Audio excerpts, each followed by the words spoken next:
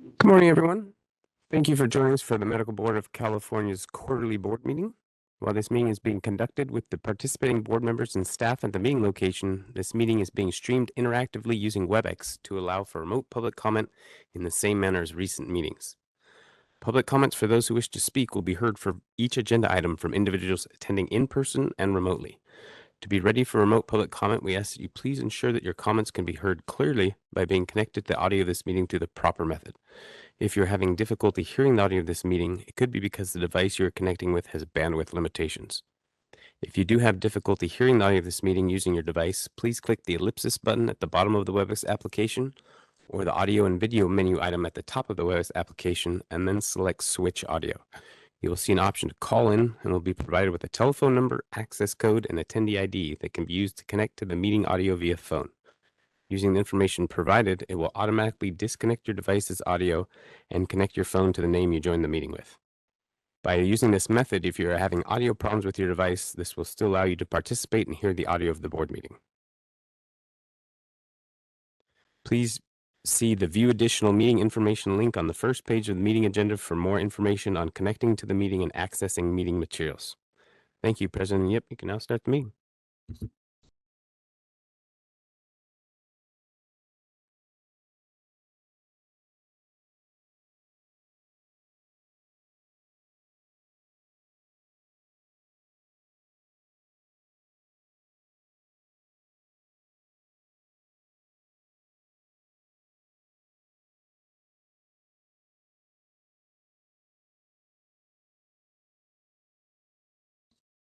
Test. Okay. Good morning. I want to ask all of us to please turn our mobile device to silent. You may notice board members accessing the laptops, phones, or other device during the meeting. They're using the device to access board meeting materials that are in the electronic format. If you're a member of the media and require assistance or information, please see Mr. Aaron Bone. Mr. Bone, please identify yourself. This is the official business meeting of the Medical Board of California, and disruption of the board's business will not be tolerated. Government Code Section 11126.5 allows a board to remove people who willfully interrupt a meeting and to clear the room if order cannot be restored by removing or muting the disruptive people. We have designated time on the agenda for public comments on items not on the agenda, and will ask for public comments on agenda items. The board welcomes public comments on any item on the agenda, and it is the board's intent to ask for public comments prior to board taking action on any agenda item. If for some reason I forget to ask for public comments on an agenda item and you wish to speak on that item, please raise your hand or come forward and you'll be recognized. The meeting is also being streamed via WebEx. Individuals attending the meeting remotely via WebEx will have an opportunity to provide public comment and will be assisted by the host who will be facilitating the WebEx meeting. During each agenda item, the host moderating this WebEx event will activate the hand raising and Q&A features of WebEx, and you will ask anyone wishing to make a public comment to indicate so by raising the hand or entering yes in the Q&A window. The host will then call on individuals who indicate they wish to make public comments by the name provided by the individual, which may be a pseudonym. When called upon, the host will unmute the microphone of the individual, and they will have 3 minutes to make their public comment. But this time period may be reduced depending on the number of people who wish to speak, so that more people may be heard. The host will automatically announce when 30 seconds remain to conclude the public comment. After the individual's time for public comment has lapsed, the individual will be placed back on mute. Only one public comment per agenda item is allowed per attendee. During agenda item 2, public comments on items not on the agenda, the board has limited the total public comment period for individuals to 40 minutes. Therefore, after 40 minutes, no further comments will be accepted. During public comment on any agenda item, 20 minutes will be allowed for the comment period.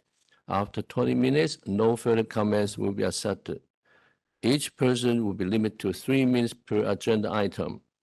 I want to remind all speakers to please stay on topic and keep your comments to the allotted time or less. Today's meeting will run according to the Open Meeting Act as required by law. We plan to end today by 5 p.m. I would like to call the meeting to order. Ms. Lader, please call the roll. Mr. Arkatov, Here.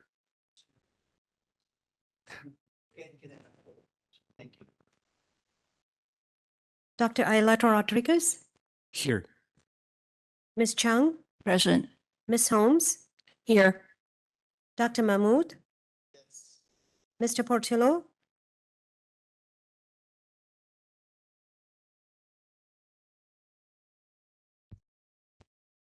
Dr. Solis, Here. Dr. Tarp,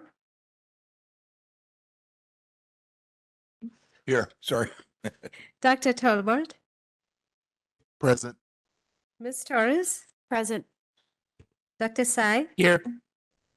Mr. Watkins, Dr. Yep. Here. Thank you. Thank you, Quorum's present. I would like to remind the members again that we'll be taking a roll call vote on all action items. Moving to agenda item 2, public comments on items not on agenda. Before I ask for public comments, I would ask individuals making comments to not discuss pending complaints, pending licensing applications, or pending disciplinary action that may come before the board for decision. Such discussion are considered ex parte communication as they could provide information to the members that are outside of the record in violation of the Administrative Procedure Act. Therefore, such discussion could create a conflict and lead to a board decision being challenged in Superior Court. The board can receive comments regarding the board's processes in general, but it cannot receive comments on specific case circumstances before the decision where the decision is still pending. In addition, the board would like the public to address the board as a whole and not individual members. Please be aware that the public comments during the agenda items should provide information to the board members and is not a discussion between the board members and the public. The only action board members can take is to listen to comments and decide whether they want a future agenda item on the topic. No other action can be taken on the items at this meeting. Though this may seem at times like the board members are not being responsive, following this guideline is critical to ensure the rules of the Open Meeting Act are followed to avoid compromising the speaker's goals or the board's mission. If you want to comment on an agenda item, please wait until we get to that agenda item. Comments at this time are not for agenda items not on the agenda. And please limit your comment to 3 minutes or less. First, are there any public comments from those present in the hearing room?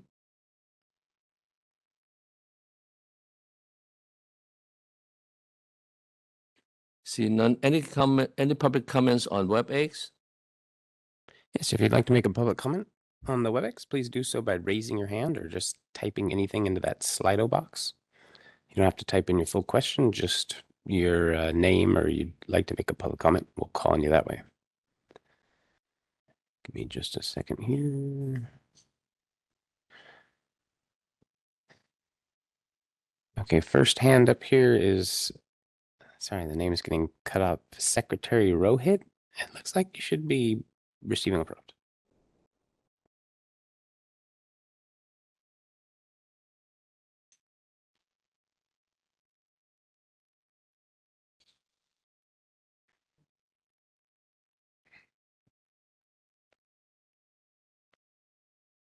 Try sending you that prompt one more time.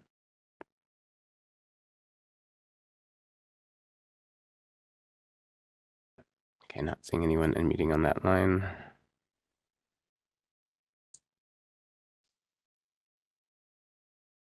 Let's try Karina Jones. Karina Jones, you should be receiving that prompt on your end.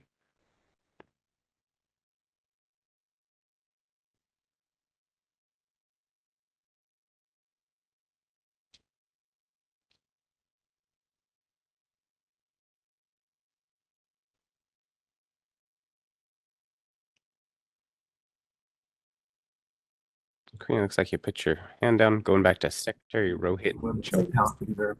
Oh, there we go, Karina. Your line's open. Okay. Hello? We can hear you. Please go ahead.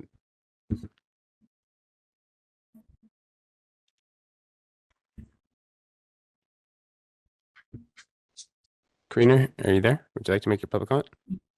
Yes. Can you hear me? We can. Please go ahead. Hi, my name is Karina Jones, and I'm from Chula Vista and a volunteer with Consumer Watchdog. I will not be present at the meeting during the agenda item number 8, Sunset Review Proposals. So I am offering you my comments now. I support your legislative proposal for reporting and posting license restrictions and pending felony charges on a physician profile. This matter is deeply personal to me, as I'm one of the women who was harmed for life by Chula Vista surgeon. I conducted thorough research into his background and discovered no red flags. On your website, I went to consult with the doctor after Megan Espinoza tragically died under his incredibly negligent care. Months later, I underwent surgery under this supervision, completely unaware that he resulted in me suffering multiple strokes. When I reached out to help, instead of heading to the emergency room while I was experiencing a stroke in his office, he focused on updating my medical records rather than recognizing my critical condition, calling for an ambulance. As a result, I have endured years of suffering and lived with the constant fear of having another stroke at any moment. There was nothing set in place to protect me from some legislative changes could save other women. I also request that you include provisions stating that when a California court notifies your board of any criminal charges or convictions, the board must post relevant criminal charges or restrictions on this physician profile. Why wait for a physician to notify you when you receive this information from the courts? I strongly advocate for a policy change within if a physician in California is charged with a felony. Your board must inform other state licensing boards where that a physician holds active license by sending the acquisition of disciplinary documents. Take instead my surgeon. He was released from prison earlier, although the court has rightfully banned him from ever practicing in California. His medical license in Arizona was renewed while he was incarcerated, remains active today. Please do not confuse this request with the interstate compact. I'm asking the board to take action. This has nothing to do with the interstate impact that is based Please on conclude. the constant rules. I am requesting that the board adhere to the minimum disciplinary guidelines outlined in your policies, specifically for the first time disciplinary actions where a doctor. Thank you for your public comment. Next, here we're going back to Secretary Rohit Chopra. You should be receiving that prompt on your end that you'll have to click to unmute. Hi, can you hear me? We can. Please go ahead. Good morning, everyone. My name is Rohit Chopra. I serve as Secretary of Business and Consumer Services, which has executive oversight over the Department of Consumer Affairs, for which the Medical Board of California plays such a critical role in the work we do to protect Californians as patients and so much more. As you know, on July 1st, Governor Newsom launched the new Business and Consumer Services Agency. This agency includes a wide range of departments, boards, and bureaus that are established to protect consumers. We all know that consumers, families, and especially patients are dealing with so many challenges when it comes to affording healthcare. The medical board, as well as so many other boards within the Department of Consumer Affairs, are so critical to this work. The agency and the governor have articulated 3 key priorities, which all of our boards can play a role in. The first is to ensure that we are cracking down on corrupt and illegal practices facing consumers. The second is to ensure the viability of small and independent businesses, something that is so critical in healthcare, like community practices of physicians who serve their neighborhoods and patients. And finally, to ensure that new technologies, especially novel technologies, including artificial intelligence, benefit all Californians. I want to just briefly share that the medical board will really need to play a big role in all of these. I'll just give a couple quick examples. First, ensuring the viability of small and independent medical practices. We have seen throughout the country, but especially in California, private equity takeovers, vertical integration, other changes that are reducing the power for independent medical practices to survive and to maintain competitiveness. We need to ensure that medical advice and diagnoses are informed by a responsibility from a medical professional to a patient and not distorted by investor incentives. I'll also share when it comes to new technology like artificial intelligence, we will need to make sure that when robots are doing the business of medicine, that needs to be carefully controlled by institutions like the medical board and by physicians. Our agency looks forward to working with the medical board and the Department of Consumer Affairs on all these emerging issues. I am sorry that I have been unable to be with you in person, but I look forward to all the work we will do together. Thank you so much. Thank you very much. At this time, Dr. Yip, I don't see any additional requests. Thank you. So let's move on to the next agenda item 3, minutes from the May 21st, 22nd, 2026 quarter board meeting. Members, are there any correction to the board meeting minutes? Seeing none. I move to accept the minutes. Oh, Mr. Watkins, comment? Yes, I want to just comment on the fact that we need, well, maybe I need the information 2 weeks out, for all the information. And it seems like it's a difficult thing to achieve for staff. The problem is I have been on this board for a long time with Dr. Torp and all the other OGs, so to speak. And we've had the experience of when Kim was running the board, that she would have all of this material ready for us for 2 weeks out, which gives us enough time to ask questions that she would answer. Then it doesn't take up a lot of time in the board meeting. So we got 8 versions of it. And that doesn't build confidence in the process, unfortunately. Do you have a And- comment on the minutes? Yes, and my comment on the minutes, how it relates to the minutes is when you send that many copies, there's versions of it that the links didn't work, the links to the videos. And it's not, it's just, it's administrative issues. But that was the single biggest thing because I couldn't access some of the videos. I have to go to previous versions and then find out that was not on the agenda yet. So just that was my biggest takeaway.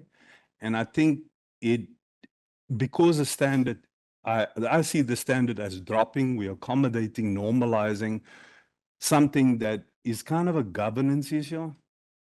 That if you really want to govern the board, you have to adhere to certain of the norms that was put in place. So that's all. Thank you. Thank you for comment. Any second? I hear the motion from Dr. Thorpe. So is there a request there maybe to amend the minutes? I mean, are you approving the minutes or are you asking for an amendment to correct the video links? Is that what you're asking for? I think the thing that maybe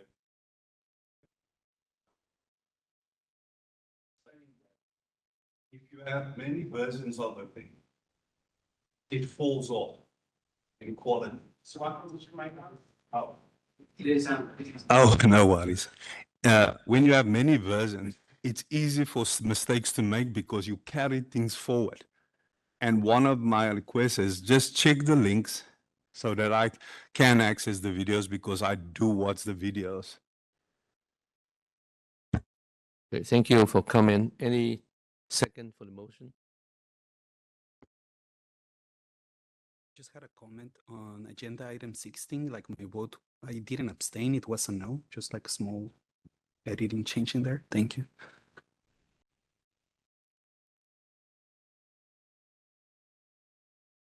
Now, we have Dr. Thorpe make a motion, right? Yeah. Do I see second? Okay, great. So, any comments from the public in the hearing room?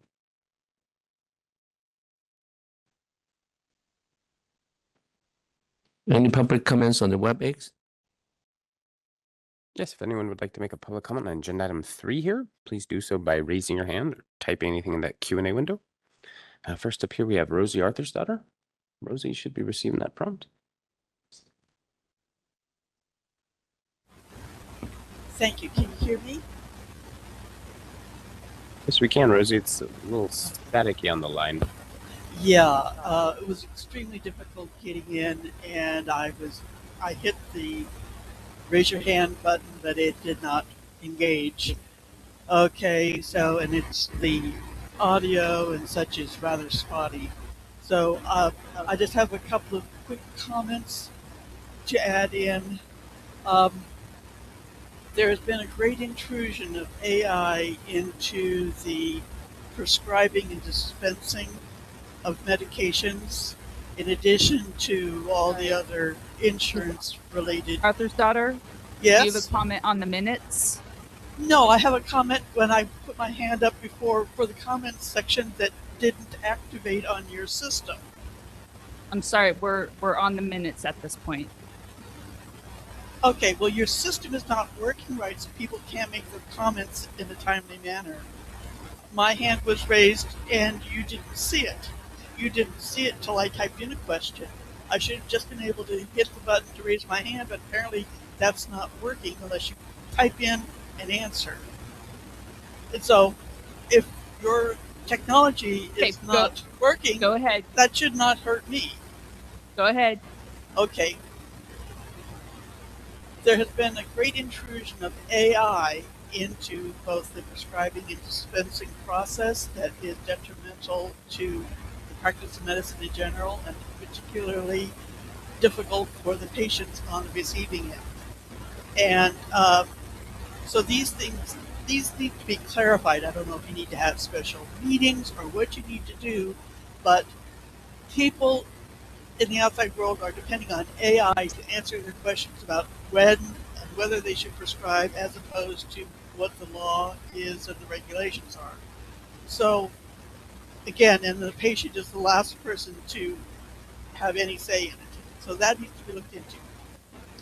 The other is that there's an urgent need to clarify the facilitation of what should be regular testing for CYP enzyme deficiencies. Many people who are prescribed medications of many sorts have deficiencies. And when they have those deficiencies, a response is not expected.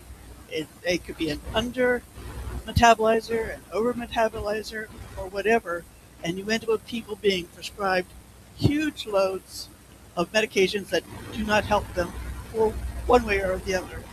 And it can lead to horrific consequences. Now, this was discussed years ago in the stakeholders meetings for the controlled substances. This is knowledge that's been out there for over 30 years. It's about time the medical board starts addressing this. It's not just, something off in the ether. It is life and death. A person could be affected for the rest of their life by being prescribed an aspirin when they have a bleeding disorder already, or when they have a deficiency in one particular type of a process, like for 2D6. That involves about 40% of the medications out there, and there's no way to potentiate it. So everybody is at a loss when everybody says, well, we don't know, we have no way of knowing, we just guess. It's about time we stop guessing and start using the available science and look at it logically. Thank you. Thank you very much. Okay, thank you. Ms. Nader, please perform the roll call vote, please. May I get a clarification? It sounds like we need a correction on the vote. And so may I have the Dr. Thorpe and who seconded? Dr. Mahmood, do you agree that the minutes can be accepted with the requested correction? Dr. Ayala Rodriguez asked for a correction on a vote. You have to use your microphone. Please use your microphone. Yes. Dr. Thorpe, you agree that that's a fine Yes. change? Okay. Thank you. Mr. Arkatab, Yes. Dr. Ayla Rodriguez, Yes. Ms. Chung, Yes. Ms. Holmes, Yes. Dr. Mahmood, Yes. Mr. Portillo, Dr. Solis, Yes. Dr. Tarp, Yes. Dr. Tolbert, Yes. Ms. Torres, Yes. Dr. Sai, Yes. Mr. Watkins, Dr. Yep. Yes. Thank you. Thank you. So the May 21st, 22nd, 2026 board meeting minutes approved. Thank you. So move to agenda item 4 and present report. It is my privilege to provide my first present report. Thank you again for your confidence in me. First, I'm pleased to report that I've appointed Dr. Tolbert and Ms. Torres to the Application and Special Programs Review Committee. Additionally, I've appointed Mr. Portillo to Panel B, and I greatly appreciate their willingness to serve. I've been meeting regularly with executive staff to prepare for this meeting, and I've also been conducting outreach with interest parties to learn more about their work, including Mr. Friedman. On June 17, staff and I had a virtual meeting with Mr. Marcus Friedman and Ms. Rebecca Marcus of Consumer Protection Policy Center at the University of San Diego School of Law. Over the years, they have provided a number of good suggestions and criticism to the board. We truly appreciate this opportunity, and we look forward to their continued feedback. On July 30th, Mr. Varghese and I met with Ms. Michelle Monserrat-Ramos of Consumer Watchdog. She and her team members are genuine and compassionate about public protection. Over the years, they have made constructive suggestions that result in improvements in consumer protection, and the advocacy actually goes beyond California. On July 17, I met with Ms. Corey Castro, Senior Assistant Attorney General. We talk about ways to improve our enforcement processes and timeframes, and so I agree we should have at least once a year in-person or online expert review training with a collection of cases for discussion and training. Expert reviewers' opinion and report is extremely important. I've also met with chairman of the Psychiatrist and Physical Wellbeing at USC Keck School of Medicine to learn about their physical wellness program, and I also continue to reach out and learn more about what is available to help physicians stay healthy. Finally, the dates for the 2027 quarterly board meetings are looked here: February 17 to 19, May 19 to 21, August 18 to 20, and November 17 to 19, 2027. Are there any questions, comments from members on the president's report?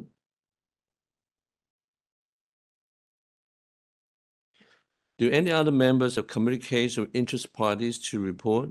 As a reminder, we ask the members to report on communication with interest parties relevant to any matters on the current agenda. Yes, I have been speaking to a lot of patient advocates. Thank you. Dr. Thorpe, Dr. Ayala Rodriguez. Dr. Thorpe, please. Yeah, I've been in touch with Dr. Sean Estes at Stanford to try to help understand more completely the opioid crisis and to get his input on how we can be more effective as a medical board. Thank you. Dr. Ayala Rodriguez, please. Yes, and Dr. Sergio Gaxiola from UC Davis reached out to me to be connected to the board in regards of guidance for special faculty permits, but he was deferred to the board. Thank you. Any comments from the public present in the hearing room? Any public comments on WebEx? If anyone would like to make a public comment, you can do so by raising your hand or typing your name or anything into that Slido box. Give me a few seconds to see if anyone queues up. First here we have Rosie Arlersdottir. Rosie, you should be receiving that prompt.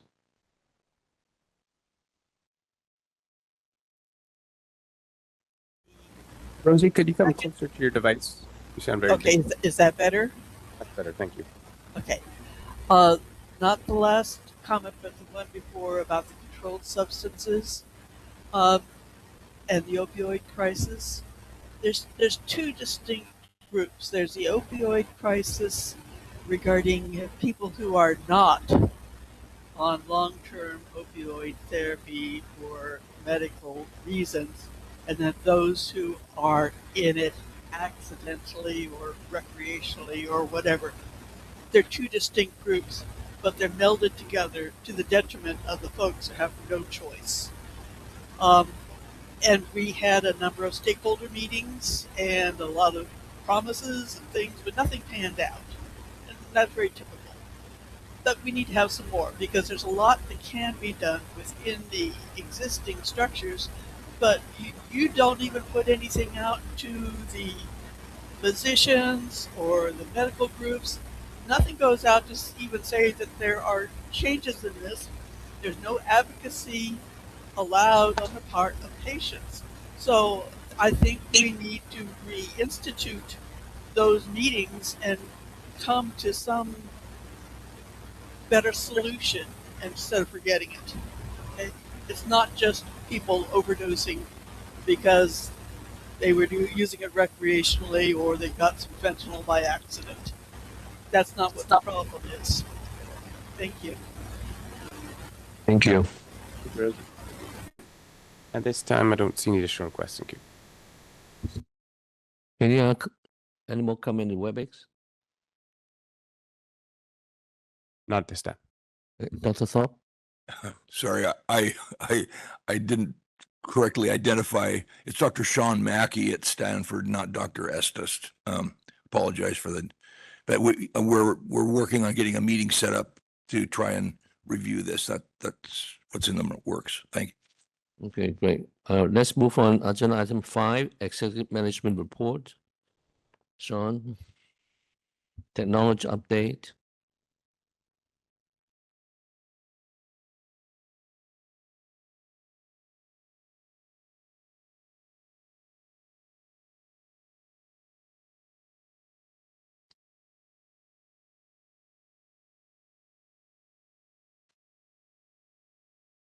Good morning, everyone. Thank you for having me make a few updates here. We'll keep them quick and brief, but the staffing updates for the information system branch, we've successfully recruited a information technology specialist, one enforcement business analyst to help with the Breeze system and all the other enforcement IT related aspects. So that person's transitioning from their prior role with the board, but starting up now in the IT branch. And we're beginning recruitment on a IT supervisor one position, project manager to assist in some of the longer running projects that we have going on down there to help me out a little bit. So looking forward to getting that position going. And just since these notes were prepared, also informed another associate would be retiring here in October. So looking forward to, or not looking forward to it, but getting ready to start recruitment for that position as well too. So infrastructure updates, laptop monitor refresh is all completed now. So we're starting the survey process to get rid of all the old equipment and working with HQIU field offices also to get rid of some old equipment in their offices. And deploying new printers in the headquarters office, black and white printers and some color printers and stuff like that for staff, just ongoing maintenance kind of things. In regards to the complaint tracking system, testing is still ongoing. We have now licensing staff manager one level people and some of their key people doing some testing and providing some feedback, looking at ways that we can take complaints that are not submitted online, whether they come by email or fax or handwritten, things like that, to be able to bring that complaint summary in word for word that the complainant has provided so that it's viewable for them, so they're assured all that information is available on their complaint and things like that. So still testing with that process there. As soon as the testing is completed, we'll be launching that system. So don't have an exact ETA for you yet, but it's coming soon. With our new iOS app update, as of July 23rd, we had 823 devices that had the app installed. We can't tell, like people like me who have an iPhone and iPad, that would count as 2 devices, 1 user kind of a thing. And I can't give you an exact user count, but we're working on more statistics and things like that too. But now we have, before we could only tell how many people had downloaded the app, not how many people were actively using it. Now we can see there's active user counts and things like that, and continuing to refine the statistics we can get out of that system just so we can know how it's being used and see how many people doctors are following and stuff like that. So for the consultant expert management application, SEMA, we call it, inside our testing and report development, it's all been completed. We've been reaching out to Stephanie Whitley and managers over at HQIU about coordinating some training we'll have to be doing with their investigators and their expert procurement unit who use SEMA to find their experts and things like that. So before we launch the new version, they're used to the new interface and things like that. We think it's pretty intuitive, but we want to schedule an hour meeting and just introduce them all to it. So we'll be scheduling that here right after the board meeting, hopefully in the next couple of weeks, and getting that system launched for them. Excited to get that one off the ground.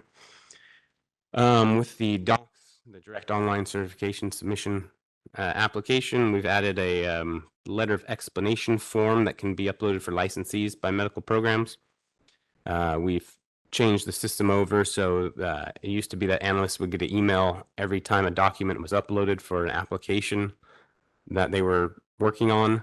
And they quickly found they'd get like 72 emails a day about that. So we switched it to more of a batch system where they get a report each morning for everything uploaded the prior day and they process all that stuff. So business change management kind of process flow changes for them to make it more useful for them, but same system at its core. The volunteer physician registry, we had 11 volunteers added last quarter. The HCI survey, Aaron in his legislative update, I'm sure we'll be talking about some of the pieces of legislation. Couple of them are adding questions for physicians and surgeons, and one of them is adding questions for licensed midwives. Some of them are changes to existing questions. Some are actually adding questions. A lot of the feedback we get is, it is a very long survey, and so we're working with HCI to hopefully streamline the questions and keep it less daunting for doctors when they're just trying to renew and they have to go through the 32 questions on that survey. It takes them some time. So working again with HCI to make it as streamlined as possible. Find the little pie chart in your packet there. We finally broken the 90% in terms of 90% of the physician surgeon licensing population has completed their survey. So that's pushing ever closer to that like 92 to 95% theoretical limit, but finally hit a 90, so that was good. For the Breeze online complaint form, redesign. Again, we're still waiting on the vendor that's working with DCA to fix the changes that they were making so that we can start incorporating that new functionality into our online complaint form. So that's kind of at a standstill. Follow up every Breeze release to see when that's going to be available, and it's just worked on as they have time between other Breeze tickets. So kind of in a holding pattern there. The wallet card is information. The Breeze electronic only renewal notice is information only for you guys, as well as the wallet card, just to show you existing numbers and continuing those system people using them, things like that. The Breeze CME audit enhancements, I think Doug might have a little bit of update in his presentation about that too, but we're ever so closer to launching that as a transaction in Breeze, so that usually when people get selected for a CME audit, they would get an email and they'd have to do it all through email. Now they'll get the email from the Breeze system. They'll be able to log into Breeze, much like their renewal, do a little transaction, upload their proof, and they'll have, through the Breeze system, the ability to follow that transaction through approval to know that their materials were accepted and they passed their CME audit. They'll still get contacted by the analysts and things like that, but it'll be a little easier for them to work in terms of logging into Breeze and uploading the documents, not just sending an email back and waiting for a response kind of thing. They'll get some positive confirmation once they've uploaded the documents. So they were just tweaking the final language on the emails and the screens in Breeze for that stuff. We hope that will be in the next couple of Breeze releases. So hopefully by the next time we meet again, that will be all live. And then our outpatient surgery settings database is a system that has aging, and it was causing us not to be able to make updates to the public interface since last November. The programmer has completed rewriting that. We have the licensing department testing that right now, and we hope to have that launched in the next couple of weeks too, and then fully updated. All the back information for all the outpatient surgery setting databases that we collect all the information from all the accreditation agencies on their behalf.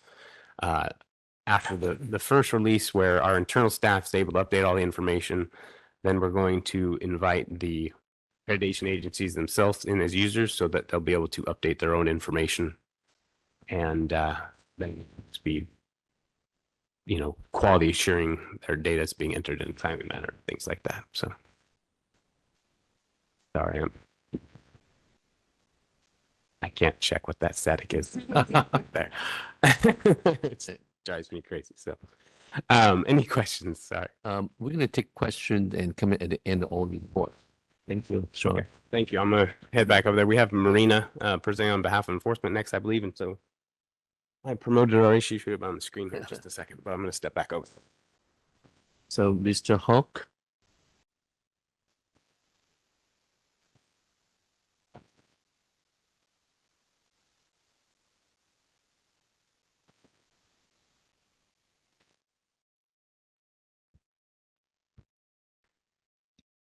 Seems like you got the static taken care of.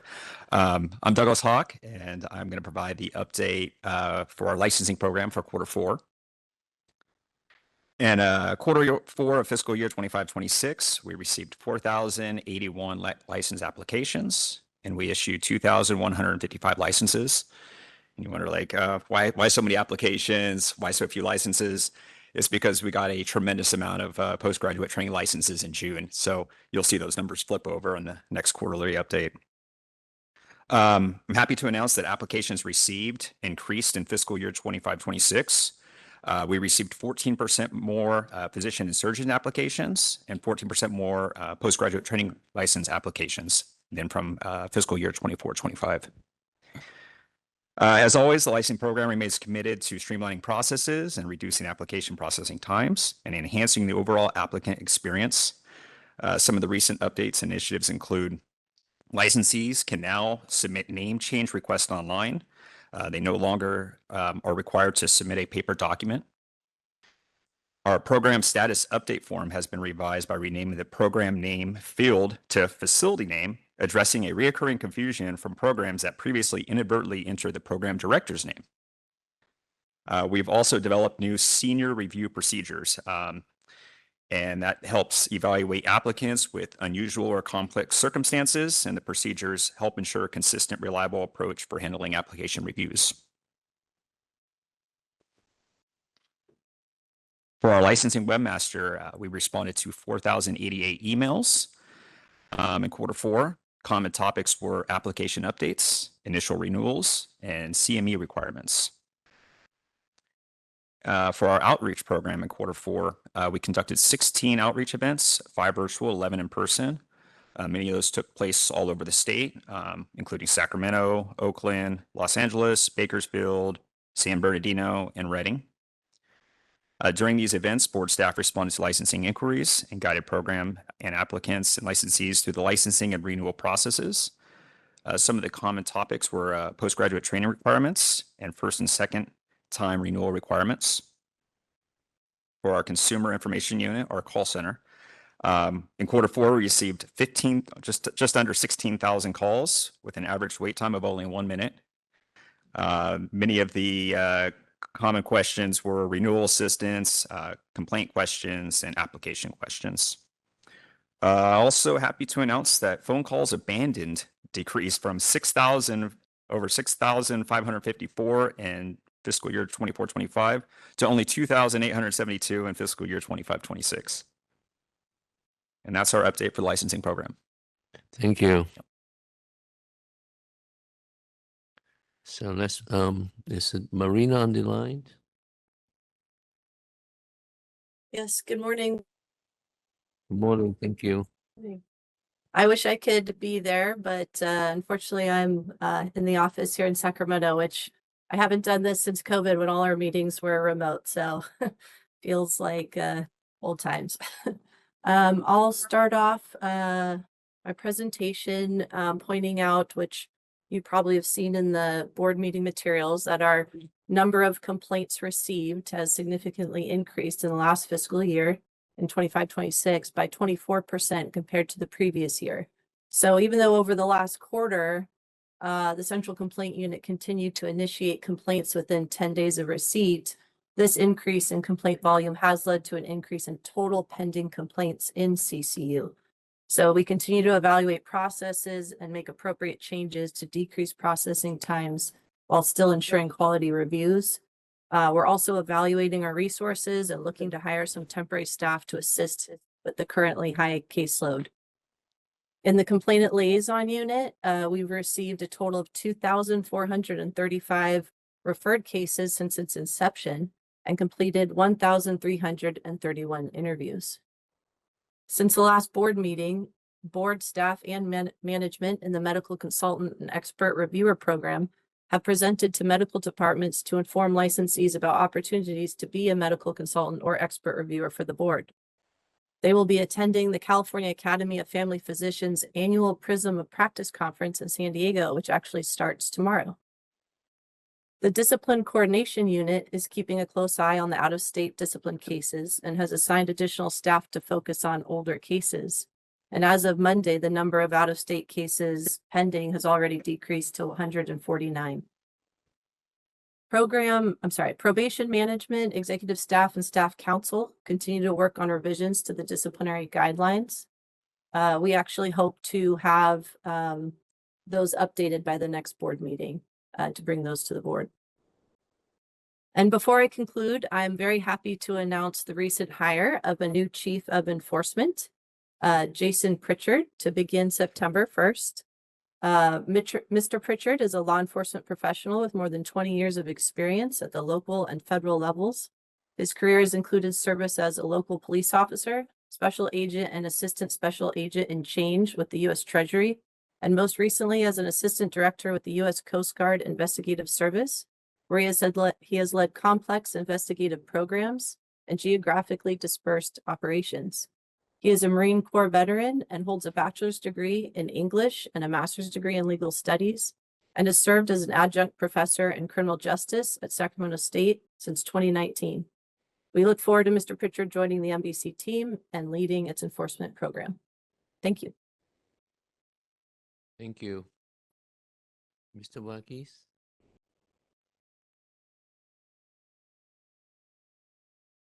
The board meeting administrative staff summary report, and please follow along. Agenda item 5D starting on page 56 of the board packet. Administrative update. We have been checking in regularly with board president, and members to keep everyone aligned on ongoing projects. These ongoing member engagement opportunities for dialogues are important because they allow staff and board members to work through questions collaboratively and also timely. We continue our standing biweekly meetings with the Senior Assistant Attorney General and our weekly updates with HQIU to track investigation progress. Staff has also been very active in conversations with wide range of agencies and professional groups that are state, national, regulatory, and other advocacy partners. Topics have covered just about everything: physician wellness, CME tracking, enforcement coordination, Mexico and internationally trained physician licensing discussions, issues around counterfeit drugs and MedSpas and IV hydration, new licensing models, professionalism and competency, legislative proposals, and how AI is beginning to reshape medical practice. Staffing update. We currently have 184.1 approved positions with 14 vacancies. That's about 7.6% vacancy rate. We filled 2 positions since May, and recruitment efforts are ongoing to keep staffing stable. Budget update. As of fiscal month 11, that is May 2026, we are projecting about 95.2 million in revenue and 84 million in expenditures. Renewal fees continue to be our main revenue source at roughly 81.7 million, with licensing bringing in about 11.2 million. We expect to close this year with a modest surplus of around 654,000 and about 3.3 months of reserve. We are also tightening up internal procedures on fine and cost recovery to improve cash flow. Overall, the board's financial outlook remains solid, and we continue to operate debt-free. Media relations and external communications. The first board newsletter of this year went out on August 7 with notices sent to licensees and subscribers. This reporting period, we have been very busy on a busy stretch, presenting to medical groups, CME providers, physician wellness organizations, and meeting with advocacy partners like Consumer Watchdog.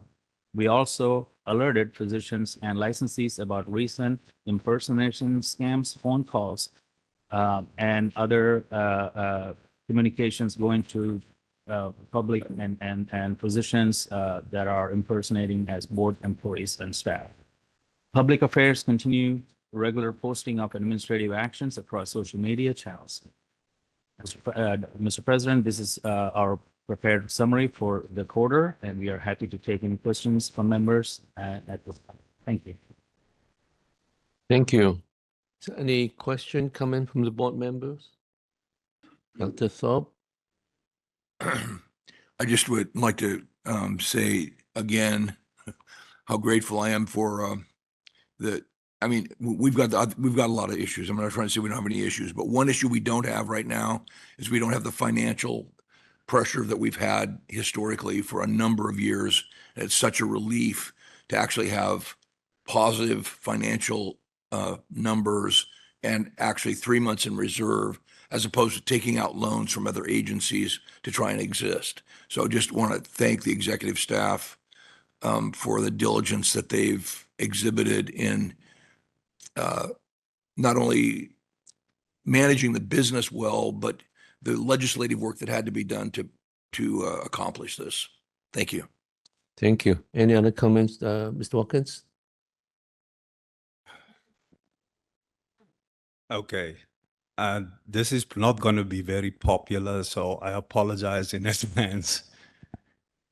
You see, when I hear that, the board was established to protect patients.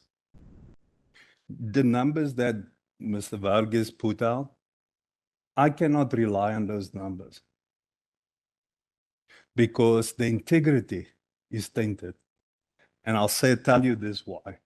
In December of 2025, I came before this board and I told this board that the numbers are being inflated because you're combining 2 administrative actions of the fiscal year with prior actions for probation violations, which pertains to previous years. If you add those numbers, they conflate the total numbers. It makes it look better than what it is when it's actually awful. So at the second meeting, I presented the chart. Everybody knows, everybody said it wasn't verified and we can't make a comment on it. I gave it back to you again to show that all the administrative functions, every public protection disciplinary action for the last 5 years have been reduced. Fewer cases are going to the AG's office. Fewer cases are settled in a certain point of time. But the biggest question, the biggest issue that was raised was the fact that 57% increase in probation violations, which points to bigger issues. And then, why I waited this long? Because the numbers never lie. And you can take this to the bank when I'm not here. When you see, and I watched the number when we got the handout the last time, and it said that at the third quarter, we were already at 8,000 plus, 8,800 complaints, right? So we were already on the trajectory that this is going to get out of whack with the amount of complaints. But here's how it ties together. When we have discipline enforcement system that has broken down, and it has, objectively, statistically, you can send this to Harvard Data Science, Stanford, UC San Diego, it doesn't matter. The numbers will not lie. The point that I'm making here, the 12,400, the 24% increase is not something that you just, well, that needs to be investigated. That really has to be understood because that number points to breakdowns down the system that I've been pointing out. And it's important.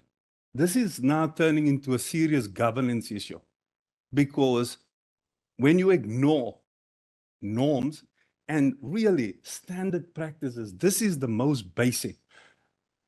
I'm waiting for the final numbers that the board will give to DCA. And that numbers will be different than the numbers that you're seeing now. Why?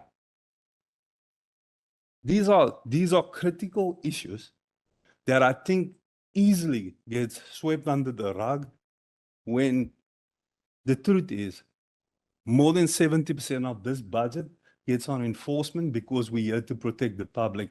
We are not doing that even at the level of 2021 when I started this and speaking out. We're doing way worse,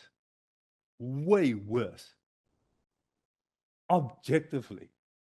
And I'm just curious to hear the board members' version when I say the last 5 years, this board has done a poorer job in the enforcement function than any prior year.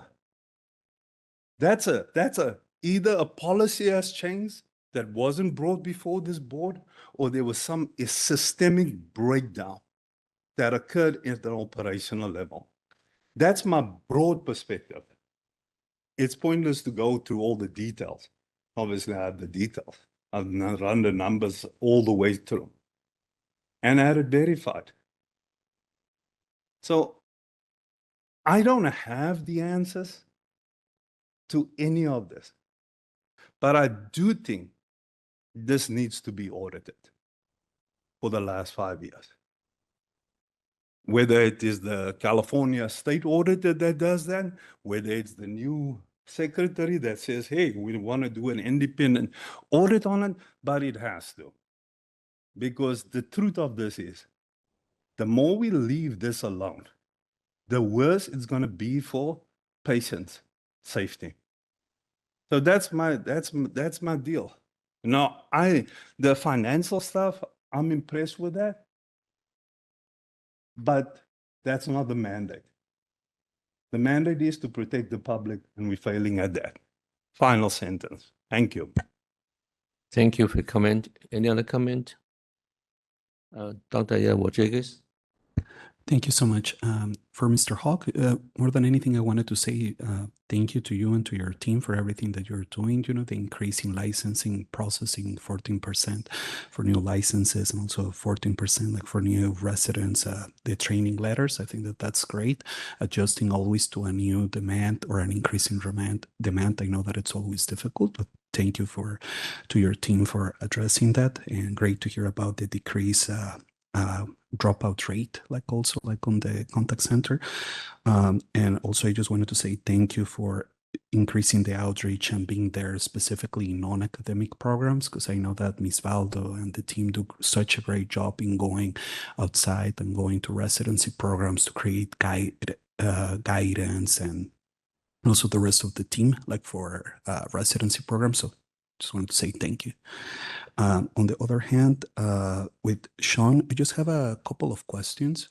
One of them, it goes back into the app, the iOS 17. My understanding is that soon we're going, if not already, we're going to be like on iOS 27, you know, and as there's like more changes into technology and more AI utilization, things like that, seeing that the app has only been downloaded like in 800 plus devices, it makes me wonder, like, and it's not an answer for right now, but I think that something that I would like to see is like, what do we envision on that app? Should it be a replica of the website? Or if there's not that many users, like, should we consider a different approach into how do we handle the app?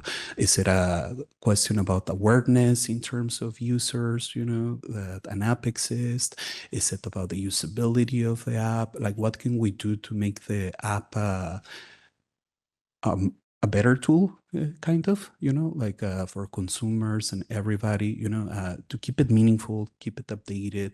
But many times when we say to keep it meaningful, keep it updated, like there's a cost associated to that, but that's why it has to be very important that it's meaningful and that it's used and that we advertise it, right? On the second comment to that, I would like to hear more a little bit about the vendor selection process, you know, for example, like for IT related stuff, like for developing a complaint and tracking system or an app or things like that, because I think that many times it's like very important to control the timeframes to a certain degree, because like any vendors, you know, like we are the client.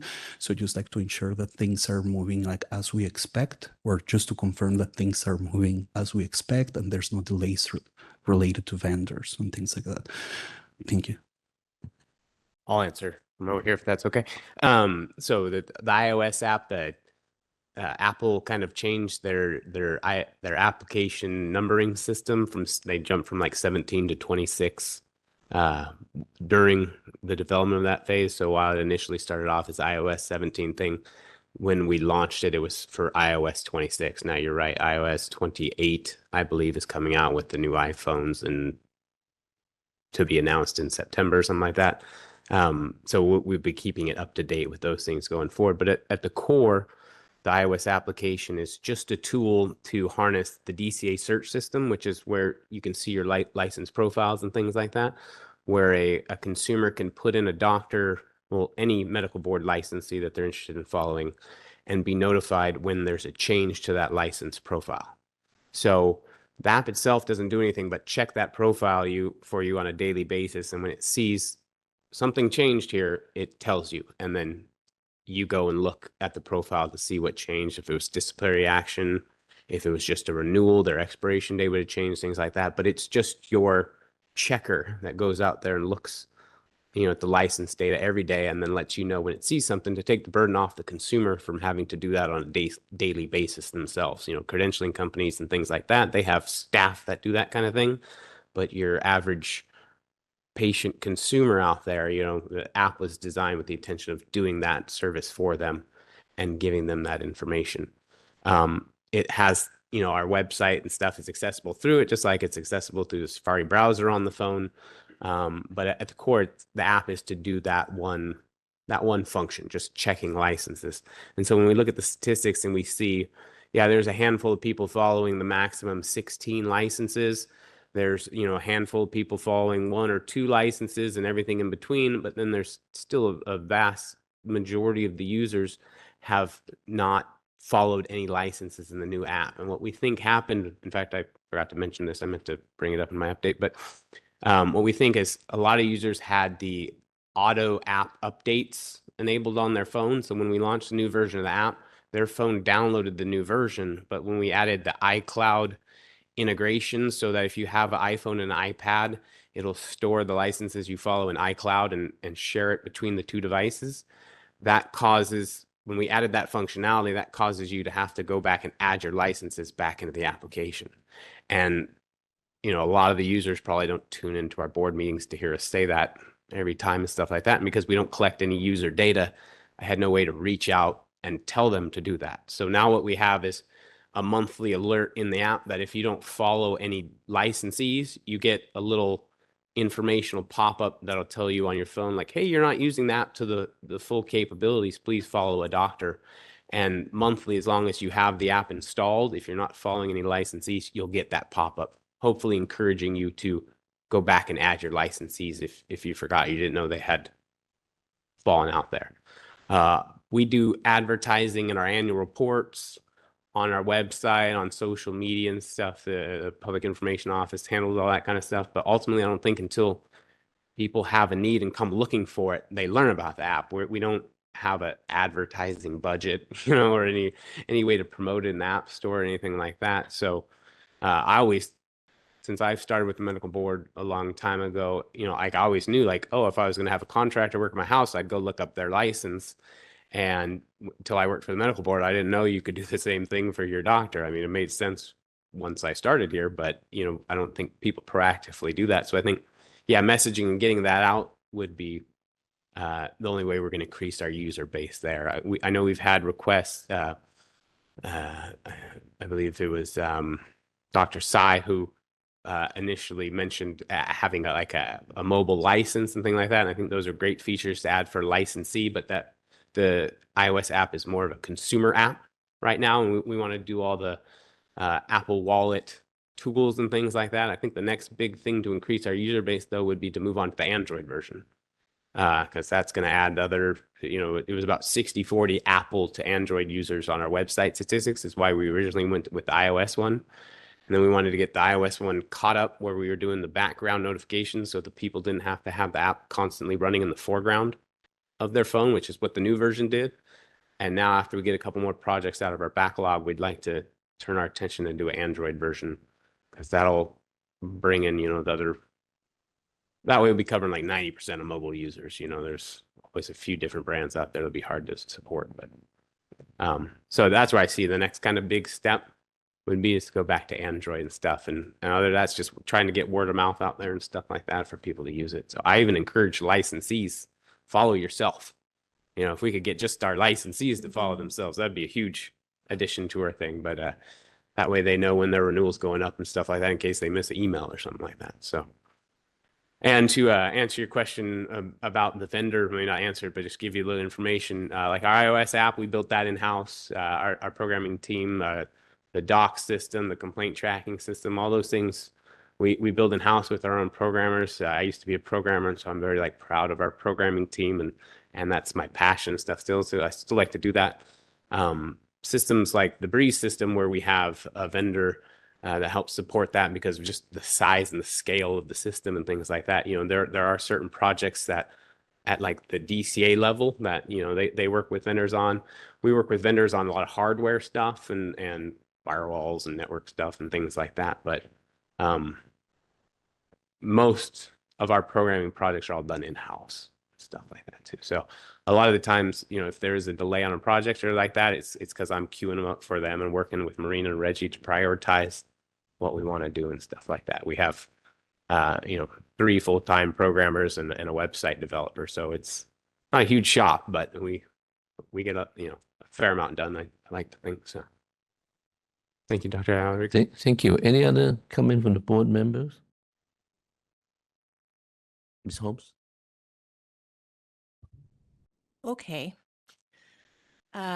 I can't sit here and just ignore what Mr. Watkins just presented and change the subject, even though it might feel a little uncomfortable to dive into that.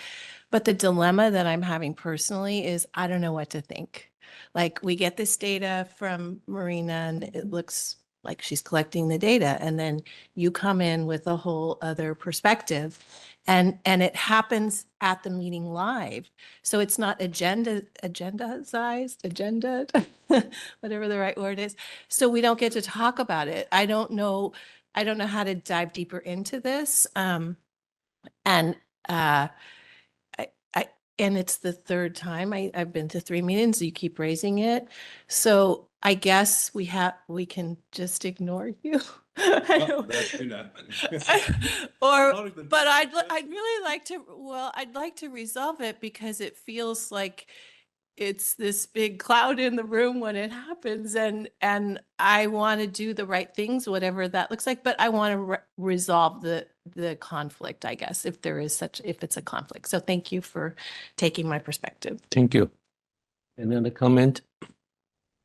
Dr. Thorpe? This isn't directly related to Ms. Holmes or Mr. Watkins' comment, but I did want to ask Marina, do you have what is the, because we've had a pretty consistent complaint receipt over the last several years of about 10,000, a little less, a little more sometimes, but it's around 10,000 a year. This last fiscal year, now it's up 2,000 more complaints in 2020, 25, 26 than it ever has been before, or at least in the last 3 or 4 years.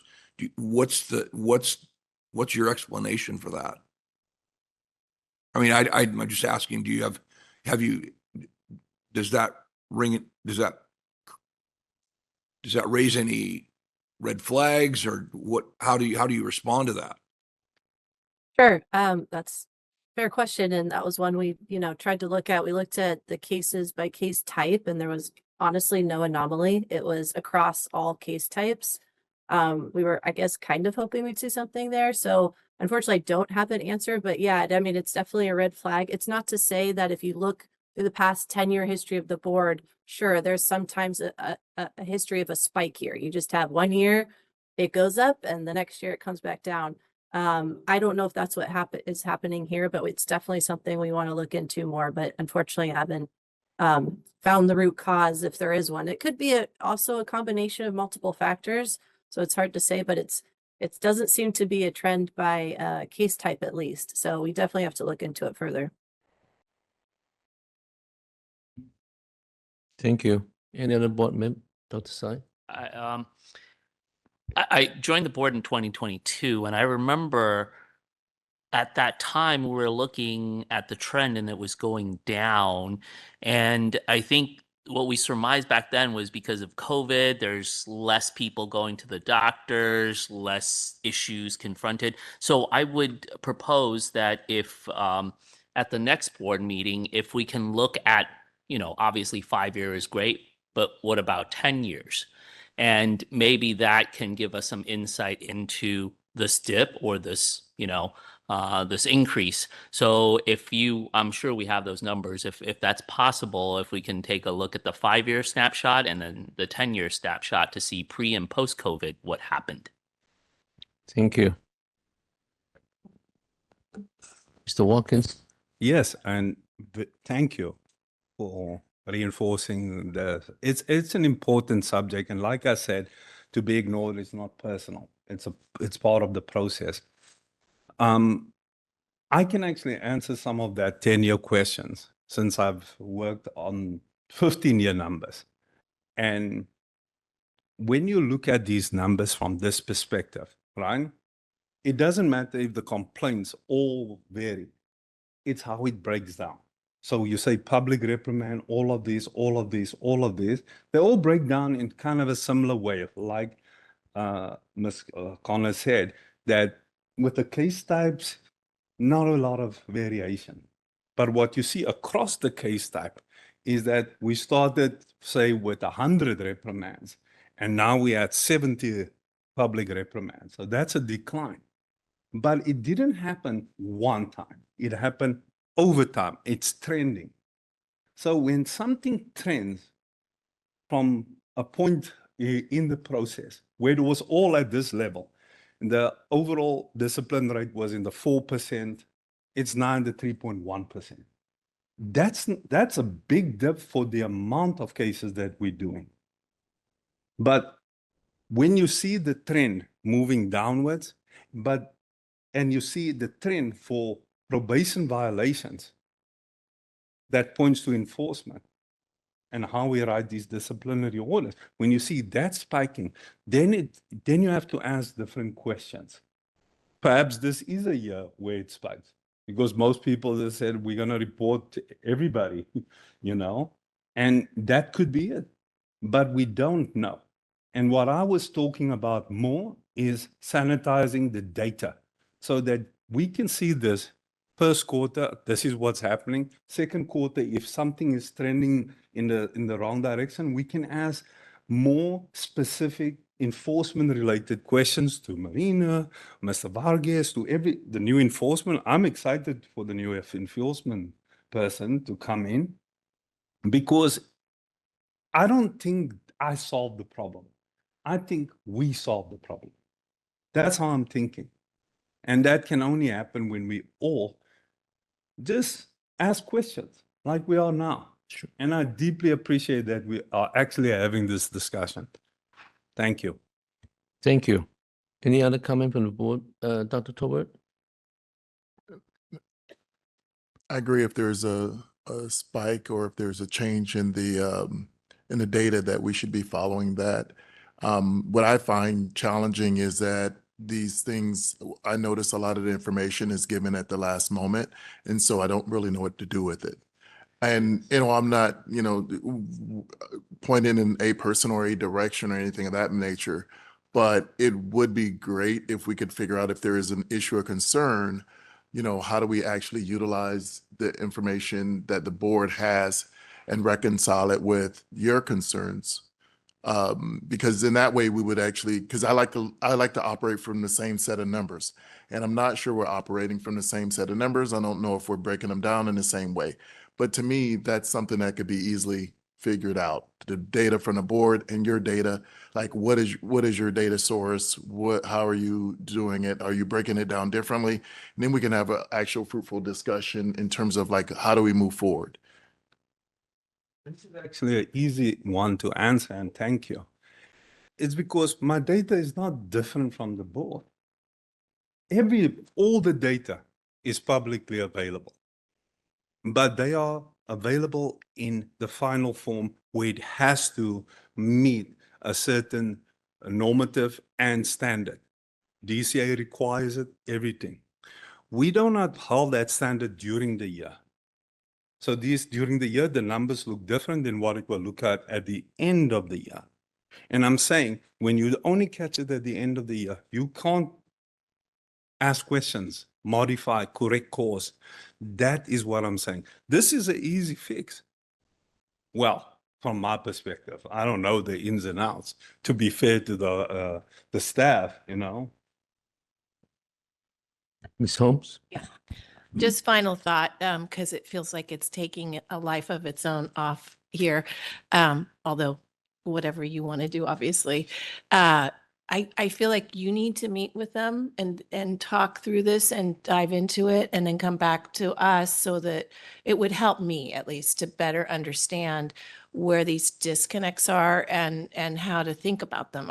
It's really hard, as you said, to get the data. Like from you, we got it like a few days ago. From them, we got it a while, and then I don't know how to match them. So I think it would be really helpful to me, at least, if you guys could sit down and maybe come back to the next meeting, or maybe the one after, because you have a new director coming in, and I'm sure that person wants to orient. I don't know the answer here. I'm not going to tell you that, but I really feel like we need to get to the bottom of this. So thank you. Sure, Dr. Tolbert? No, I thank you for that, Ms. Holmes.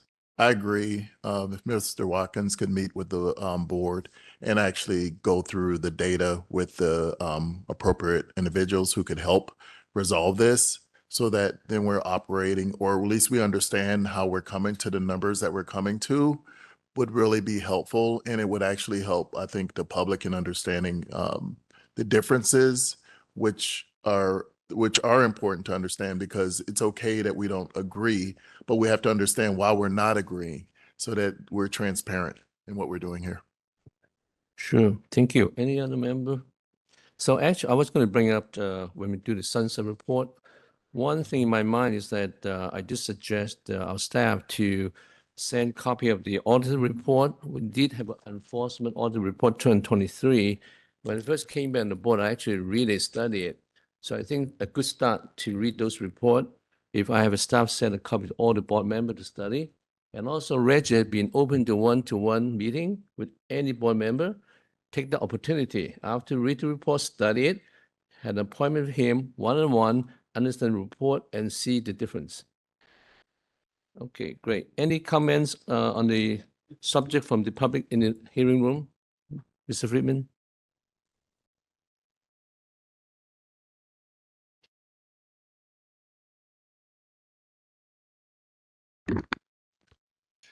Good morning, board members. My name is Marcus Friedman, Administrative Director for the Consumer Protection Policy Center at the University of San Diego School of Law.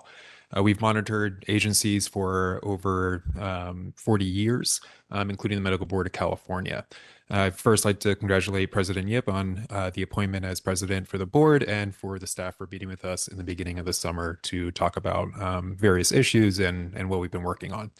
As far as it comes to enforcement and the enforcement numbers that we heard today and the complaint numbers, I appreciate Mr. Watkins suggesting that there be an independent monitor come in and look at this from an outside view, but it's not too long ago that we did have an independent monitor report on issues that the board is facing, and that was back in 2023, and the report was given to this board in the beginning of 2024. Some of the major issues that were highlighted was the time it takes for the complaint process to go through, the price, and the amount of low disciplinary standards issued from the board itself. So I appreciate that the board is looking into disciplinary guidelines, but it's important to know that one of the big issues that was highlighted and that has gone unaddressed at the time is the constant enforcement of the lowest disciplinary guidelines when it comes to these proceedings. Further, we knew that there's a problem when it comes to discipline and how long it takes and how expensive it is for this process 2 years ago. And the best time to address that problem was 2 years ago. The second best time to address this problem is today. You guys have the opportunity to look at the system and try and decide how can we make this enforcement system better. Whether it's not getting a deputy AG involved earlier on to look at complaints and determine whether or not there's enough to go forward. All these things have been done in the past and has been changed, and you have the opportunity to change it now. So I really encourage this board to look into the system the way it currently is, how enforcement can be changed, how it can be streamlined for consumer protection to make sure that the patients are protected. We're more than happy to work with you guys in developing new plans, whether it's vertical enforcement, using other agencies as guidelines into how this can be possible. But this is the time to look at it, especially as President Yip has said, ahead of the next sunset review. Right now, August 2026 is the time to start talking about this so you can implement it into your next sunset review bill going forward. Thank you. Thank you. Any other comment from the public in the meeting room? Anyone from the WebEx? Yes, if you'd like to make a public comment on agenda item 5, please do so by raising your hand or typing anything into that Q&A window. First up here, we have Michelle Montserrat Ramos. Should be receiving that prompt, Michelle.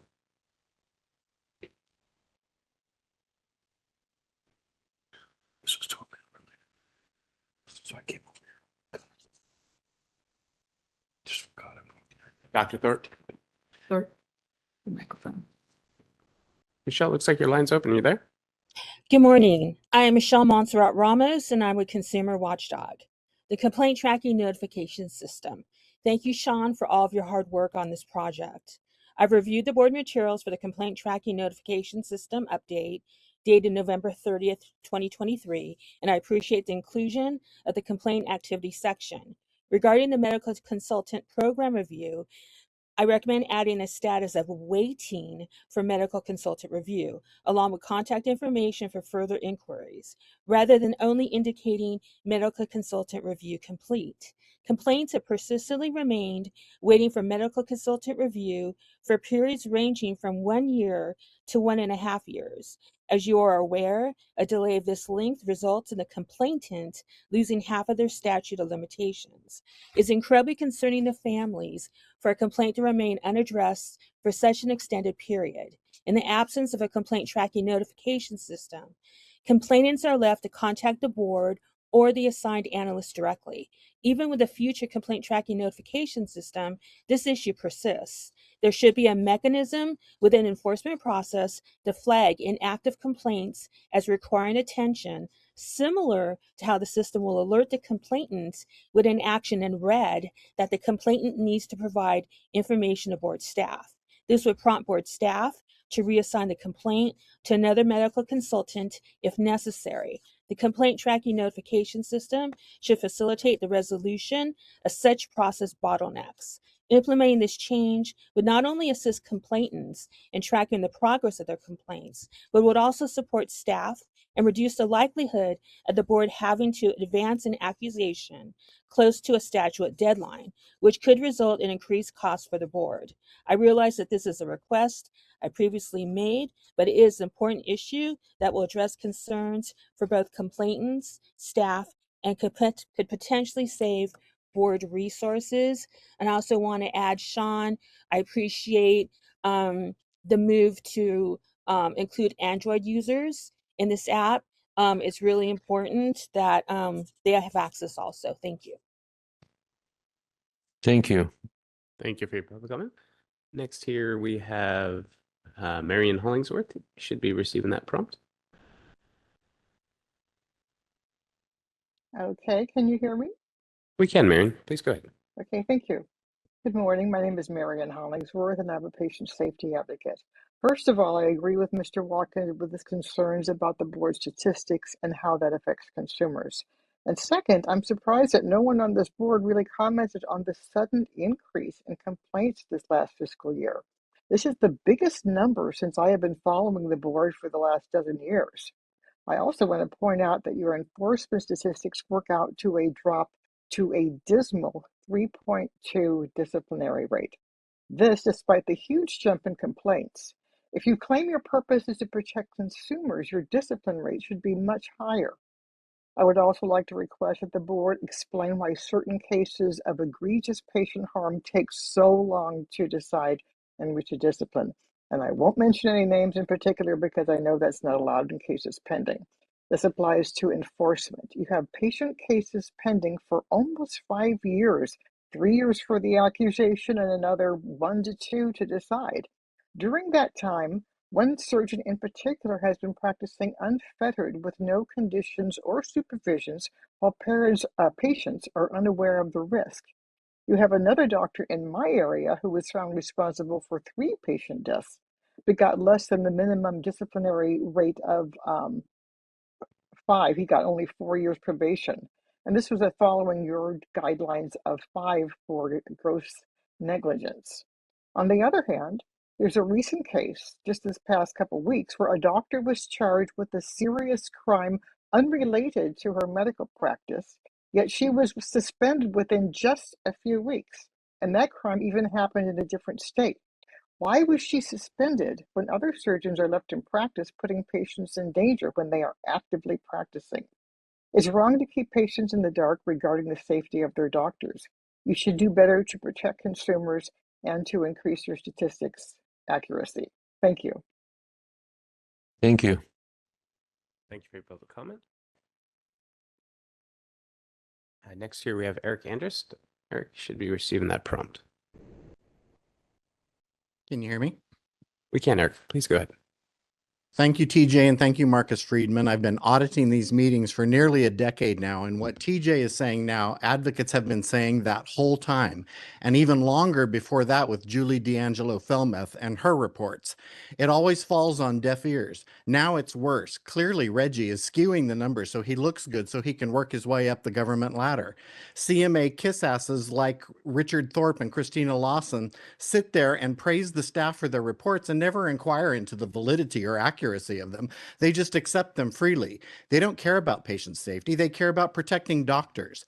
That's why there should never be a CMA member sitting on this board, because it's a conflict of interest, and Richard Thorpe proves that at every meeting.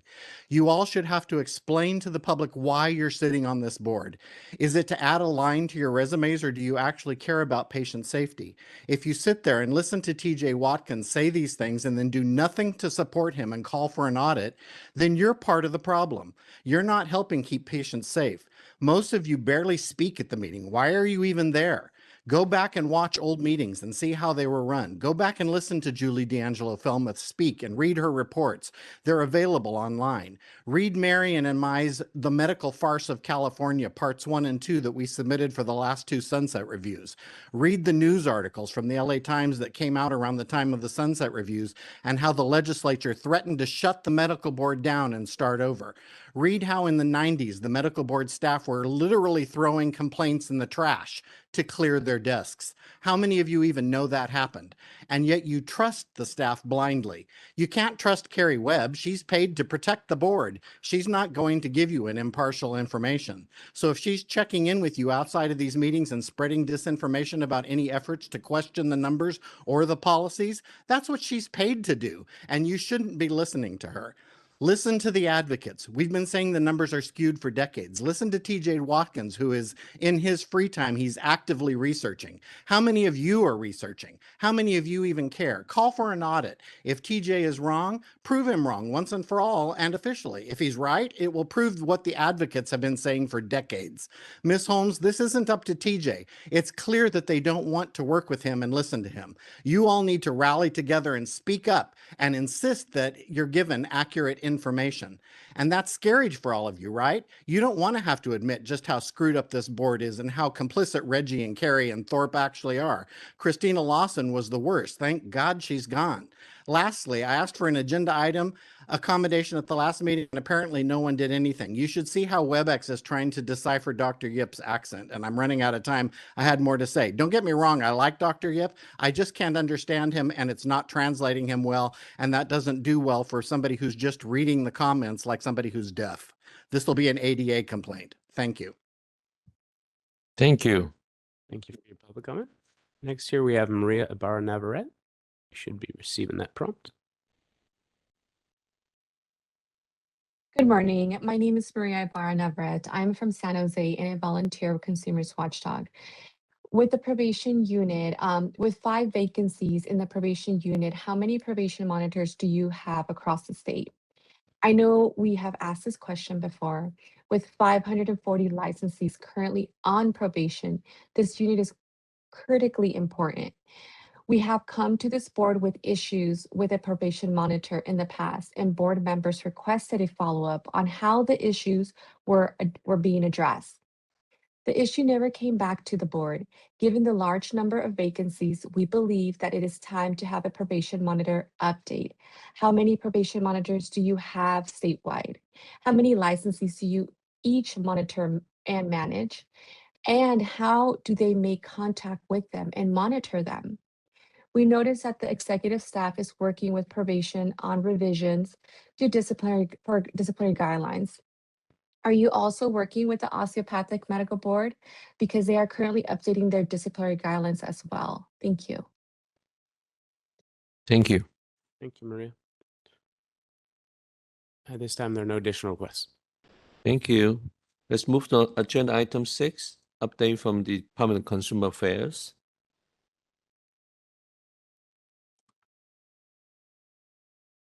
Great. Good. Mr. Chair. Mr. Chair. Yes. Typically you come back to the board after the public comments. I don't want to act like we're just ignoring this problem, because I think it is interesting. I mean, I don't understand. We have an average of 10,000 complaints a year. This year it's 12,000. And we discipline out of what happens to the rest of the complaints that we don't discipline? Why do we go from 10,000 to 900, or where we actually do formal discipline? What happens to the rest of those complaints? I don't feel like we get any perspective on what happens to them. Are there really 9,000 complaints that are not valid, or that don't have any substance to them? They just get dismissed. What happens to those other complaints? And that's my concern, is that I don't understand why we've now had an extra 2,000, and what happens to them. We do get sort of a breakdown of the kinds of discipline that are given, but we don't ever see what happens to the complaints that don't get addressed, or that we don't ever see. You understand? I guess my point is, I would like to see an agenda item where we actually look at those, what happens to the rest of that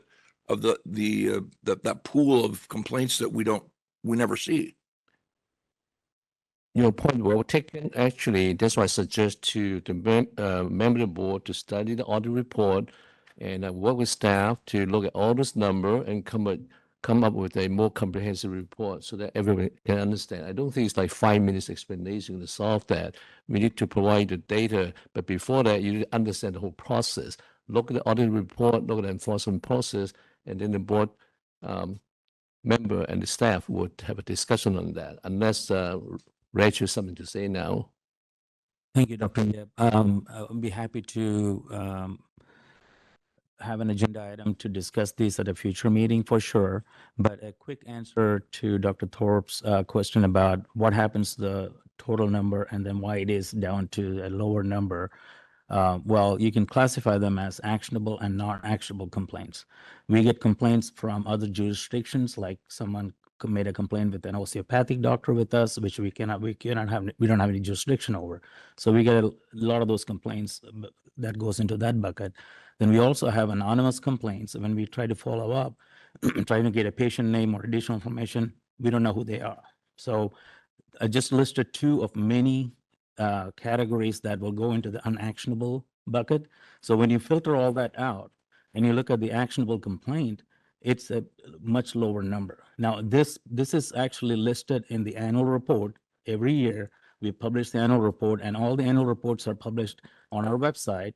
And if you go to the enforcement section, you can see a big pie chart, and that lists all those unactionable complaints and what those categories are, what are the numbers. So you can minus all those numbers from the total complaints received, and if you calculate your percentage on the actionable complaints, it's not 3% or 4%. It's between 30 and 40%.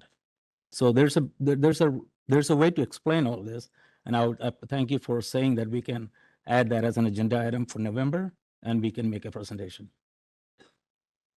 Thank you. We're going to move into agenda item 6, but just comment, please.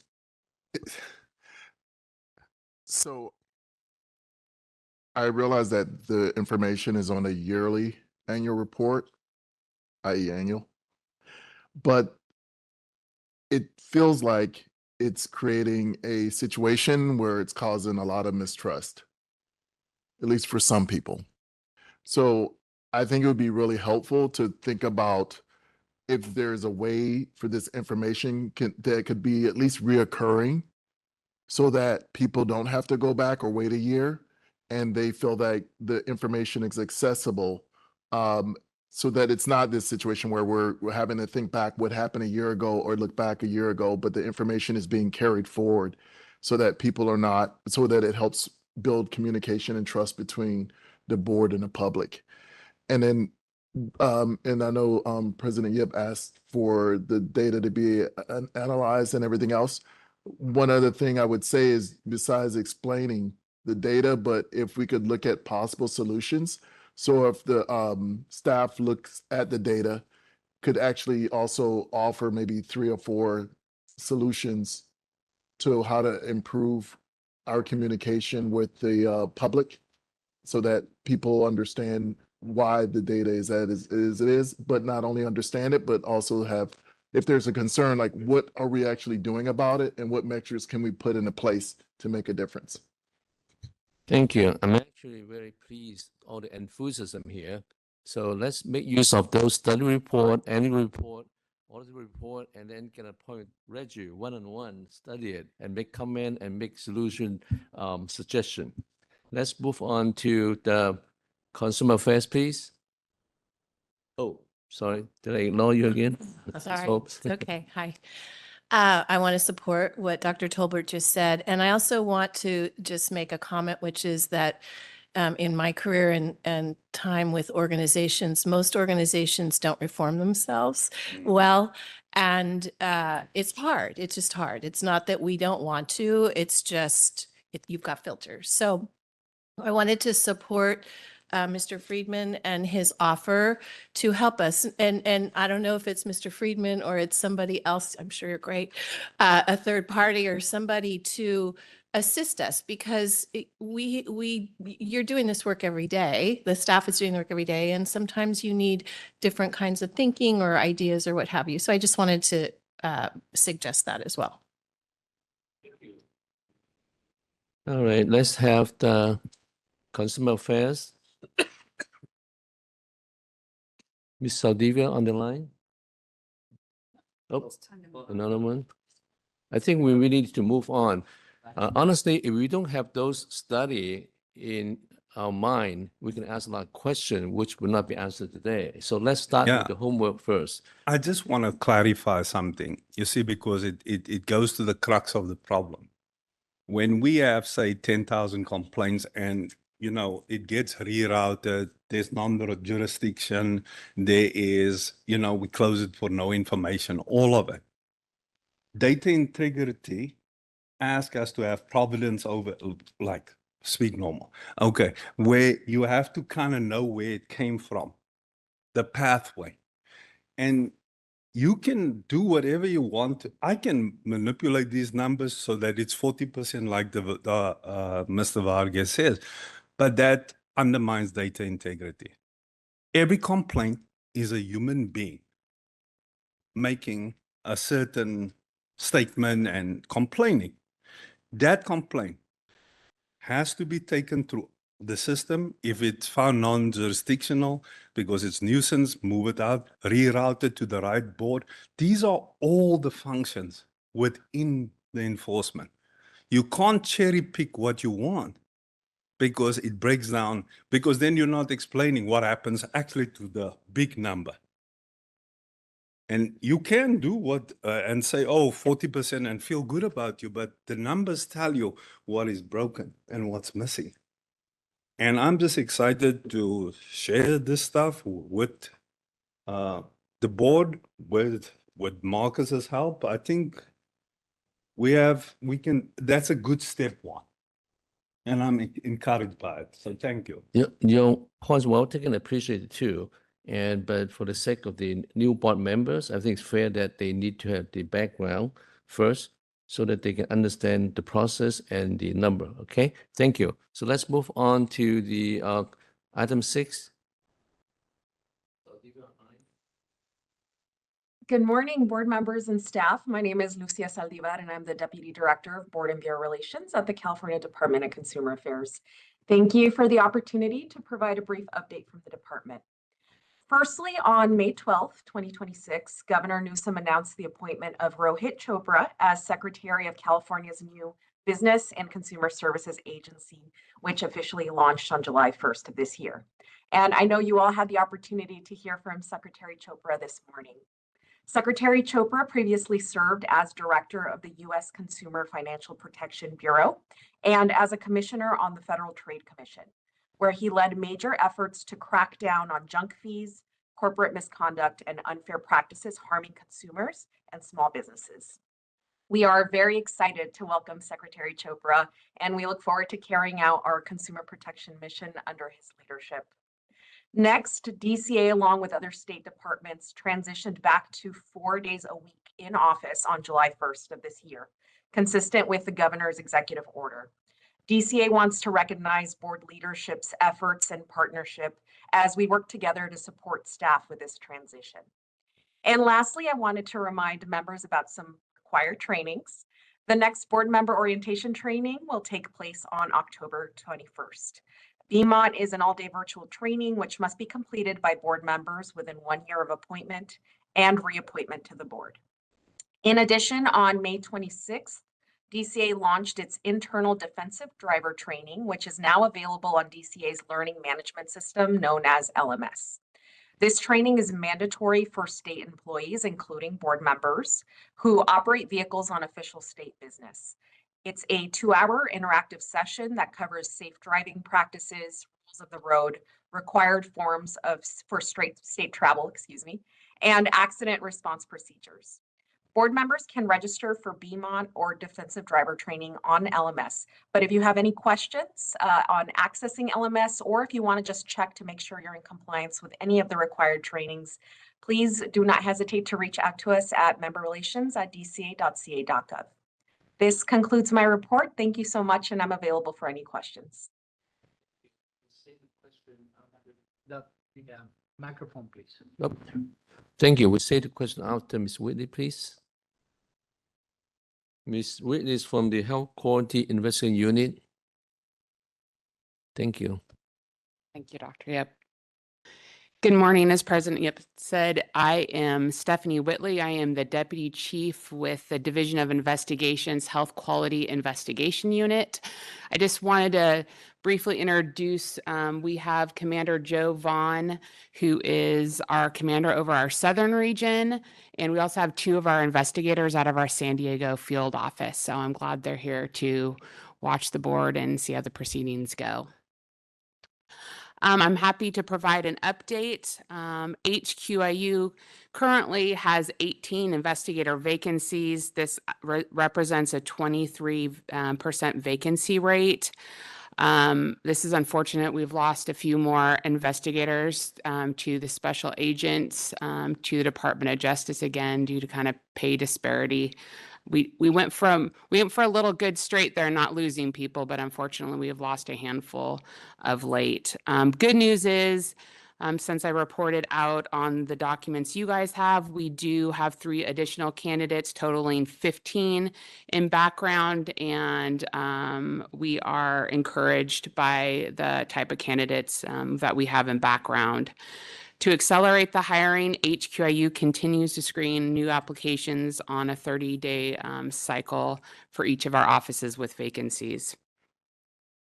In July, our HQIU medical consultants convened for their biannual statewide meeting.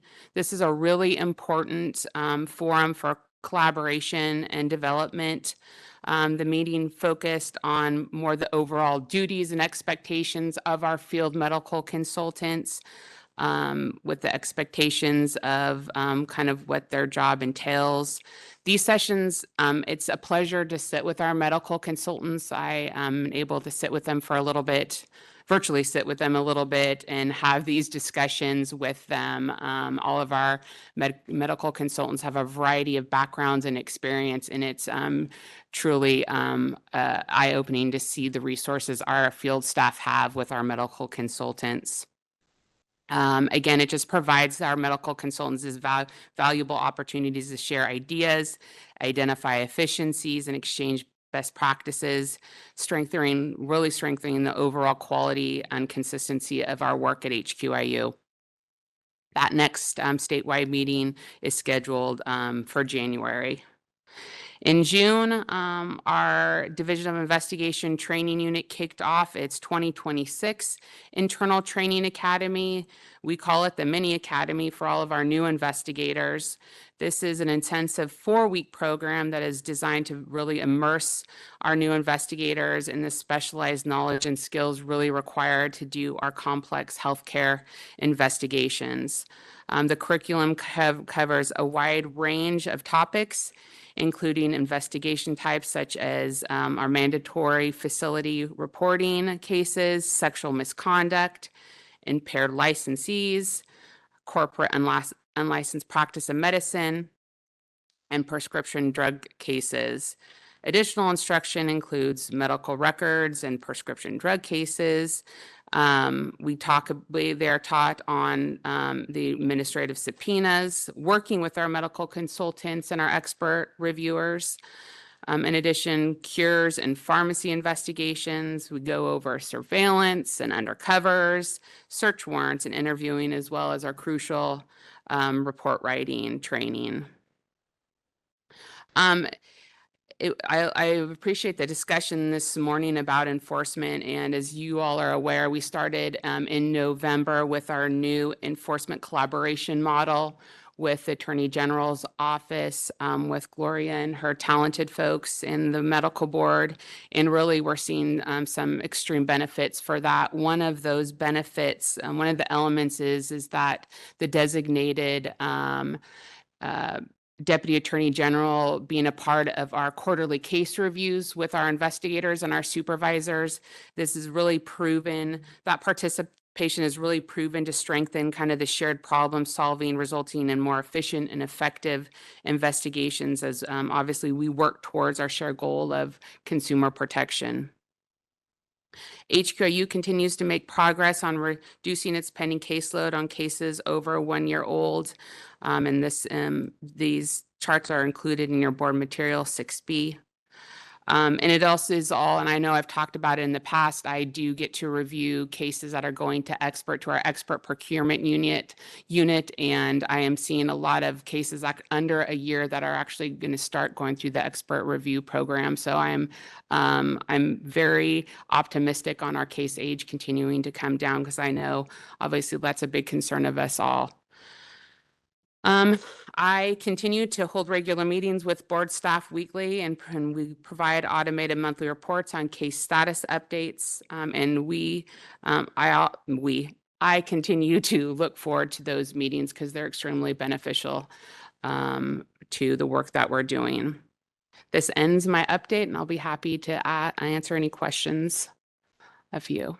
Thank you. Question from the board. Dr. Thorpe? Well, I do want to just say it is quite, I mean, there is some encouragement here to see that the number of cases over a year old have essentially cut in half. That's still quite a few, 205, still quite a few. But I mean, and I think that the collaborative model, I'm hopeful that kind of moves us more towards the vertical integration that we had, years ago. But I guess my question is there, I would be personally interested in attending at least part of the medical expert conference, but I just wasn't aware when it was. I didn't really know that was happening, and which is on me. I mean, I guess that's on me, but if I would like to know when it is so that I could have an opportunity to at least come attend. Okay. All right. Yes, we'd be sure to share that information previously. Yes. Any other comment from the board? From the public in the room? From members, public on the WebEx? Anyone like to make a public on agenda item number 6, please do so by raising your hand or type in something in that Q&A window now. I'll give you a few seconds to see if anyone queues up.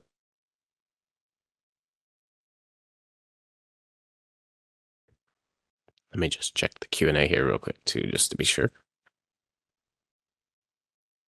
Anyone? No? I don't see any requests at this time, Dr. Yip. No? Okay, great. Thank you. Thank you. Let's move on to agenda item. Oops. I just want to say thank you for, your folks coming out. They do an incredible job. And I get encouraged when I see the collaboration and then you report on it. Those are the things that keeps me like, nah, we can't do this. So thank you. Thank you, Dr. Watkins. Thank you. I did want to point out, just as being an investigator, unfortunately, I had my Northern commander retire of late, so I'm actually sitting in and participating in case reviews, and I got to do that in our Sacramento field office with Deputy Attorney General John Gatchett, and the excitement that's in that room, that's when we're talking about cases. I wish I could I wish I could video and show it to you because these are passionate people about our mission and you truly feel it there. And I miss that. And so I feel like I just want to sit with them because that's why we're all here. And unfortunately, at my level, I don't get to see that all the time. But I do want you all to know that the hearts of the people that are working the cases is there because they want to do the best. Thank you.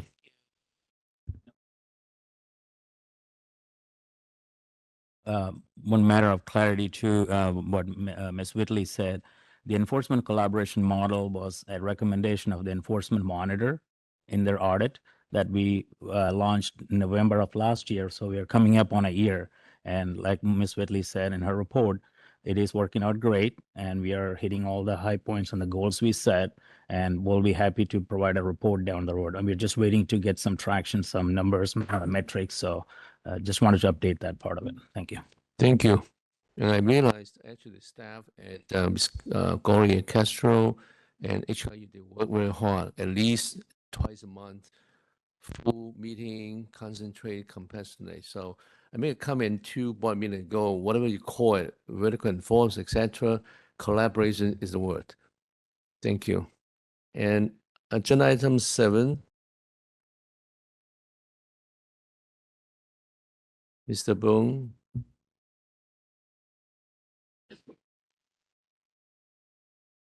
Good morning, Mr. President and members.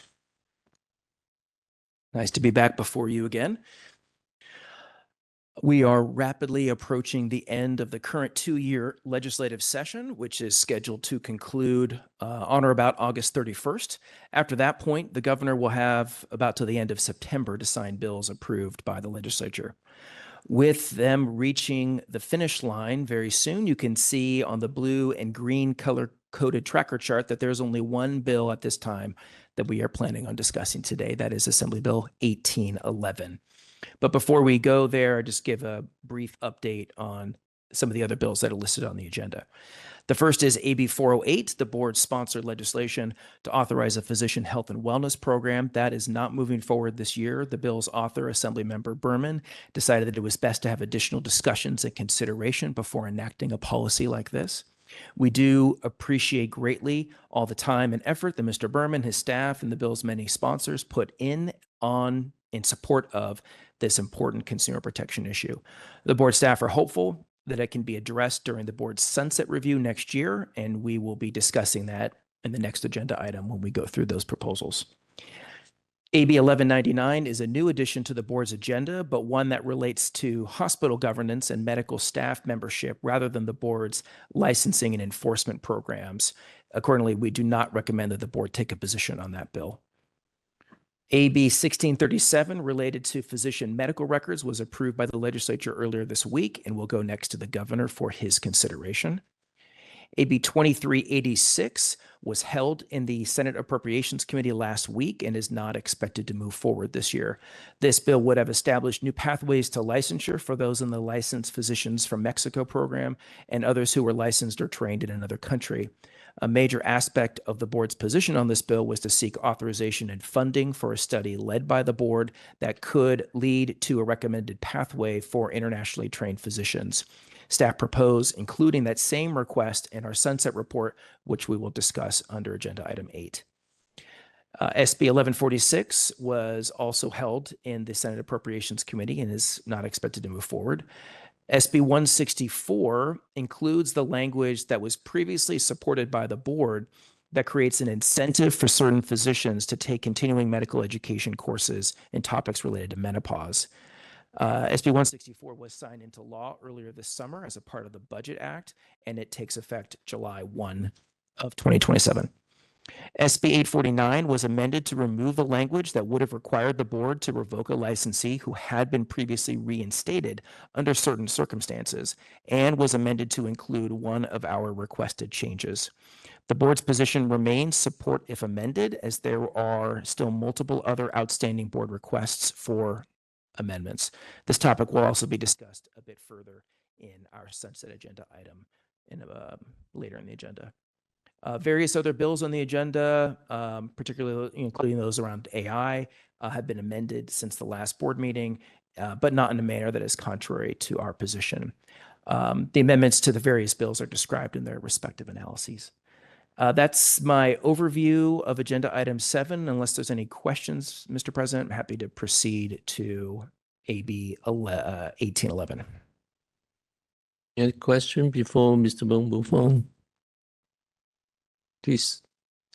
This bill would require the workforce survey to be updated to include additional questions that would collect new information related to a healthcare provider's area of practice or specialty, hours worked in inpatient and outpatient services, and whether they accept Medicaid or offer a sliding fee scale. According to the author, this new information will help the Department of Healthcare Access and Information, or HCI, inform determinations related to health professional shortage areas, which can be referred to as a HPSA. This information is collected on a voluntary basis from the board's licensees and is subject to various privacy requirements. The other key section of this bill authorizes HCI to designate that a certain area within California is a HPSA. Various programs, like certain healthcare provider loan repayment programs or others, may require a provider to practice in a HPSA to qualify. The law, however, already requires the board to expedite processing of an application for someone who intends to practice in a medically underserved area or some other area designated by HCI, including a HPSA. Therefore, we do not expect there to be any significant impact on the board's processes. This bill, however, could facilitate collecting helpful workforce planning information through existing channels. Therefore, staff recommend that the board adopt a position of support on AB 1811. Happy to answer any questions. Any question from the board member? I can ask for public comment before any motion. Any public comment from the public in the hearing room, Mr. Freeman?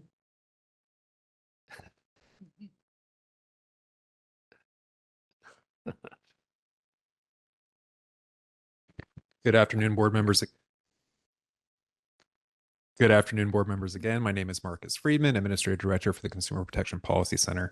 I know AB 408 was previously raised during this section, and I'm aware that further conversations may happen in the next section when we talk about sunset review.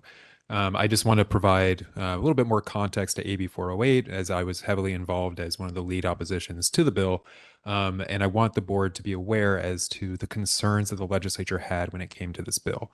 One of the big issues that the legislator raised was the term in lieu of discipline and the ability for the board to take someone who has an active complaint against them and put them into a confidential program outside the purview of the medical board itself.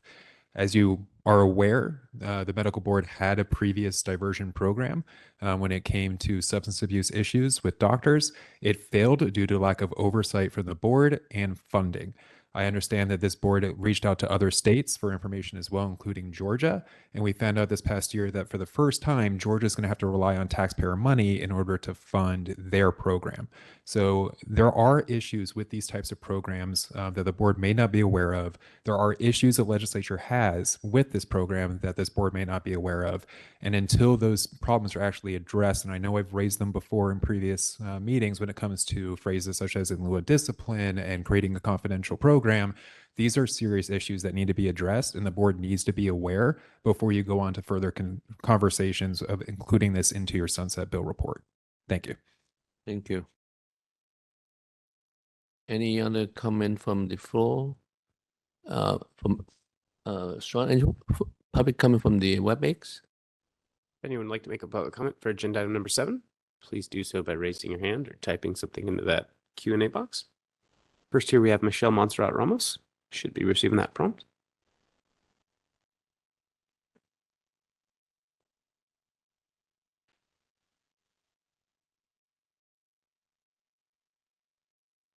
Michelle, it looks like your line's open. I am Michelle Montserrat Ramos, and I'm with Consumer Watchdog. We are disappointed that the board was not willing to take any of our recommendations to change the diversion bill, and the bill did not move forward for that reason and for other reasons, such as members of the legislature being concerned about doctors practicing while under the influence. We should have a conversation about changing this bill and not throw patient safety out the window. We do not believe that diversion is the answer, but we have talked about targeting real actual self-referrals. We do need to continue talking about this bill and not focus on national best practices, but best practices to protect California patients. Thank you. Thank you. Any other one on the line? Good. Yes, next we have Denise Johnson. Denise, you should be receiving that prompt. Good morning. My name is Denise Johnson. I'm from Tracy and a volunteer with Consumer Watchdog. On behalf of California patients, I must say that I am incredibly disappointed that this board is considering using the Sunset Bill to bring forward a diversion program with no consequences. During Sunset Review, the legislature is evaluating this board to ensure that the consumer protection is properly prioritized, and this bill does not exact opposite. It puts California patients at risk, just as the former abolished program did. We do agree with the proposal to ensure that peer review bodies provide you with relevant and complete records. We are requesting that you add when the board receives an 805 report and takes action on the 805 report. The board Ms. is Johnson? required. Yes. If you're talking about the sunset proposals, that's the next agenda item. Right now, we're talking about proposed legislation. I'm so sorry. I will come back to you. Thank you. Thank you. Thank you for your public comment. At this time, there are no additional requests in queue. Okay, great. So any board member comment, motion? Anything to add, Mr. Bo? No, not at this time. A motion. I move support of AB 1811. Moved by Dr. Thorpe and second by Mr. Watkins. And okay, let's call the roll, please. Mr. Arcata? Yes. Dr. Ayla Rodriguez? Yes. Ms. Chung? Yes. Ms. Holmes? Yes. Dr. Mahmood? Dr. Solis? Yes. Dr. Thorpe? Yes. Dr. Tolbert? Yes. Ms. Torres? Yes. Dr. Sai? Yes. Mr. Watkins? Dr. Yep? Yes. Thank you. Thank you. Mr. Bo, let's move on the next agenda item, please. If I can go retrieve a paper. We'll move faster than I expected, Dr. One moment, please.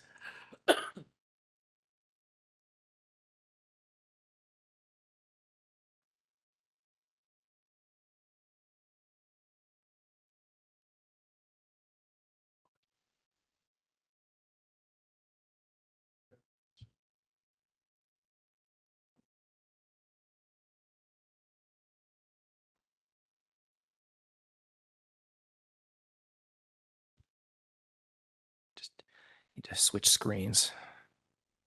The board's very efficient today.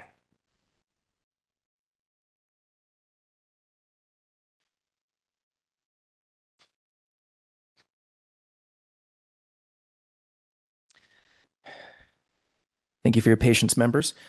Agenda item 8 is our sunset review agenda item. Sunset review, for those who have are newer to the board, is the usually a once every 4-year process that the legislature employs to review the operations of a board or bureau and make changes to the laws that govern how they function.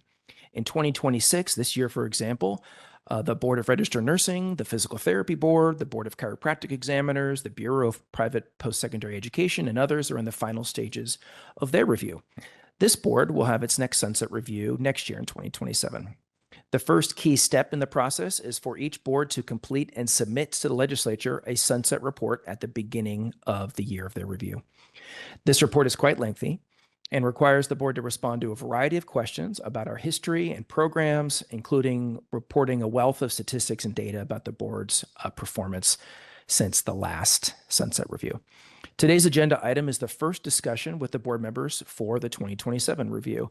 Our second and final discussion will be held at the November board meeting, where the board will be asked to approve the report's content.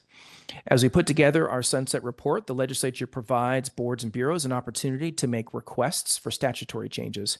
In the past, we've made numerous such requests that further our consumer protection mission, and fortunately, many of those have been enacted into law.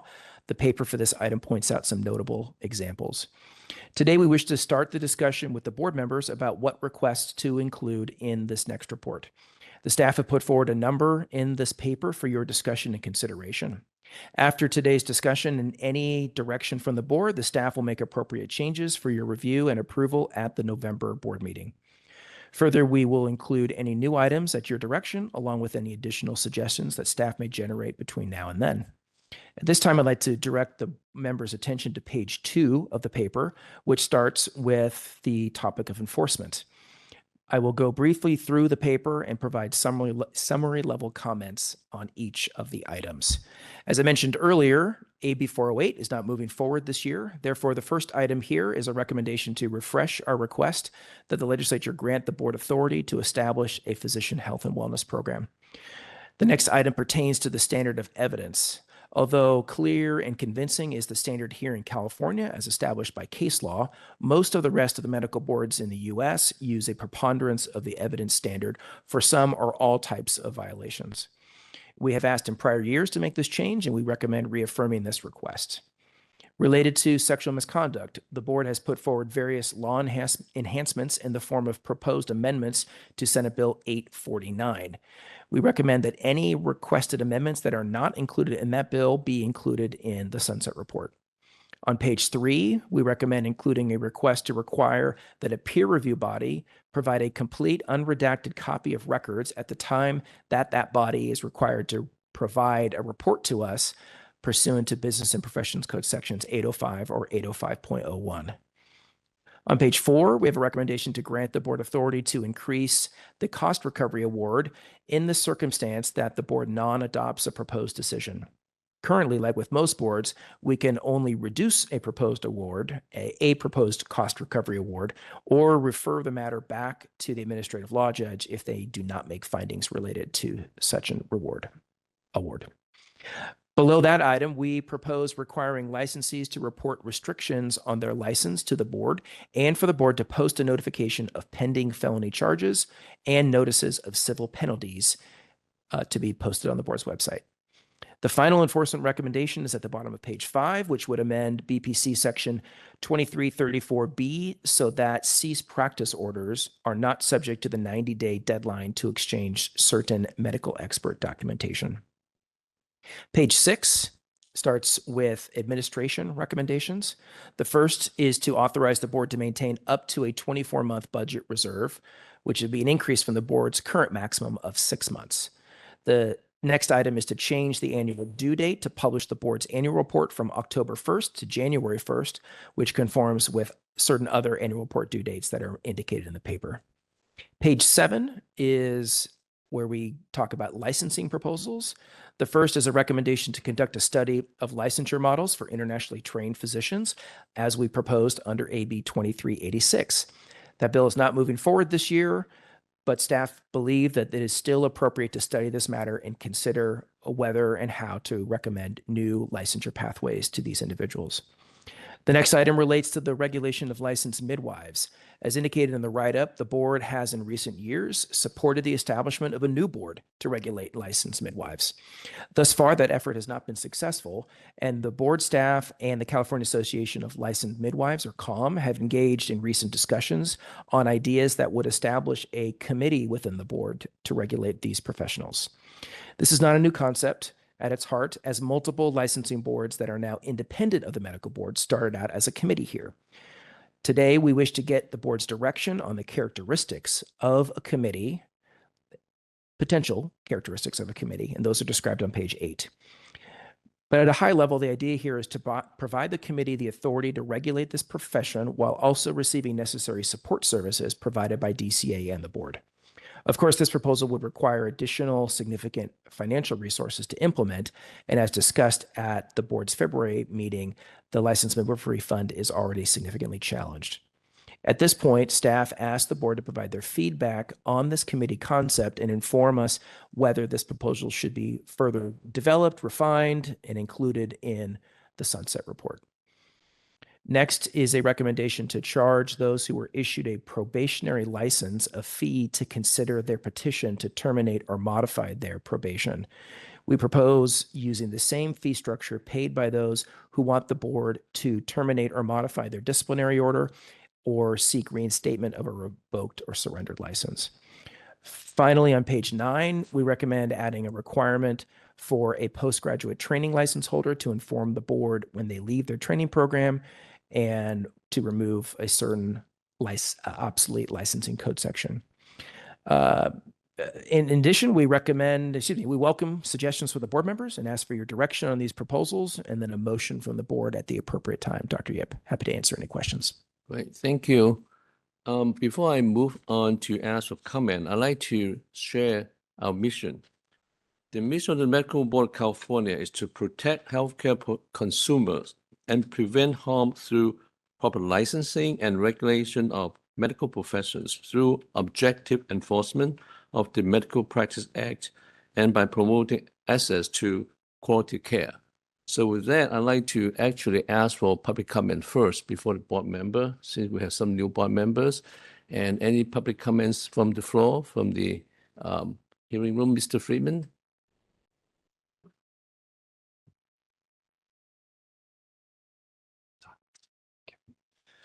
Good afternoon again, board members. My name is Marcus Friedman, Administrative Director for the Consumer Protection Policy Center. Some of the points that I'm going to make is a little repetitive to what I've already spoken before, but as a formal trial attorney, I know how important it is to relay information over and over and over again. So first off, when it comes to the Sunset Review Report, I highly encourage this board to look at different avenues and way the enforcement system can be changed, updated, and made better.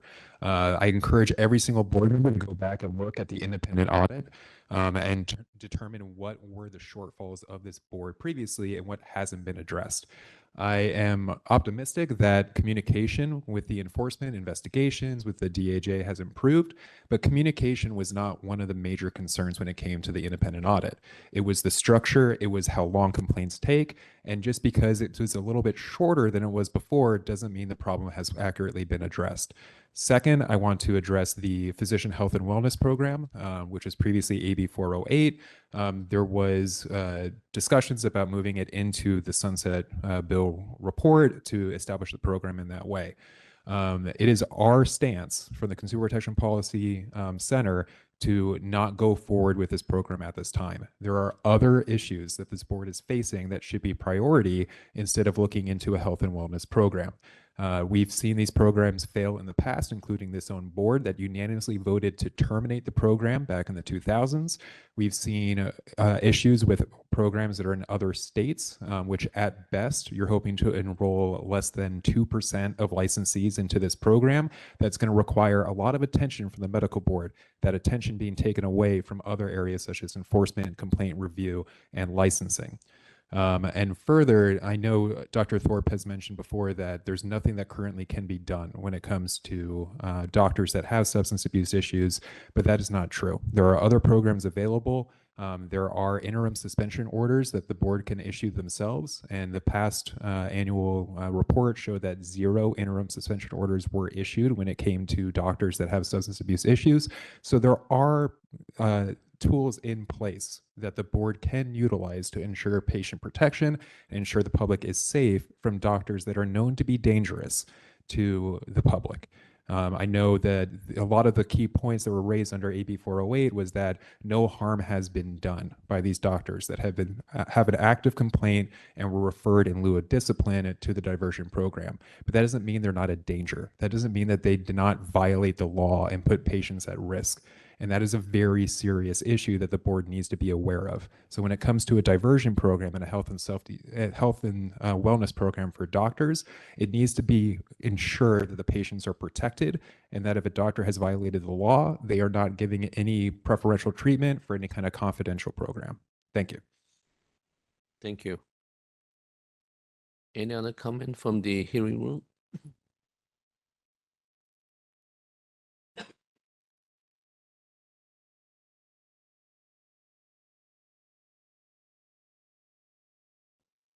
Hello, my name is Lucas Evanson, speaking on behalf of the California Medical Association. CMA supports the staff recommendation to include the Physician Health and Wellness Program proposal in the board sunset report. We supported AB 408 because it reflects a prevention-oriented approach to physician wellness and public protection. Rather than waiting until a health condition progresses to actual impairment or results in patient harm, this approach creates the pathway for early identification, evaluation, treatment, and monitoring, while maintaining appropriate board oversight when a physician cannot practice safely. We believe the right balance is one that encourages physicians to get help early while maintaining strong safeguards for patients. CMA does, however, oppose the recommendation to again seek a preponderance of the evidence standard for physician discipline. The policy reasoning in the Ettinger case is instructive here. The court, in concluding that the clear and convincing standard should apply, recognized that the disciplinary system for physicians exists to protect the public, not to punish the licensee, and that professional discipline can carry serious and lasting consequences, including the loss of the ability to practice one's profession. The clear and convincing standard should therefore not be viewed simply as an obstacle to enforcement, but as an important safeguard commensurate with the severity of those consequences. Making disciplinary cases easier, faster, or less expensive to pursue is not by itself sufficient justification for lowering that safeguard. CMA therefore supports carrying forward the Physician Health and Wellness Program, but urges the board not to renew its request to lower the evidentiary standard. Thank you. Thank you. Any other comment from the please?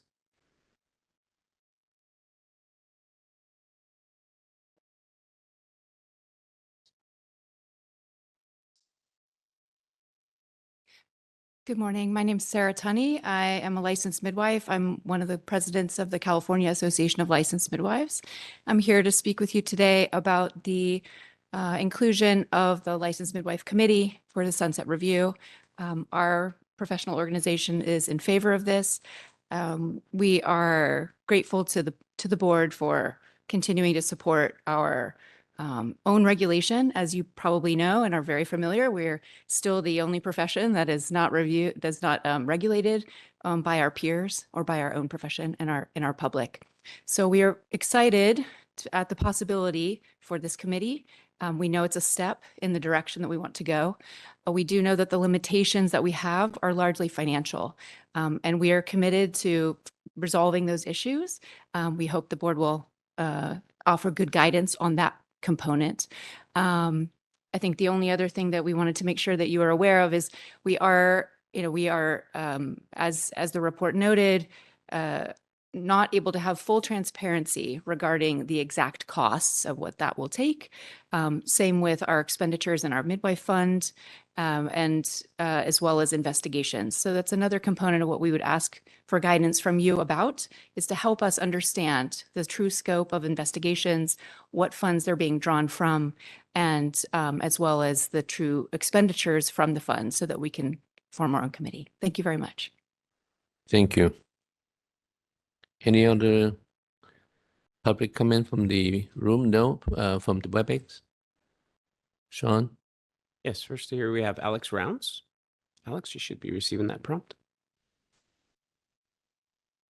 Hello there. Can you hear me? We can, Alex. Please go ahead. All right. Thank you for this opportunity.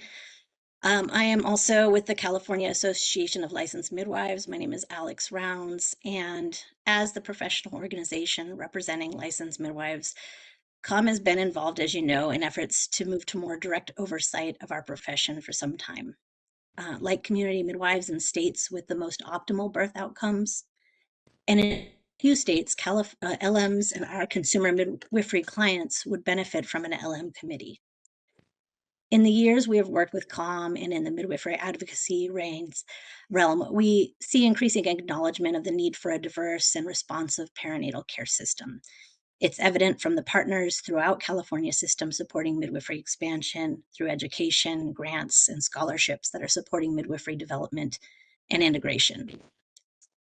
Organizations like HCI, CMQCC, DHCS, CHCF and managed care plans, as well as CDPH, are building more coalitions with midwives, growing partnerships and licensed midwives in order to meet the needs of birthing people in our state and avert the maternity care crises that impact California's birthing populations.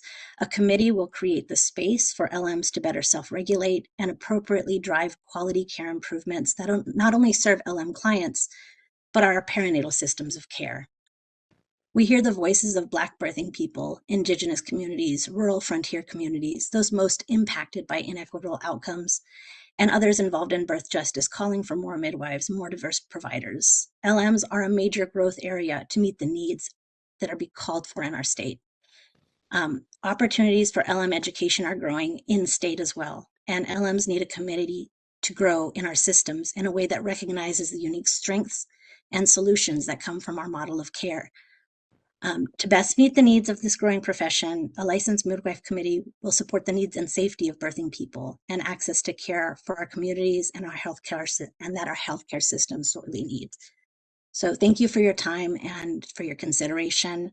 I do have a quick question because I think I know someone who is planning on calling in and they're unsure how to unmute, so I'm going to leave with that. And again, thank you for all your work. Thank you for your public comment. If there are anybody on call-in only lines, you can use *3 to toggle raising your hand that way. We'll call you by your area code and the first couple digits of your phone number, and then you'll be prompted to press *6 to unmute when it's your turn. So I'll keep an eye out for those. Thank you. Hold on 1 second.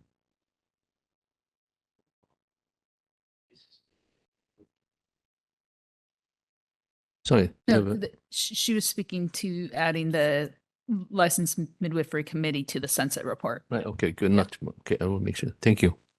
Go ahead, please. Next here we have Dylan. Is it Seta? Hope I got that right. Yes, that was perfect. Thank you. Can you hear me? We can. Dylan, please go ahead. Oh, perfect. Thank you so much. I am Dylan Izatseta. I am from Moreno Valley, and I am a volunteer with Consumer Watchdog. I fully endorse the recommendation to mandate that peer review bodies submit relevant and complete records to this board. However, it is crucial that also we prioritize transparency for patients and their families. I urge the board to add a requirement that when action is taken on an 805 report, the details of the disciplinary action include the reasons for it, such as hospital disciplinary action, loss of hospital privileges, must be publicly posted on the physician profile. This request has been made multiple times by our team, and it cannot be overstated how necessary transparency is in these matters. If a hospital believes that a physician poses a risk to patients, such as their privileges are revoked, this is a vital information the public deserves to know. Many of us have faced negligence from a doctor who have lost hospital privileges, underscoring the gravity of this issue for the community. We also strongly request that you incorporate this critical information into the physician profile. It is essential for fostering accountability and protecting patient safety. I am uniting with my fellow team members to urgently request that this board mandate a competency exam for any physician who has faced a second accusation against their license involving patient harm or death. The initial accusation may concern patient harm, sexual misconduct, impairment, or fraud, but the second must specify relate to the patient harm or death. If the physician fails to pass this exam, the board must immediately issue a cease practice order until they pass the competency exam. We must implement this. We must implement this requirement to ensure that the repeat offender doctors are not jeopardizing patient safety due to potential competency issues. It is essential that we protect our patients and uphold the integrity of the medical profession. Thank you so much. Thank you. Go ahead. Good morning. My name is Rebecca Aldaco, and I am from Lakewood, California. I have personally received midwifery care, and I currently work for a midwife. Through these experiences, I have developed a deep appreciation for the important role of licensed midwives play in providing safe, compassionate, and accessible care to women and families. Also interested in enrolling at Cerro Coso Community College to pursue my associate degree in midwifery and eventually become a licensed midwife myself. Because of that, the future of midwifery regulation in California is extremely important to me, not only professionally, but personally. I'm asking the Medical Board of California to continue its sunset review endorsement of professional autonomy for licensed midwives through the establishment of a licensed midwife regulatory and disciplinary committee. I support a dedicated licensed midwifery committee because I believe the current regulatory and disciplinary model under the medical board is not adequately protecting the public or supporting an appropriate system of accountability. Physicians are highly trained professionals, but that does not necessarily mean they have the specialized education, training, or clinical expertise needed to evaluate midwifery standards and practices. When midwifery is evaluated primarily through physician-centered framework, there is a risk that normal midwifery practices can be misunderstood or incorrectly evaluated. We have seen the consequences of this through a decade-long regulatory stalemate because of underground regulations and disproportionate rates of unfounded complaints that can result in full investigations. I have also seen this issue from another perspective through my experience in medical billing. I am noticing an increase in claims being denied because certain CPT codes are treated as physician-specific or not appropriately aligned with midwifery services. To me, this demonstrates a larger problem. The scope and practice of midwifery is still severely misunderstood within our healthcare system. Licensed midwives deserve a regulatory structure that understands their education, training, and scope of practice and standards of care.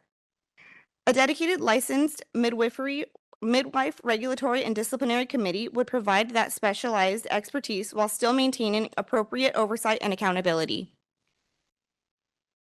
As someone who has received midwifery care and currently works alongside a midwife and hopes to become a licensed midwife myself, I strongly support the professional autonomy, appropriate regulation, and a system that truly understands midwifery.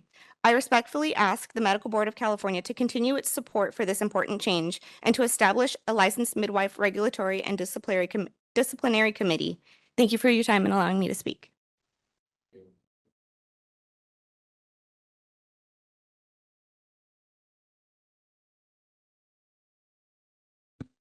Okay, next So here step we down the WebEx, please. Thank you, Dr. Yep. Next here we have Maria Ibarra Navarrete. You should be receiving that, bro. Yes, my name is Maria Ibarra Navarrete. I am from San Jose, a volunteer with Consumers Watchdog. I must also express my disappointment with your consideration of inserting the diversion program bill into the Sunset Bill.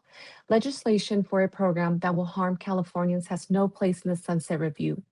A time when the legislator is evaluating that your processes are in alignment with the public interest. The diversion program is not. As we have done in the past, we agree with your proposal to change the evidentiary standard of preponderance of the evidence. I join our team in advocating for this change at a prior sunset.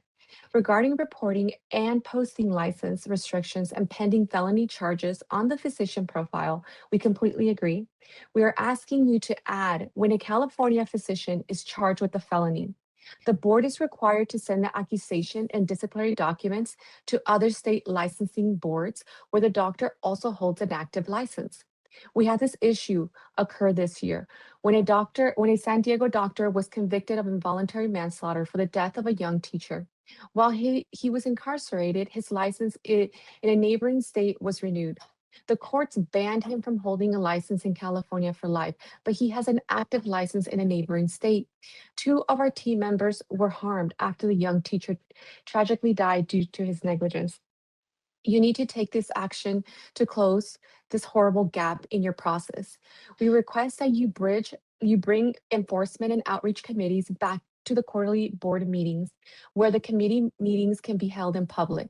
This board once held the enforcement committee meeting the day before the quarterly board meeting, and the Board of Registered Nurses holds their committee meetings the month prior to their board meetings. Much more can be discussed, especially regarding enforcement, which is of great importance to the public.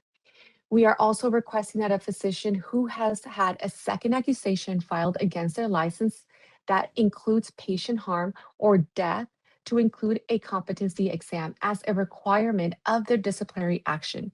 The first accusation can refer to patient harm, sexual misconduct, impairment, or fraud, while the second accusation should include patient harm or death.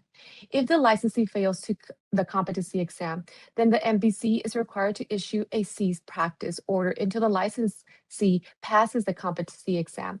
There are too many repeat offenders who the board continues to add on additional disciplinary actions. This board can take this action to ensure that repeat offender doctors are competent to practice. Thank you. Thank you for your public comment. Next here we have Michelle Montserrat Ramos. Should be receiving that prompt.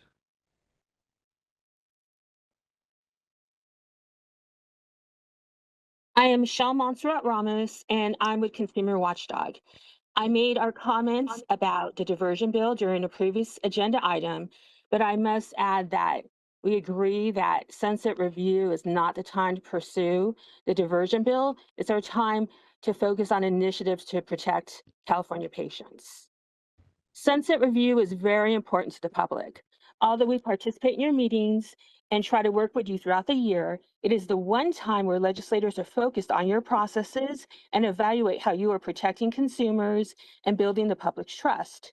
In the past sunset reviews, we have made good legislative recommendations to this board that have amounted to some equity in the enforcement process, but it also brought a lot of goodwill your way amongst legislators. We also effectively advocated for your fee increase. Our advocacy for your fee increase, cost recovery, and other issues benefited your current positive budget outlook. We hope that you will listen to our current legislative and policy recommendations and will adopt them. We will continue to support changing the burden of proof to preponderance of the evidence as we have advocated for in the past. We support your requirement for notification of felony charges and posting them on the physician profile. We hope that you will take our additional recommendations in mind in terms of posting the court notifications and submitting disciplinary documents to other boards where the doctor also holds an active license. We strongly urge you to follow your disciplinary guidelines. We hope that you will adopt our request to incorporate your minimum 5-year probation for extreme departures and repeated negligent acts. We are also recommending that you address the issue of repeat offenders by requiring a competency exam for doctors once they have reached their second accusation for patient harm or death. This would include issuing a cease practice order if the doctor fails the competency exam. We're requesting that you expand the special statute of limitations for minor children to include babies harmed or who die due to pregnancy-related complications. Finally, in regard to Mr. Watkins' legislative proposal, we support the first reform of warning patients when there are serious investigations into a physician's license. We have experienced a number of occasions when a doctor was under investigation due to serious harm or death, and there were other complaints pending with no notification of Californians. We look forward to continuing to work with this board to move our recommendations forward and to make this a positive sunset for patients and their families, as well as the board. Thank you. Thank you. Next here we have Allison Tartari. Should be receiving that prompt there. Hello, my name is Allison Tartari. I am a licensed midwife in San Diego, California, and I'm going to keep this short and sweet. California is one of the only 4 states that continues to deny professional autonomy for licensed midwives by regulating them under a medical board of physicians. So I want to ask to please continue the Medical Board of California's sunset review endorsement of professional autonomy for licensed midwives through the establishment of a licensed midwife regulatory and disciplinary committee. And I thank you for your time. Thank you. Next here we have Alan Holt. Good morning. My name is Alon Holt. I live in Palo Alto, California. I'm a parent of 2 children, and I've had the privilege of receiving care from licensed midwives for both of my pregnancies and births. My first birth was in New York City at a birthing center where my midwifery care was fully covered by my health insurance. And my second birth was last month here in California at home, where I paid out of pocket because I believed in the care that much. In both experiences, the quality of care was exceptional. My midwives provided expertise, attention, and continuity of care throughout my pregnancy, labor and delivery, and postpartum. I felt listened to, respected as a Black mother, informed, and supported. In many ways, the care I received from midwives was far better than the traditional medical care I had experienced. My traditional OB/GYN, which I was also seeing at the time, had such a large caseload that she could barely remember the details of my pregnancy. My midwife, on the other hand, was embedded in my family and got to know me intimately, including, most importantly, my health history. With my midwives, I felt safe and capable, and I had a very successful birth. I am asking the Medical Board of California to continue its sunset review endorsement of professional autonomy for licensed midwives through the establishment of a licensed midwife regulatory and disciplinary committee. As we've heard, and as I've experienced, California is one of only 4 states that continues to deny licensed midwives professional autonomy. And also California, as we know, has made significant investments in licensed midwife education and workforce development to address the crisis in Black maternal health, and has increased the access to culturally relevant care for BIPOC communities, which I've been a recipient of across the board. I know from personal experience how transformative midwifery care can be. California families deserve meaningful access to that care, and licensed midwives deserve a regulatory structure that recognizes their expertise and supports their profession. Thank you so much for listening to me as a parent and mother of 2.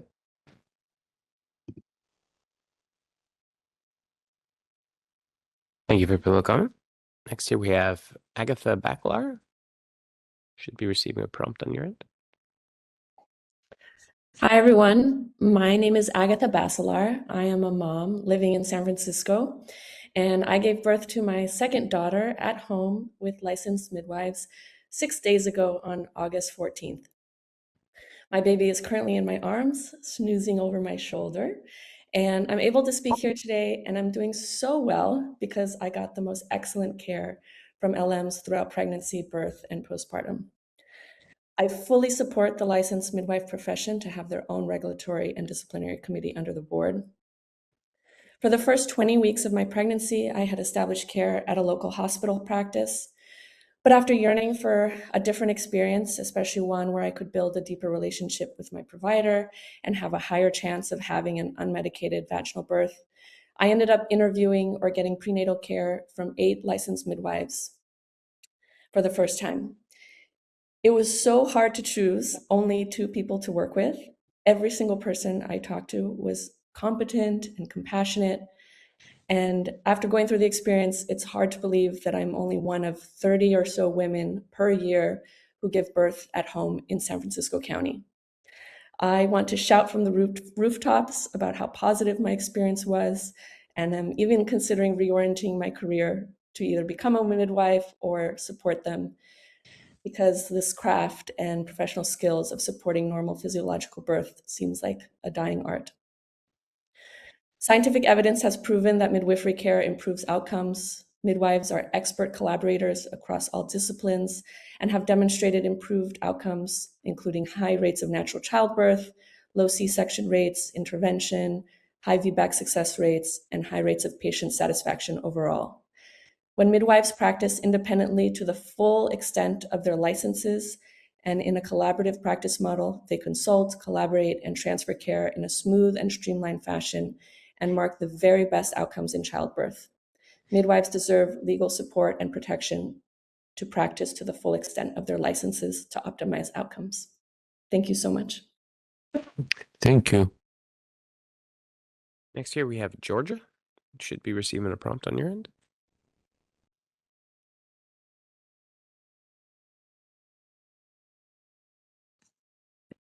Hello, my name is Georgia and I live in Oakland, California.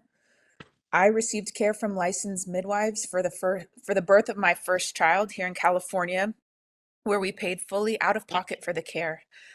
I feel so grateful to have been introduced to such a beautiful practice and form of care They allowed me to experience the birth of my first child with empowerment and sacredness rather than fear.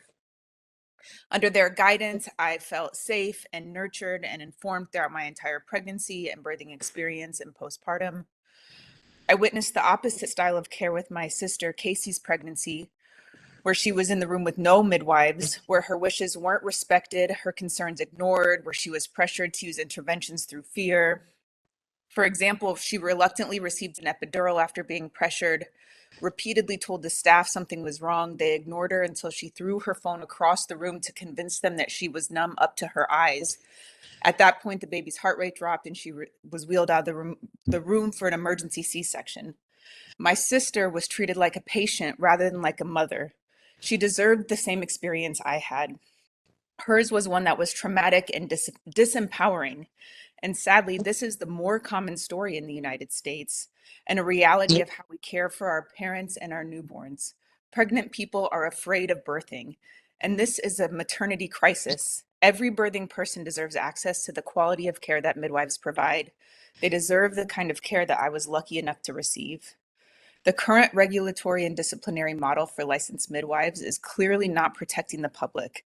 Physicians lack the necessary training and expertise to evaluate midwifery standards and practices, which has directly contributed to a decade-long regulatory stalemate and ultimately less of the care expectant parents desperately need. It's overdue to endorse professional autonomy for licensed midwives through the establishment of a licensed midwife regulatory and disciplinary committee. Thank you for your time. Thank you, Georgia. Next here we have a call-in user from the 718 area code. You should be prompted to press *6 to unmute. Hi, this is Sarah. Can you hear me? Yes, we can. Please go ahead. Good morning, everyone. My name is Sarah Meyer Heredia, and I live in San Mateo. I am a mother and a consumer of licensed midwifery care. I was a Medi-Cal patient that bent over backwards to be able to fully pay for and receive that care. I worked multiple jobs.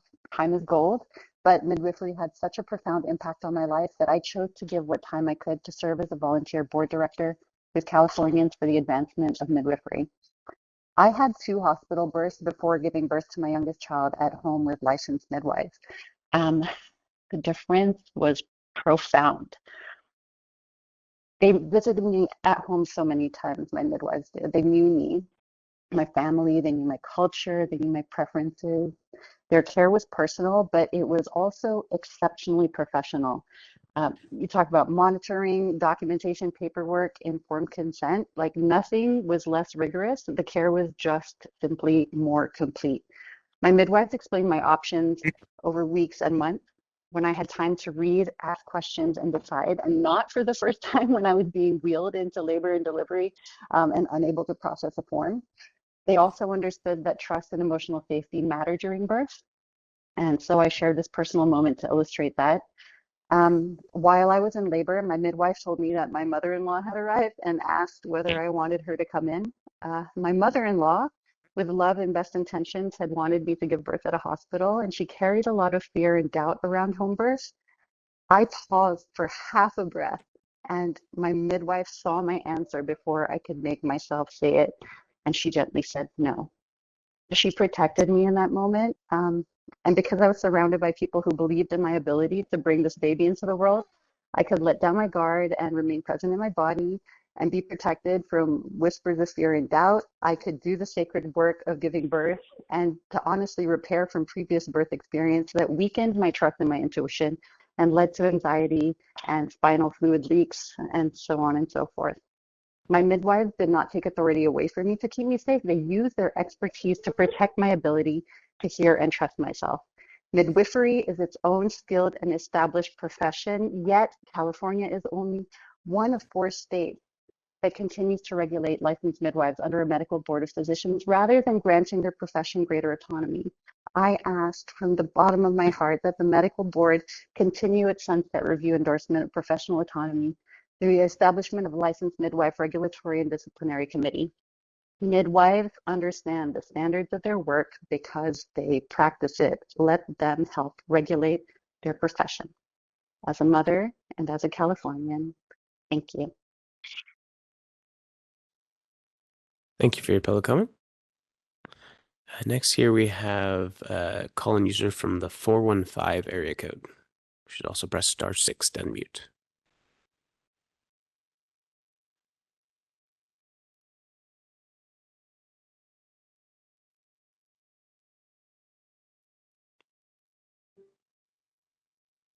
Uh, 415, it looked like you hit *3 again. Go ahead and try *6.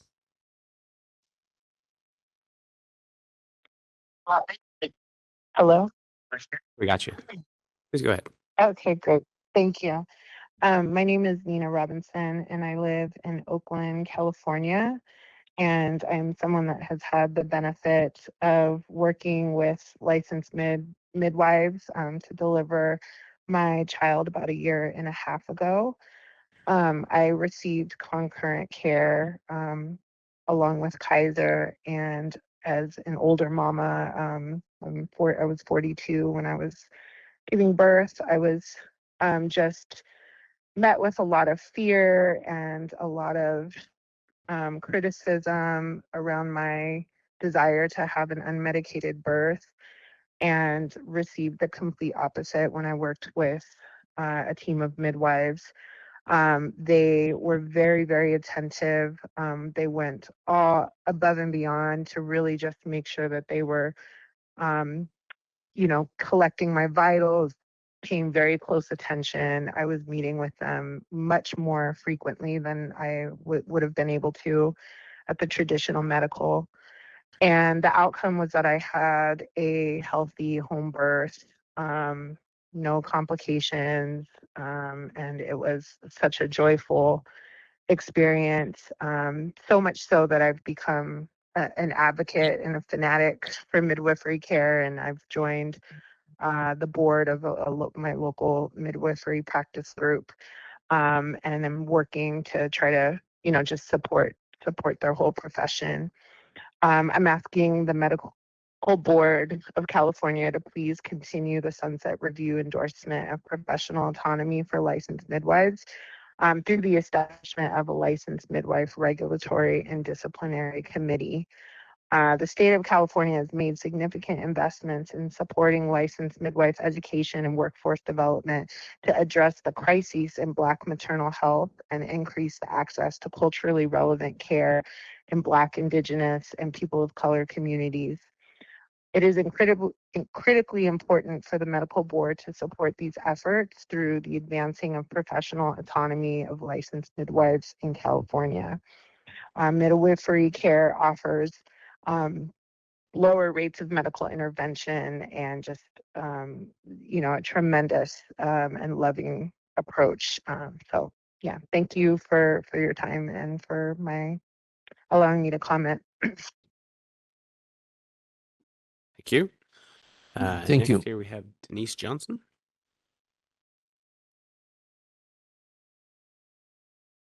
Afternoon to members of the board and Mr. Chairman. My apologies for jumping the agenda earlier.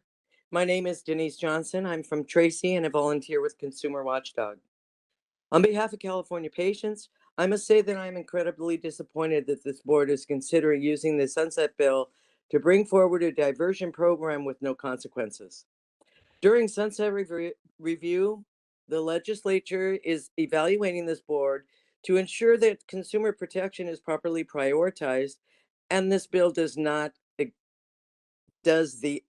absolute opposite. It puts California patients at risk, just as the former abolished program did.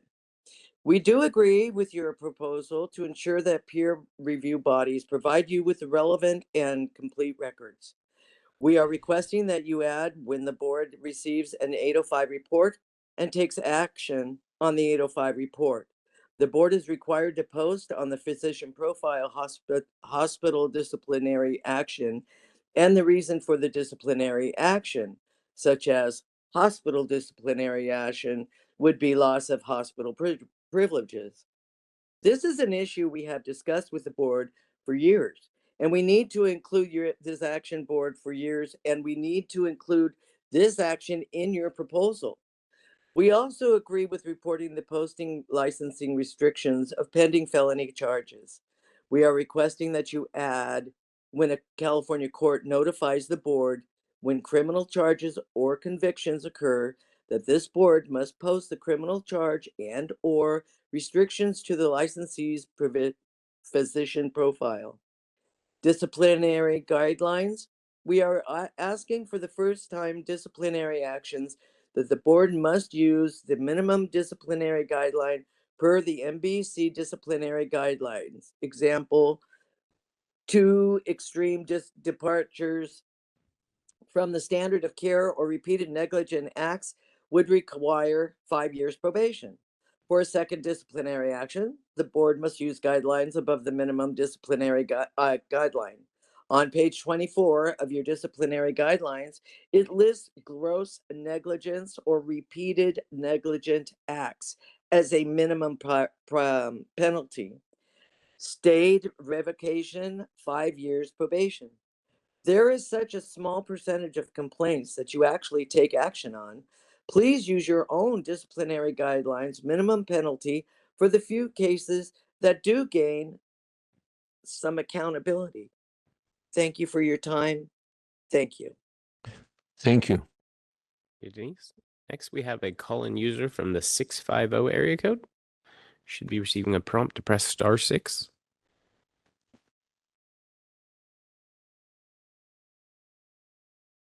Hello, can you hear me? We can. Please go ahead. Awesome. Hello, my name is Mia Tomijima, and I live in Menlo Park, California. I was a recent recipient of care from a licensed midwife before, during, and after the birth of my first child, most recently in July 2026. I am requesting to please continue NBC's sunset review endorsement of professional autonomy for licensed midwives through the establishment of a licensed midwife regulatory and disciplinary committee. I'm supporting a licensed midwife committee because the current regulatory and disciplinary model for licensed midwives under NBC is not protecting the public. I am a California consumer and citizen and practicing, and I'm also a practicing and licensed attorney. I grew up and went to college at UCLA and then moved to New York for law school and lived there for 15 years before most recently moving back to California during my second trimester. This move during the middle of my pregnancy is one of the reasons I chose to seek care from a midwife. So I didn't have a lapse in care, and because it was difficult to find care that late in my pregnancy. I also chose a midwife because I had heard about the high rates of cesareans in California, and I wanted to make sure I could choose my own birth plan to have a natural birth, which I felt was more possible with a midwife. I started off actually with an at-home birth with my midwife, of course, but then when my medical needs changed during the birth and labor process, my midwife and I discussed, and we made the informed and collective decision to transfer to a local hospital when I needed additional care. There with my midwife as my advocate and making sure that she gave all my vitals to the team at the hospital. We had a seamless transition in my labor, and because of her advocacy and assistance, we had a safe, successful, and healthy birth. I'm providing my example story to provide additional support for why midwives need their own autonomy to regulate themselves, because only they understand and know how to evaluate their own practices. Thank you for your time and consideration. Thank you very much. Next here we have Cassandra Franquist. Should be receiving that prompt. Hello, my name is Cassandra Franquist, and I'm a nurse practitioner and volunteer with Consumer Watchdog. I lost my father following a prolonged hospitalization that raised serious concerns about the care he received and about accountability within our healthcare system. Going through that experience as both a daughter and a healthcare professional profoundly changed the way I view patient safety and physician accountability. I joined Consumer Watchdog because I want to help make meaningful changes that protect other patients and families and strengthen their rights within the medical board's enforcement process. Today, I'm asking the board to consider several important patient safety measures. First, I support requiring felony charges to be reported to the medical board and promptly posted on a physician's public profile. When the board receives court notification of felony criminal charges or convictions, those charges and any resulting license restrictions should be made publicly available as soon as possible. Physicians should certainly be responsible for reporting these matters themselves, but the existing requirement for courts to notify licensing boards should also be fully utilized. Patients deserve timely access to this information when making decisions about their health care. Second, when a California physician is convicted of a felony and also holds an active medical license in other states, the board should promptly send the accusation and disciplinary records to those other state licensing boards. Accountability and patient protection should not stop at California's border. Third, I strongly encourage the board to consistently follow its established disciplinary guidelines. For first-time disciplinary actions, the board should apply at least the minimum disciplinary measures established in its own guidelines. For example, 2 significant departures from the standard of care or repeated negligent acts warrant 5 years of probation. When a physician faces a second disciplinary action, the penalties should increase beyond the minimum guidelines. The current disciplinary guidelines specify that gross negligence, repeated negligent acts, or incompetence should result in a stayed revocation and a minimum of 5 years of probation. These guidelines exist for a reason. Consistently applying them is important for accountability, professional standards, and most importantly, patient safety. Finally, we are asking the board to require competency exams when a physician with a prior accusation later faces a second accusation involving patient harm or death. The first accusation could involve patient harm, impairment, or sexual misconduct. But when a physician subsequently faces a second accusation specifically involving patient harm or death, we believe that should trigger an assessment of the physician's clinical competency. If the physician cannot pass the competency examination, the board should issue a cease practice order until the physician can demonstrate competency by passing the examination. The board already has tools available to address physician competency and to protect the public. We are asking that those tools be used consistently when circumstances warrant them. As a nurse practitioner, I understand the enormous responsibility that comes with caring for patients. And as a daughter who has previously navigated this system after losing my father, I also understand how important it is for patients and families to have confidence that the system responsible for physician oversight is transparent, accountable, and focused on protecting the public. Thank you for your time in considering these recommendations. Thank you. Thank you, Sandra. Last in queue here, we have Kimberly Turbin. If anyone else would like to make a comment, please do so by raising your hand or type something in that Q&A window. Hello, can you hear me? We can, Kimberly. Please go ahead. Hi, my name is Kimberly Turbin. I'm from Reseda and a volunteer here with Consumer Watchdog. So I also do not agree with your consideration of folding the diversion bill into the sunset bill during sunset review. Sunset review is a time when the legislator takes a good look at the board and is doing to protect consumers. This bill does not meet those requirements. I support changing the burden of proof to preponderance of the evidence. We joined you in this effort at a past sunset. So I support charging a fee to consider a petition for penalty relief for early termination or modification of probation.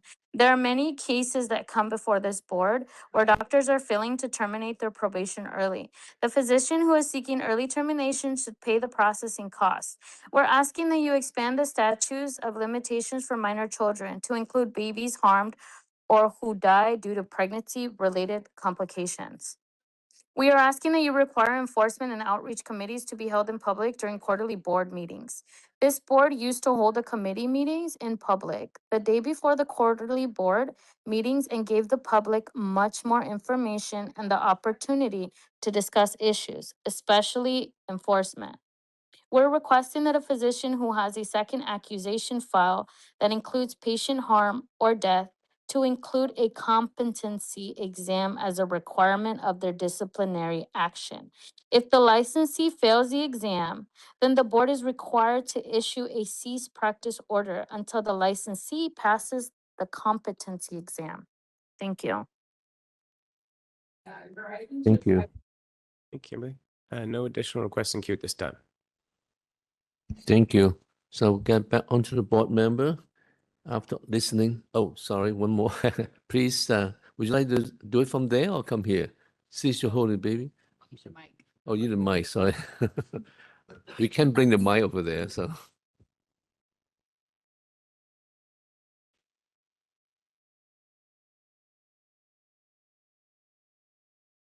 Thank you. Is he going to speak? That's the one that's here for. Good morning, everybody. Thank you for being here. I definitely love to support the fact that for the midwives, I had the beautiful opportunity to seek care out of pocket as well as a medical patient. Unfortunately, Medi-Cal doesn't cover midwives and more birthing centers are closing down. I had my firstborn at a birthing center and my second one as well. My fourth time around with this one, I had to make sure that because of the birthing center closing down, I was able to have the proper care and my voice heard. So the best thing I did was invest in a midwife where I was comforted and my family, especially my mother, knew that everything was going to be taken care of. The plan was perfect. So if I had any issues, she would take care of me and the baby at the same time. So it's a very good investment for you guys to consider this. They need to practice under their own laws because who else knows what they need? A chef knows what needs to happen in the kitchen. He can run his own thing. And I think midwives should definitely be heard when it comes to that. Thank you, everybody, for your time. And this is a prime example of midwifery care, beautiful midwifery care. Thank you. Thanks to both of you. So let's get to the board and Mr. Watkins. Yeah, I think just before we do all that for, look into individual, I think it's an appropriate time for me to, share what I think I sent a handout of some proposed legislation that I have done. And I want to explain the backdrop to this without taking up too much time, but I think it's going to be, it's important enough to give a little background for especially the new board members. I'm just looking for this document. Oh, you got it written? With my notes. Okay, look at this. I got it. You've got it? Well, okay. I have questions. So Yeah, no, that's fine. So I think back in 2020, when I started this campaign about patient protection because of things that I've experienced, my lived experience, I've also attempted to, bring proposals to the board. And, honestly, I've been effectively stopped from bringing any meaningful, from my perspective, that directly affects patient safety. And that's not a problem. That's how this system works. So today I want to offer the board a new opportunity. I've got just 5 proposals, one of which I feel the most passionate about and that is the first one. And this one to just warn the patients about serious doctors in serious investigations. Notice to doctors, you can remember I did bring this issue up to the board. The board decided, yes, the staff will look into it and come back to the board. That never happened. And then I was told it would be in the consideration for the sunset review right now, and it's clearly not, so that's why I bring it up. This is not, I've spent, I don't even know how many hours with patients, advocates, and families that's been harmed. And they all just say one thing, and this is the thing that I want to bring expressly to the board, is that they don't care that they've been harmed. They care that somebody else is going to get harmed. After that's their number one. TJ, I just don't want this to happen to somebody else. By issuing notice to the public about dangerous doctors, we will soothe that pain to a certain degree. And being who I am, I have sought, better counsel to help me actually draft that piece of legislation with the help of UC San Diego Law School, right, with Marcus. And the reason why I'm saying that is because we explored all the avenues that this could be objected or pushed back. And the issue that kept coming up was the doctor's due process. There is nothing in this giving notice when we have identified and set the criteria for when we will put a doctor on notice. This a key part of it. It is only dangerous doctors that we want to bring into this space. That's just enough to save enough people's lives. And so I will offer that to the board. I will offer the board the completed legislation for the staff to go through, for everybody to go through, as my final push for the most important thing that I've ever heard. Every person that has been harmed by a doctor wanted from me. So for some reason, I feel a sense of relief. My second one is, and whenever I brought this up, the disciplinary guidelines is non-binary now. It's non-binding. I keep messing that word up. Non-binding right now. I would like it to become binding.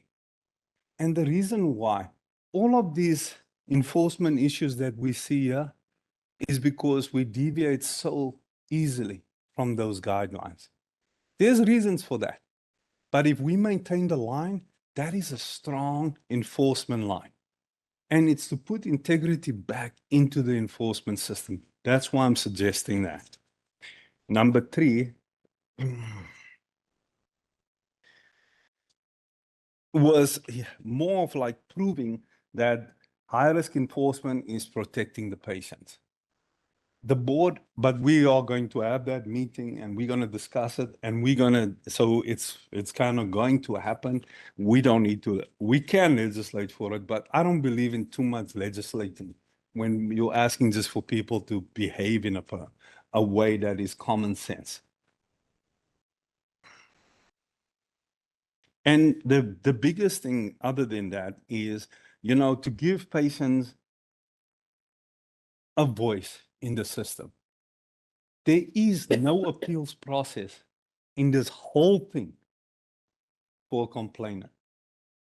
Right now, we have the liaison unit, but I haven't seen the numbers where it actually moves the table or moves the needle and gives the benefit to that they change their mind around. And we've done more than 1,000 interviews. So I'm looking forward to seeing that numbers, but in the absence of that, I think exploring an appeals process would be a great public protection service. And this is the one that is always interesting when you ask for a public member majority and you bring in North Carolina case and all of this. And I'm asking for it anyway, even though I know that's a big mountain to climb. But to me, that's just another hill on many mountains that I've climbed in the board. So those 5 considerations. The one, I have a complete bill that was written in collaboration that I would present to the board for review for the next board meeting.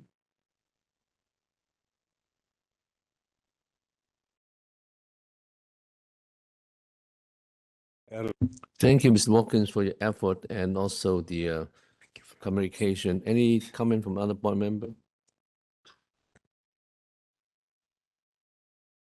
Well, Dr. Thorpe? No, I appreciate Mr. Bowen and the executive committee's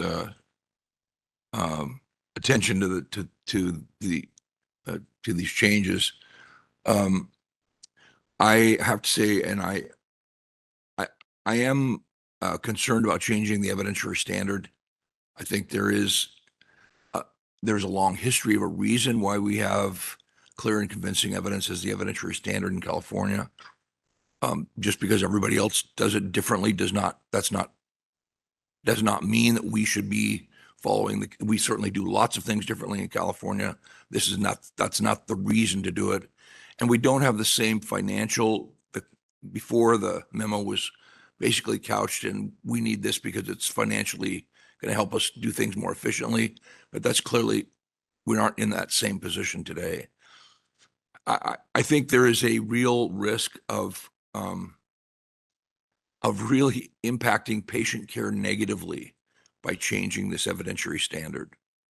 And I think that what I mean by that is that currently clear and convincing evidence, when there is a case that comes before us and we have that standard, the respondent or whoever the accusation is made against, if they actually are disciplined under that clear and convincing standard, then there's no question that that's the appropriate discipline.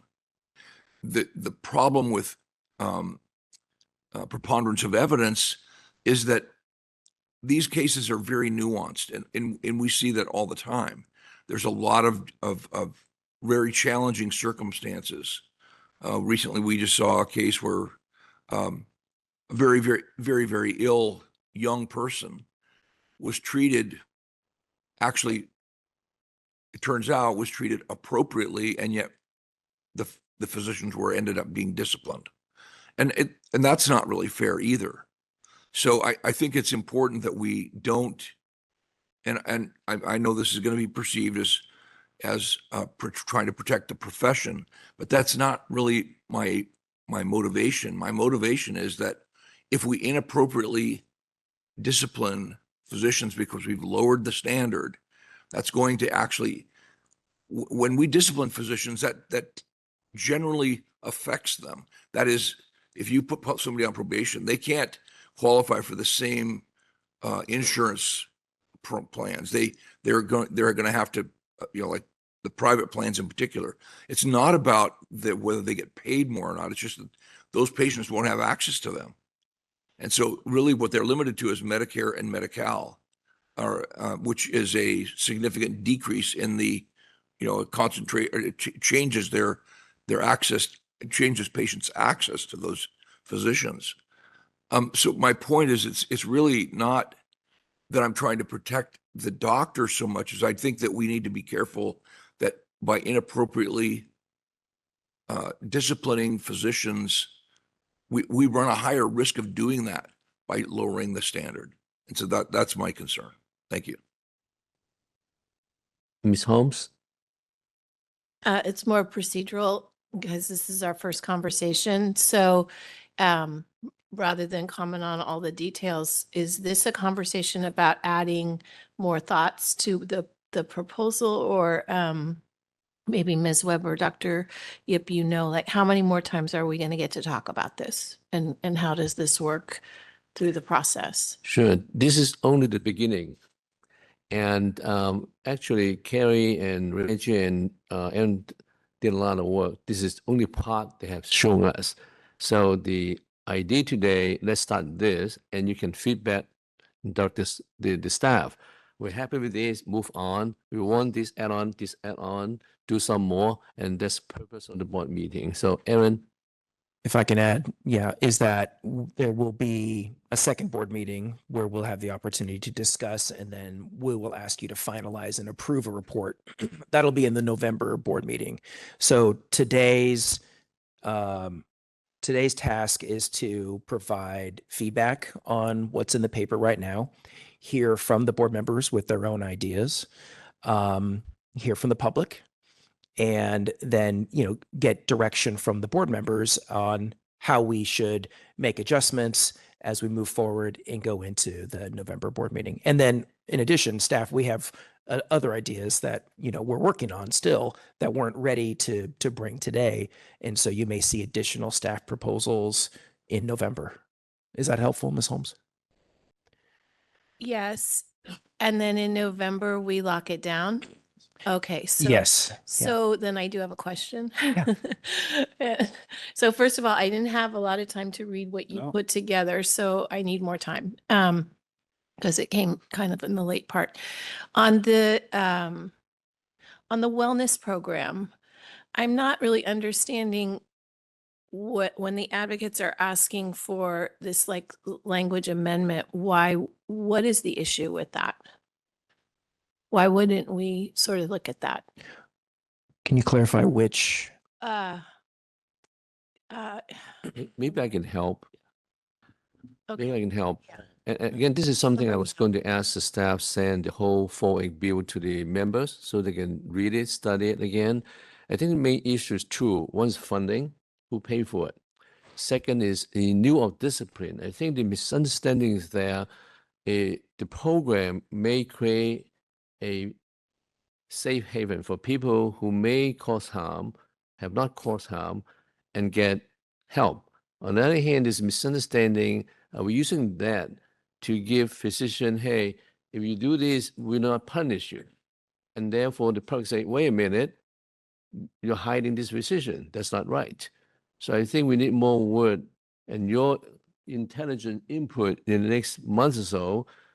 Read the initial legislation proposal. What are the points that we need to clarify to work with the public to make sure that program means what it is? I can tell you, none of the staff ever make a comment and say, let's do it so that we don't need to punish that doctor. That's not, I can tell you that. I was on the task force, Ms. Torres on the task force, but I do think we need to more work to clarify the language, more communication with the legislative staff and the Mr. Freeman's group, the watchdog, so to clarify the idea, to convince you is something we should have. You may come and say we're not happy with. I'm not unconvinced we should have it, but I am hearing I'm the just saying we need more. concerns. We need Yeah, more study. I think you need a little language refinement. Maybe we could all get to a place of agreement. Right, Mr. Watkins. You see, I see this differently because I know the cost of it. I'm just asking, when I look at 408 from the beginning, you can go back to the meetings. I said, nobody's listening to the patient advocates. Nobody's listening to the people who has the lived experience of it, right? They did stakeholder meetings, right? 2 promised more, didn't happen. The moral of the story was not a single suggestion was accepted in this. This was decided upon unequivocally. You can go through all the documentation, and that's when you see that this was not negotiable. Let me explain the biggest cost here. The biggest cost here is patient safety. And what we're giving up is the uniform standards. This bill asks to remove the uniform standards. That is how we deal with substance use cases. To give that up and offer the doctors a different pathway. So you may not have had an intentional from this board, but the language is certainly intentionally doing that. There's no ambiguity that it is doing. I'm not here to ascertain that intention. I'm here to look at it, implementation. There's a doctor that harmed a person or is in a situation with substance abuse. Under normal circumstances, the board would apply the uniform standards, put protections in place, 100 different things. In this scenario, as it stands with the renew, refresh, whatever, it is more than just word. It is what is the patient protection pieces that we have put into this. And when you really look at it, and now you go to the experts, the case, the law faculty, and then you say, no, this is premature. It is genuinely premature. Not peer-reviewed evidence. These numbers do not make sense. And what it is based on is it's much more anecdotal, which is problematic for a scale of such a project. And I think that needs to be, if it could just be performed with words, we could do that. But the people who call into this, they live it. They see the doctor that is showing up in hospitals drunk and the board will do nothing. Because that's happening now. They are the one that pushes it before the board, right? Under that circumstances, they will still be faced with that doctor and no recourse for them, the public. Because our job is to protect the public, not as a paramount importance. That's our only reason we exist. And that means you kind of have to be hands-on in the public protection part of it. I know I like a good intention, but I've not seen this program meet that standard. Even when we began this, there was comments that this is not the right time, but you know, it got pushed through. Even the legislature right now sees the holes in this and the fact that we don't have the money. And is this really the number one priority for this board with regard to the decreasing enforcement numbers, the whole deal? We need to reprioritize around public protection. That my only feel with regard to 408. I'm actually cool with the rest of it. I think some of it is really good ideas. And sometimes I agree with Dr. Torp even on changing the standards. I think we can achieve that, even maintaining the standard, if we bring some other protections into the play. We need to win the trust back. We had the trust for a moment in this board before this program started. And I said it in a board meeting back then, that don't proceed now. We're losing the people. You could hear it in the room back in the day. And I encourage everybody to go back 2 years. Yeah, I think 2 years when we had this meeting. Thank you. Dr. Tolbert? Substance use does not start. Sure. One of the few times I've been told I don't talk loud enough. Yeah. I say that to my wife. Substance use doesn't start as a physician. Doesn't start in medical school. Doesn't start in residency. It starts early on. You know, I've seen it. You know, I've had the privilege of working in, you know, education, actually on this campus with students in different roles. And I've also had the privilege of working as a dean in a medical school at University of Washington. And I can tell you, I've seen substance use in all of those areas.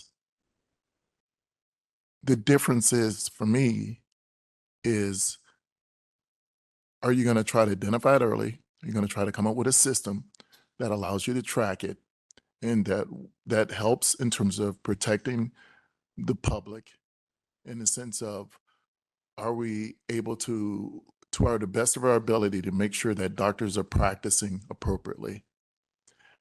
I don't think if you ignore the problem and try to wait till something happens, you're already behind. Because I've seen it in medical students, you know, and if you don't have a system in place that can try to capture some of this, seen it in residents, then you're already behind once someone's already sitting before the board.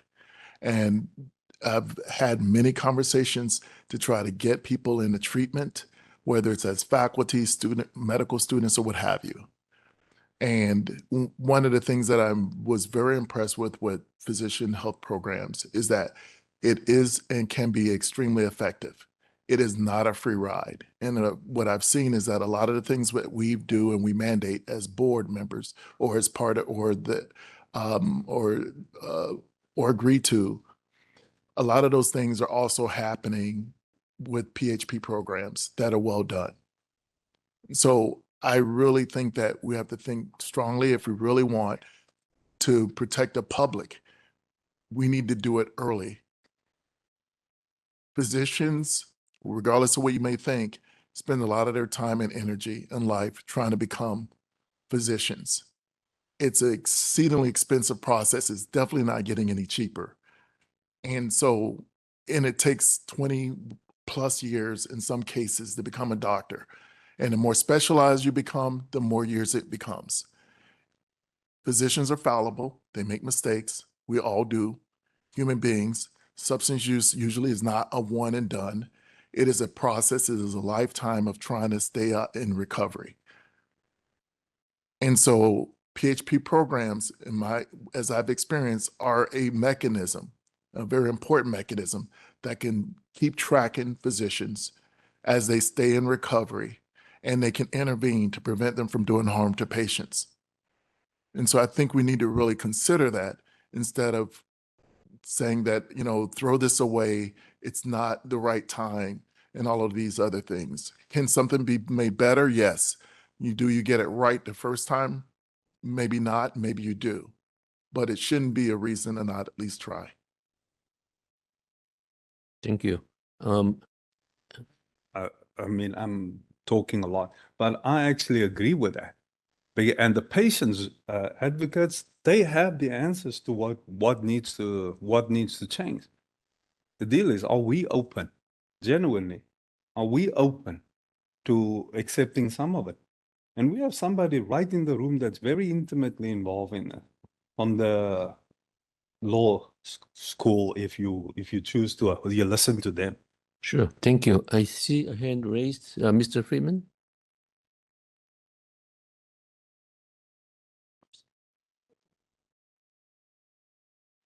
Marcus Friedman, Administrative Director with the Consumer Protection Policy Center. I greatly appreciate the opportunity to speak, especially as these conversations are ongoing. I think Dr. Tolbert had a good point that if something can be done, it should be done. But it has to be in the context of if it can, right? We can't just create a program and go forward with something if it's not well thought out, if it has issues with it and it's going to result in patient harm. I think the issue is the way the bill was written, and I don't think it was the intention of the medical board or anything to say that we want to avoid discipline for doctors, put them into a program and protect them. I don't think that's the intention of the bill at all. But the effect of the bill, the way it is written and the way that Mr. Watkins was explaining it, is that is the reality. That if someone does go into practice and they're under the influence, drugs or alcohol, and they perform a surgery, and they found out afterwards that they were under the influence, because they didn't hurt someone, under the bill, they would be able to be put into this confidential program, avoid discipline, and be able to continue practicing while they're getting their treatment, as long as they agree to this diversion within the program. The problem is we don't do that with every other instances of substance abuse when someone violates the law. When someone violates the law for drinking and driving, we don't say, okay, you didn't hurt anyone when you were driving, so we're going to let you behind the wheel of a car as long as you are actively seeking help in some kind of program. We understand that there's a danger that putting people into those situations when they do have a problem, because it is a long period of time to develop a substance abuse issue, and it's not a one-time thing, but it is a danger to the public. And if we view that in criminal court, that it's a danger to have someone operate a motor vehicle, even if they didn't hurt someone, that we have to take their license away, we have to start thinking in that context as a doctor, that if someone put themselves into that position to hurt someone, to put someone in danger, do we want them holding the scalpel again without having any restrictions to their medical license? Thank you. Thank you. Dr. Sai? Yeah, just my 2 cents. Here it goes. I appreciate Mr. Watkins' proposal. I read through it, although I only got it for a few days. number one, I think he's very passionate about notification, warning consumers when they're referred for investigation and allegation is a serious risk. In remembering the history of Medical Board of California, there's actually a great history of the MBC that's posted on our website. It's called Quackery, and it details how the board began, and it goes all the way to the year, I think, 2000. And in that, there was legislation, SB 916, that was passed in 1993 that required disclosure of felony convictions, malpractice judgments, and discipline by other states. My thing is that obviously we have the sunset report to generate by November because that's something that is time sensitive. I will task the staff and I'll reach out with our executive director on what happened to that. Because if it was repealed, we need to know why it was repealed, the reasoning. We're going to try to do something that, just like the diversion program, 90s, it was touted as a high success, and now we've repealed it. We need to look at what was the reason that it's no longer on the books and sort of formulate that sort of process and moving forward. Because if we just go, let's notify, well, it's been tried before. You know, we don't want to repeat history if it's already happened before. So generally, I think the sunset review process we're on point. Obviously, there's a lot of great things that we can look forward to. But with your suggestions, I will definitely personally take initiative to look through it and see what the issue is, and maybe I'll have another update on the next meeting and after I confer with staff and whatnot. Because I was like, this was on the books before. Why aren't we doing it? So that's just my 2 cents. Thank you. Any comment from the other board member? Anything add before you have some suggestion how the board would make a motion, defer? So one thing I did want to bring up was if there's any specific feedback that the members have on the licensed midwife committee. And so we've had a lot of great discussion on a lot of enforcement items, and that's all good and appropriate. But in particular, wanted just to draw a highlight around the midwifery committee concept, those contours, those characteristics. And if there's any feedback from the members, we think this is, more development, whatever, that would be great. Please, Yeah, I know I'm in favor of that. I think the point is well made, and I agree with the last time we did this, we tried to set up an independent board for the licensed midwives, and I think that is that direction. If this will be a step in that direction, I think that's a very appropriate process to go through. So I personally would be in favor of that. I think that's the right direction to go. Thank you, Doctor. Any other comment? So I would be in favor as well. Just echoing Dr. Thorpe. Thank you. So what's that? Okay. All right. Well, let me challenge myself. I can see the silence among some board member that may reflect some misunderstanding, not well informed. And I do apologize. This come quite close to this meeting. And unfortunately, we're working so hard and then they let it get something out. So option one board member say, well, let's make a motion to move on. The staff carry on this and as is. Option two, one motion would be, let's get on this. I'd like to add on this. Someone can second and vote on it. And option three, someone can say, I like this, but I don't like this. I want to take this out. And someone second it and vote on it. So maybe I can ask Carrie, my counsel, what is the proper procedure? Right, as Dr. Yip said, we start with a motion and a second. And, there's several options, as Dr. Yip indicated. It could be to move staff's recommendations. It could be move staff's recommendations with deleting this proposal or that proposal and adding this or that proposal. But we need to have a motion and a second and then take the vote to move it forward. And just to add, if the motion fails, if there's a vote and then the motion doesn't prevail, then we would ask for a new motion that would have the support, a majority of the board.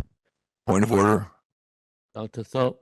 Well, I just have a question because I was under the impression that we were actually not going to vote on this today, that we were going to, it was going to happen in November, that this was the preliminary proposal for us to chance to see it, because we just saw it a few days ago. It's not like it's been something we've been talking about going forward. My thought is that I thought that's what we were doing. This was our initial viewing of the proposal for sunset review that the staff is putting forward, but that the actual vote would be in November. So I think the purpose of having a vote, as we've described, provides clarity to the staff, Doctor, in terms of what the next steps are as we go into the November board meeting. So we're not talking about finalizing any of these proposals today. So we're talking about, I think, Chris, if this is the direction of the board, that's the motion of the board, but we would like clarity and some certainty around what our marching orders are between now and November. In November, there will be a second bite of the apple in order to add more things, delete more things, some of those options that, that's Ms. Webb pointed out. Is that helpful? Yes. So could I make a suggestion then? What I would recommend is that we look at the proposal and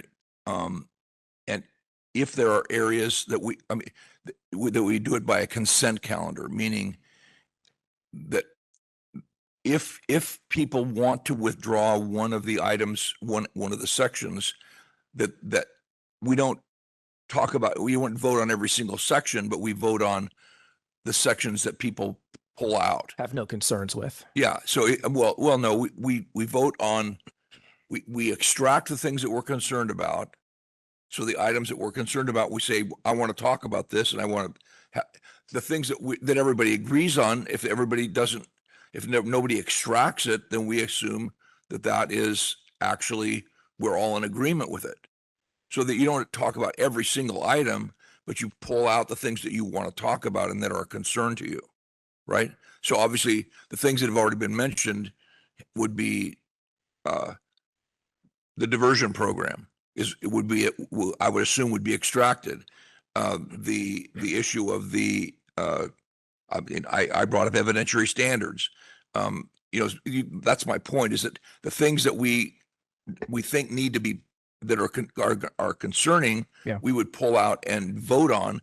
Everything else, because I think most of us say, hey, well, actually most of it looks pretty good, we would go ahead with it. Is that? I think that's what we're trying to do, because if we don't move for a motion for the direction, the staff would be working on stuff that we really don't want them to work on. So I think the initial motion will be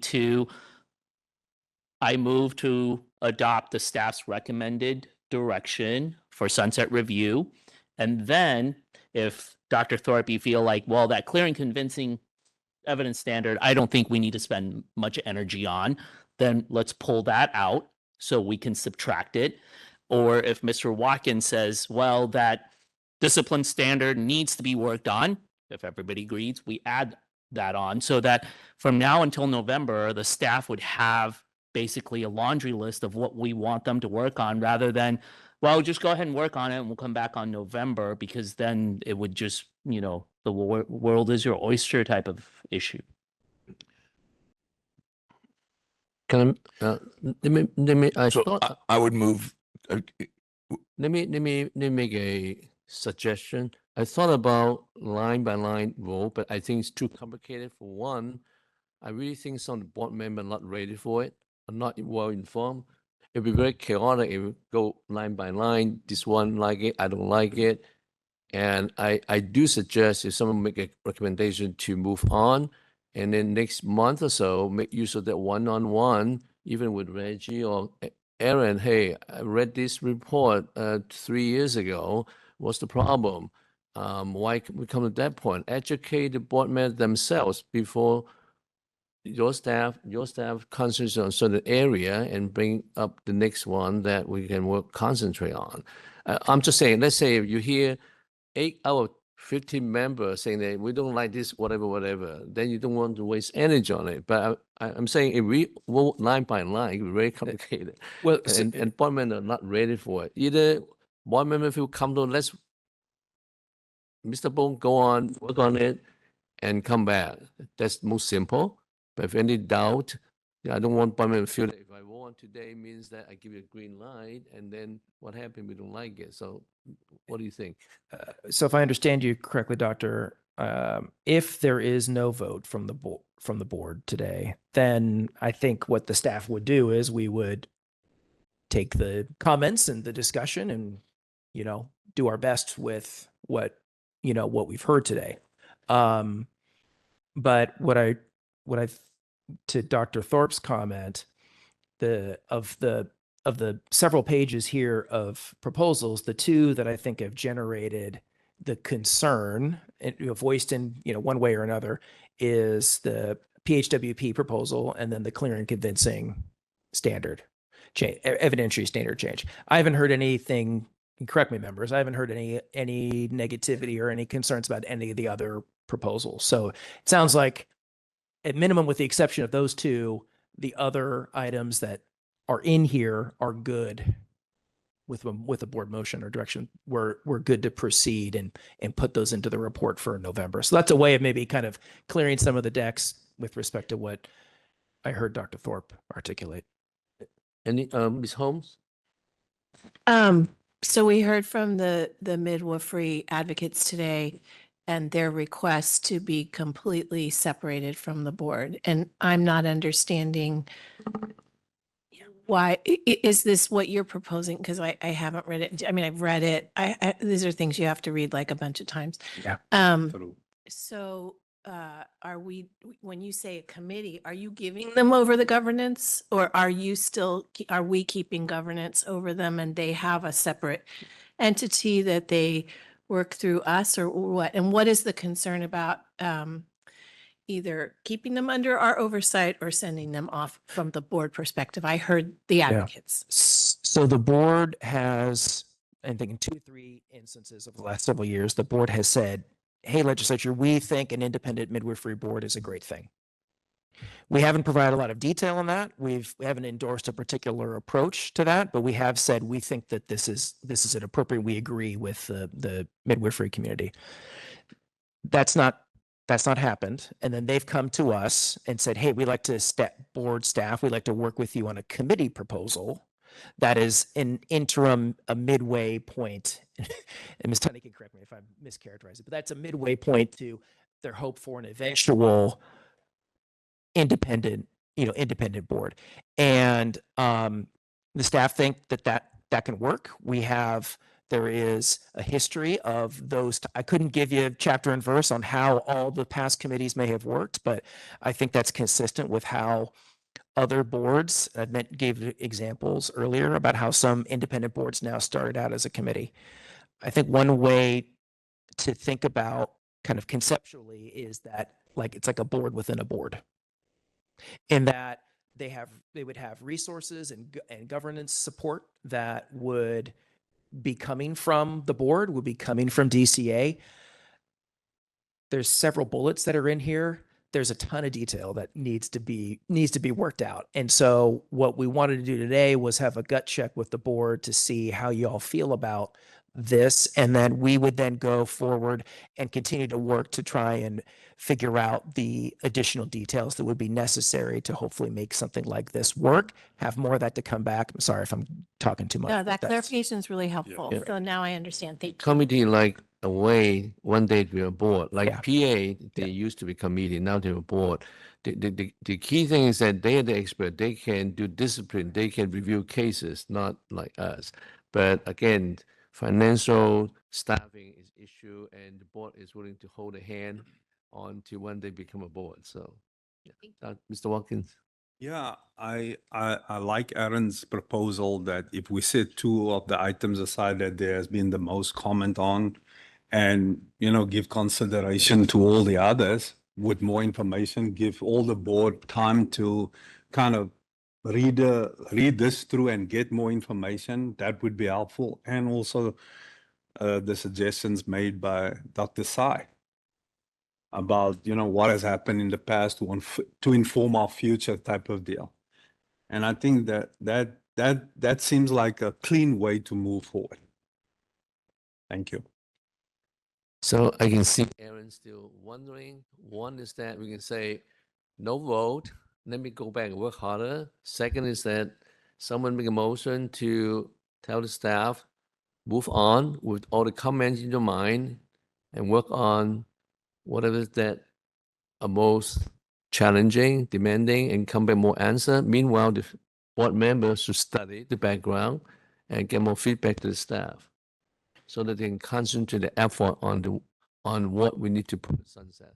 Unless someone make a motion and say, I don't like that, forget it, just kill that project and let's do the rest. That's up to the board member to decide today.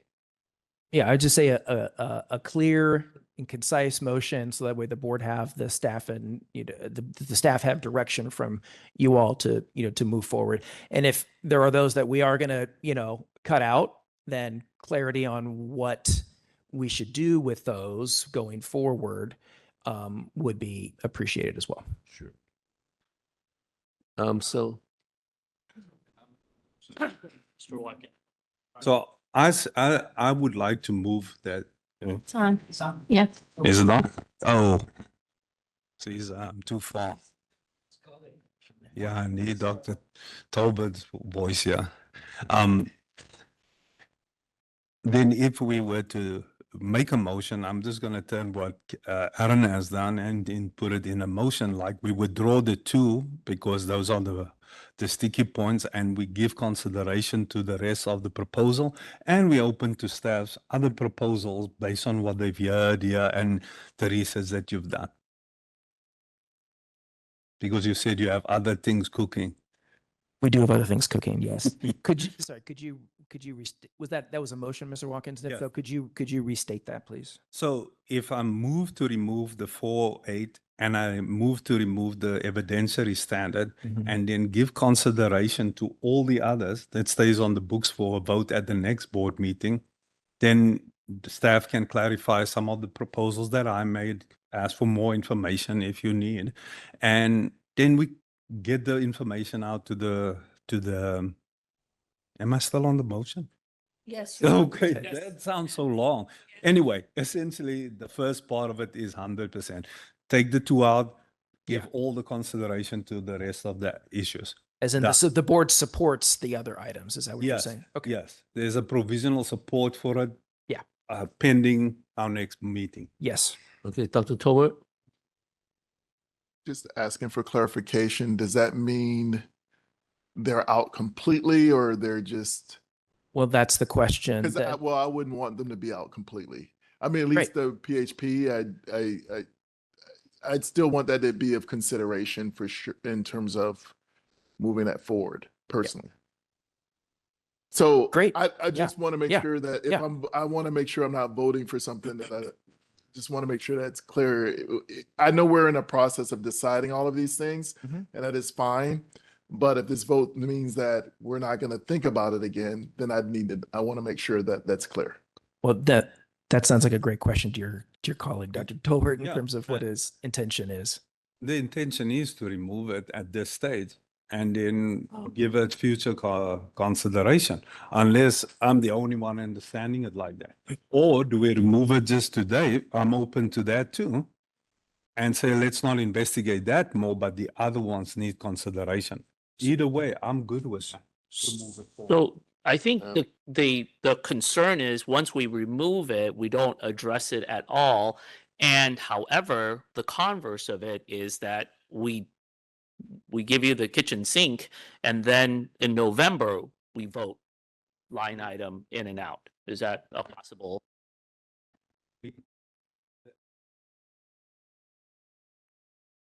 So, Dr. Tsai, maybe you want to clarify. You think if they vote today, they kick out 408, you think the staff will still work on it and bring it back, or we're not well, out, right? So Dr. according Colbert to, concerned, right? yeah, according to Mr. Watson's motion, those items would not be included in sunset review.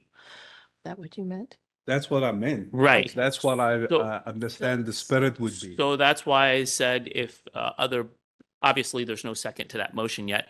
If the other way to look at it is for the staff to work on everything, and then we decide what to remove in November. That sounds like a competing motion. Yeah. Right. Yeah. But I offer that as a alternative, but obviously that motion has to be either seconded or not before I can offer my motion. Dr. Ayala Rodriguez. Just for clarification, for evidence, like when we remove that, like, are we saying that we stay with the clear and convincing evidence burden? Yes? Okay, then. Yes. Okay, then I would like second Mr. Watkins' motion. Dr. Thorpe, you raise your hand? I'll raise my hand to speak on the motion that now that's been seconded. Okay. I would speak against this motion, and not because I think I understand the intent, and I was certainly trying to clarify a way to get through this to be able to manage. I think part of the problem is that it's not clear how everyone on the board feels about each one of these individual items.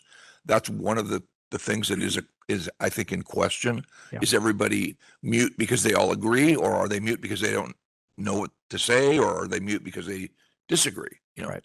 And so, unfortunately, what happens is the people that speak are the ones who what they think, right? Sometimes that's not good. So the reason I speak against it, and I appreciate Mr. Watkins' intentions, but I think at this point, these are too important not to consider. Okay, these are serious things that need to be considered. Evidentiary standard. I mean, that would be easy for me to just eliminate it, but I don't know that that's really the intent of the entire board. I think it needs to be actually thoughtfully looked at in a very careful way. So I would not be in favor of removing it. I would be in favor of a more careful consideration of it. What does this actually mean? And the same thing for the physician health program. I'm concerned because I like Dr. Tolbert. I believe that the physician health program has a real place for early intervention, for doctors to be able to enter a program without having to go into discipline. I don't think it should be a way, and I appreciate Mr. Friedman's perspective. I don't think it should be a way for doctors to avoid discipline. I'm not trying to say that, but we do need a voluntary program that doctors can enter. So our role is to try and craft a program that is going to be as that does both things. Doesn't allow them to avoid discipline, but allows a voluntary entry into a program. And those are thoughtful things that need to be considered. We shouldn't just throw it out and say it's not going to work. We are not going to do it. We need to work on those things. So I'm willing to consider both of these ideas, but that's why I thought maybe just if we could say if we had the a consent calendar, we would know the things that we all agree about because we're all going to vote on them, and then the things that we pull out are not necessarily to eliminate them. Right. It's to say, let's focus on those and be more diligent about understanding what we need to do to accomplish that. I also think Mr. Friedman has a very good point about the prior the enforcement monitor report, because unfortunately, the main things that they suggested in that enforcement monitor report were things that we really are having a hard time doing. We don't have an adequate investigator workforce, the collaboration, the shortage of medical experts, all that stuff is stuff that's hard for us to fix as a board, but we should be working towards those things. Anyway, I think that should be part of I think we should look at that as part of the focus of our sunset review as well, is the enforcement monitor's report. Can we incorporate anything there that might be effective? So I would speak against the motion. I would encourage the board to vote that down. And I guess my point is, I would rather do a consent calendar where we say these things we agree on, these things we have questions about, but let's not eliminate them. Let's focus on trying to develop a strategy we can come to an agreement on. That's an option as well. Sure. I see Mr. Portillo. Thank you. I think one of the things I'm wondering, maybe you can clarify, do we have like a subcommittee who can kind of go through some of these that meets kind of and like cashes out and kind of really digs deep into some of these issues? Because I feel like we can't have you going forward like, here's 15 proposals. There may, all of them may be good, but it may be, we can realistically sponsor 2 or 3 bills a year at most. And so it's like, what are those 2 or 3 things that we want you to focus on? Just for example, not to toss even more work on your plate. But the idea is, we have where our role is, we get complaints from consumers who say somebody violated the standards of medicine. We investigate it, and we'll ultimately sometimes take action on that.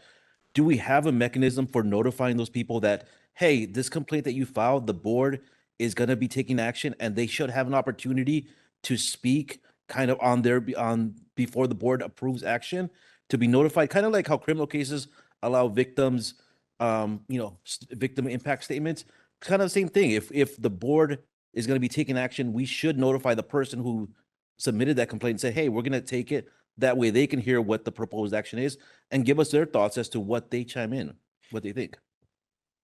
So a couple of things, Mr. Portillo. First, we're not talking about sponsoring legislation in the way that term typically is used, like we sponsored AB 408 and, this is today, and the discussion is going to lead up to the November board meeting where we're going to put a number of proposals into our sunset report that we're going to then ask the legislature to hopefully address in the way that the board, it's not quite the same thing. And the workload associated with sponsoring a bill. I just want to make sure that I'm on the same page with you, sir. With respect to what you said a moment ago also about notifying complainants about the status of the case, we've been working on a complaint tracking system that's going to help to elevate the visibility, a lot of those things. There are some existing notifications that go out to folks already with a complainant liaison unit. That's a new piece of that as well. And then there is some law around patient statements of harm that individuals can provide to the board.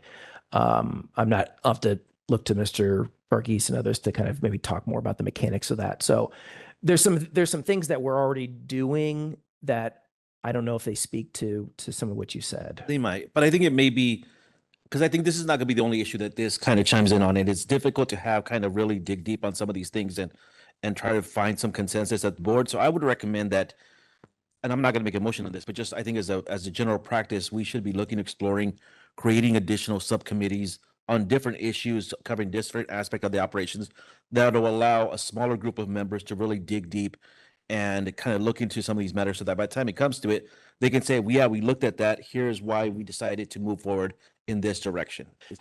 That does happen in some instances, like task forces. So the president has a task force on maternal health that I think we'll be hearing from later in the board meeting. And then with respect to, and I hope this is responsive. If not, I'm happy to clarify.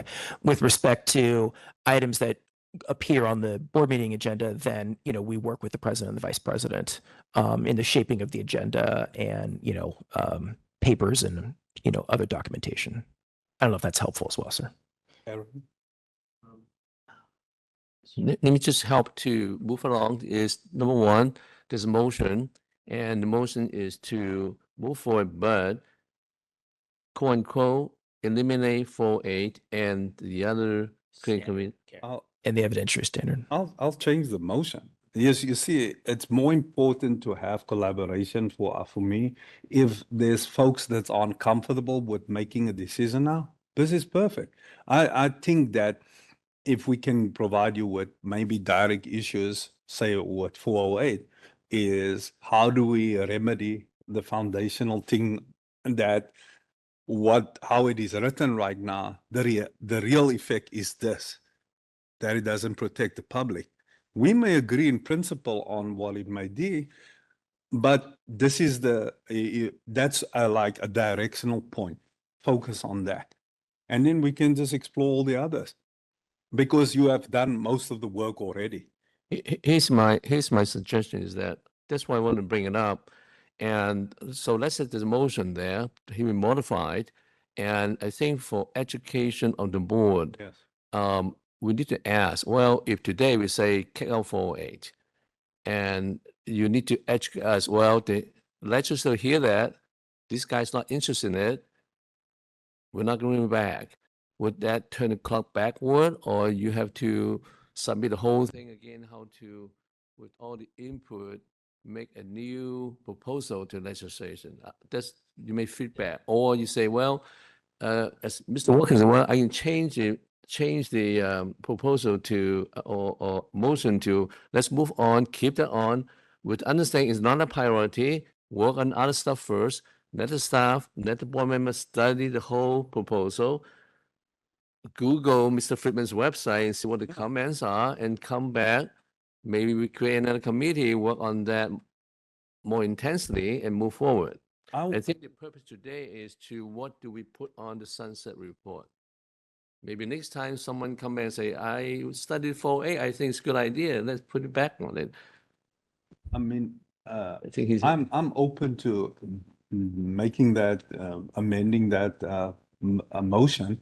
And you see, I think that a lot of what I'm sensing is that people just need more time with this information.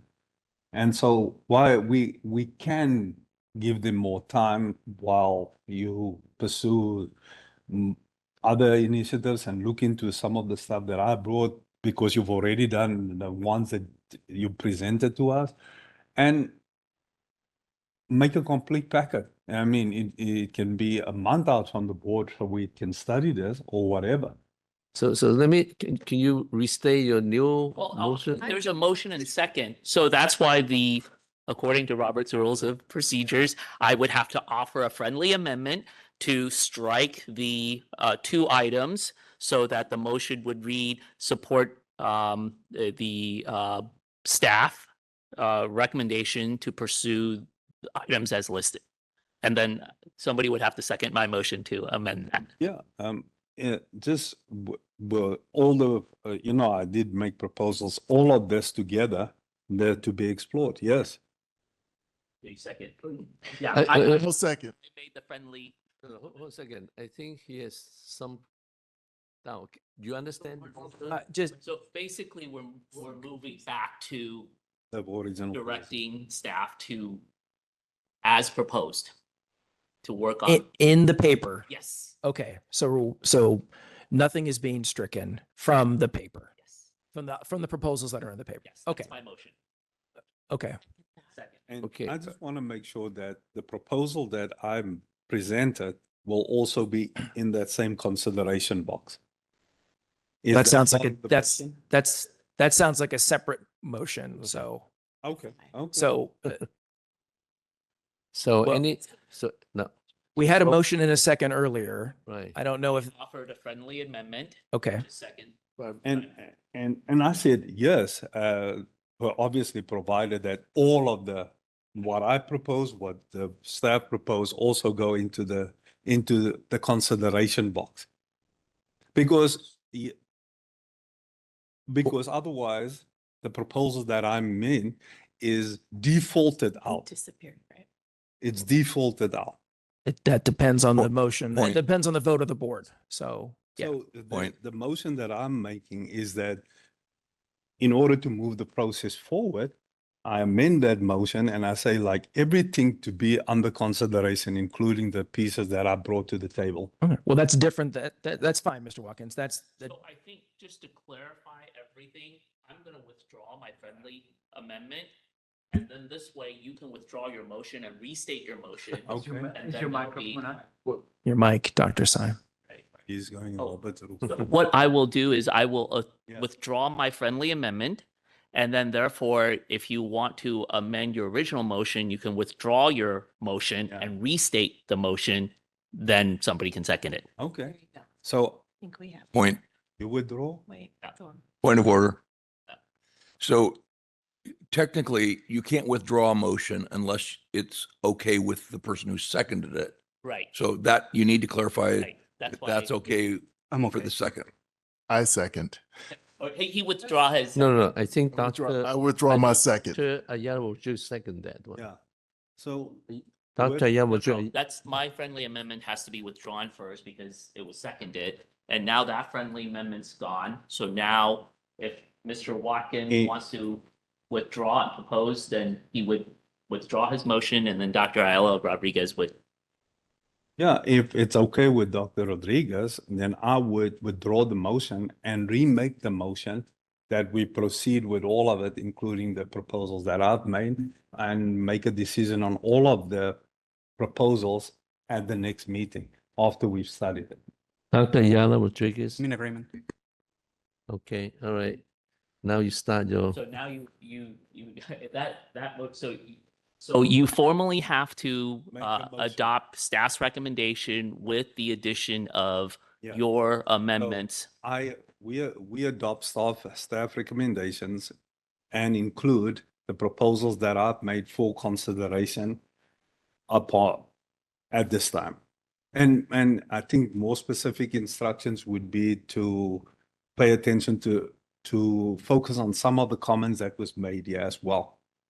any second? Almost more. Any second? I second.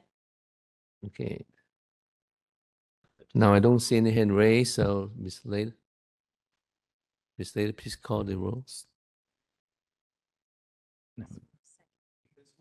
Because Ms. Holmes was the Yeah. second.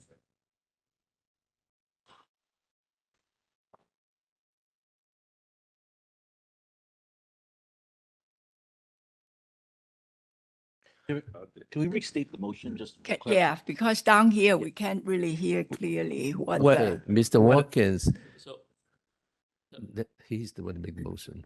Okay. I move that to adopt the staff recommendations. And in addition to that, to put the proposals that I presented also under the consideration. And also to inform some choices to explore some of the things that the members have said. And we'll make a decision at the next meeting on all of the issues. Ms. Chung? I'm sorry, we Good. must have missed something. So what's TJ's proposal? What are the details, Mr. Watson?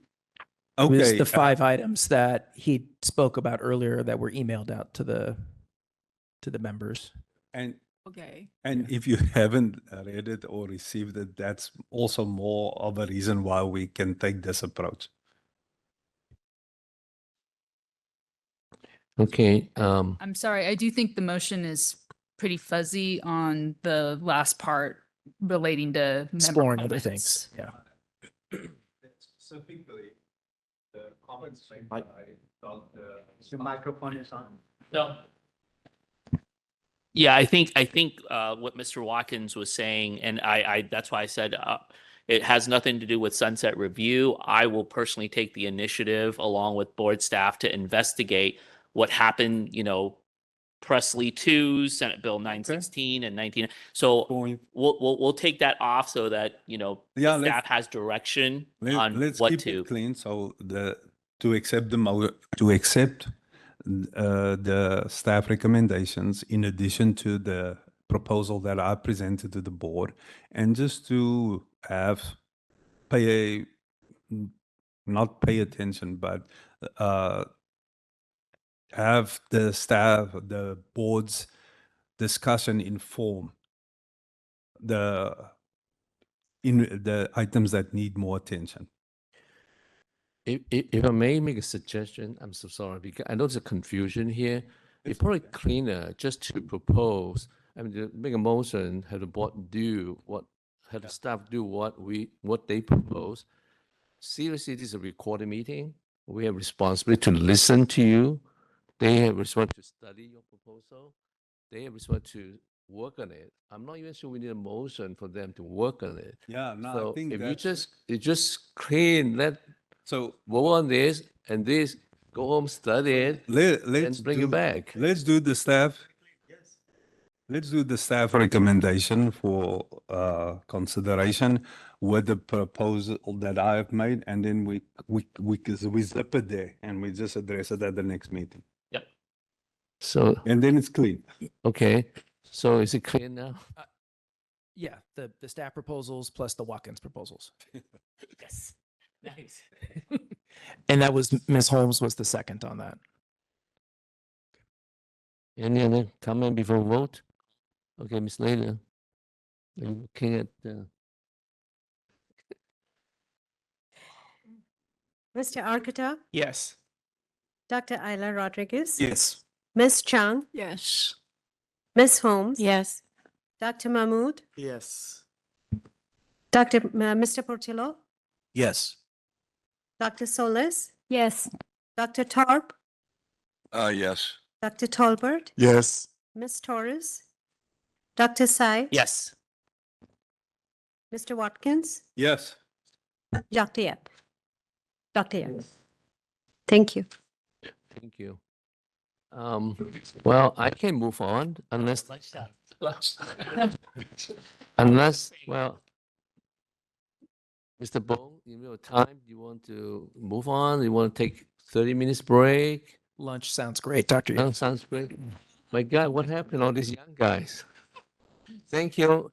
I mean, I really appreciate the board's comment. I think I'm very fortunate to all these board members so involved. I'm very happy. Thank you. Thank you. 30 minutes, 30, 40. Sorry, let's announce the time. Two. What time is it now? Well, we'll come back 2 p.m. Okay, great. Thank you. Thank you.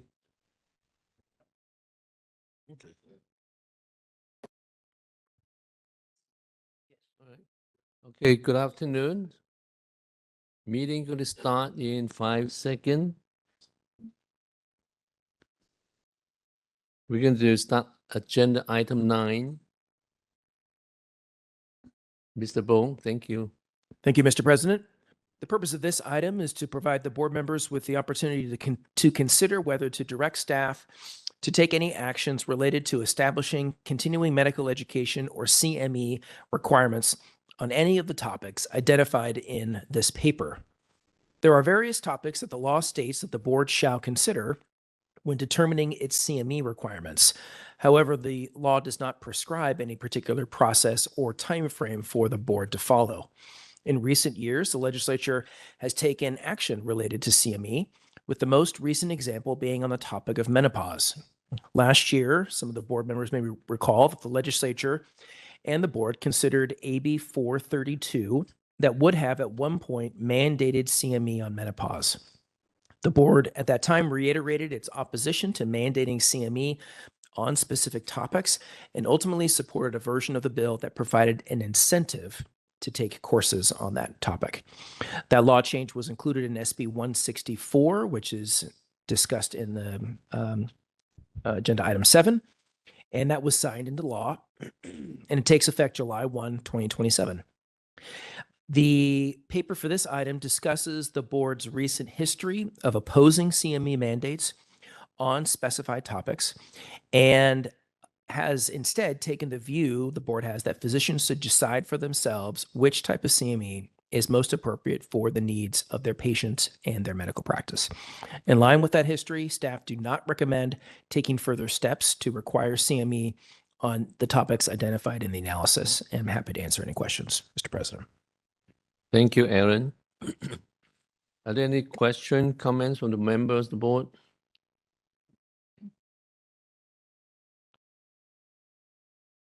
If the board is not going to mandate CME, there's no motion need to be. Correct. Any question, comment? I have a question. The legislature has said that physicians shall complete. How are we, is that sort of, that's up to the legislature to enforce, or do we have to do something to carry it out? Is it? Well, with respect to the topics today, Okay. the legislature has said the board shall consider. Okay, it's not shall require. Okay. No, just shall consider. Okay. So I hear no motion. Any public comment from the hearing room?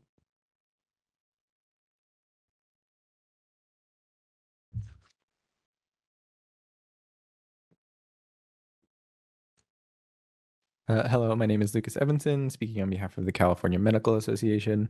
CMA opposes legislation or other government-imposed regulations mandating specific CME topics. Physicians should retain the flexibility to select education most relevant to their specialty, practice setting, patient population, and other practice-specific needs. Therefore, we urge the board to adopt the staff recommendation and take no further action. Thank you. Thank you. Any public comments online, WebEx? Yes, if anyone would like to make a public comment here on agenda item 9, please do so by raising your hand. Type something into that Q&A window. Give you a few seconds to queue up.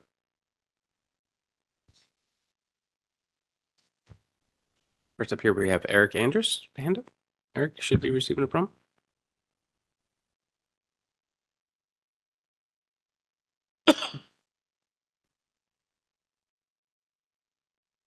Eric, if you're there, you should be receiving a prompt. Sorry, I actually had that my hand raised for the last one. I guess I missed public comment for the sunset review thing, so I wasn't calling in for this one. Oh, no worries. Thank you. Let me just check the Q&A window real quick.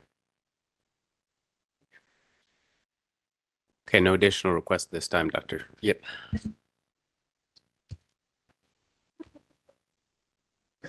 So, any more comment on the WebEx? See none. If no comment from the board, no motion needed. We'll move on to the next item. Mr. Bone. That's it. No, I'm done. That's all of my items, Dr. Yip. So thank you. Okay, thank you. Dr. Ayala Rodriguez, yes, item 10.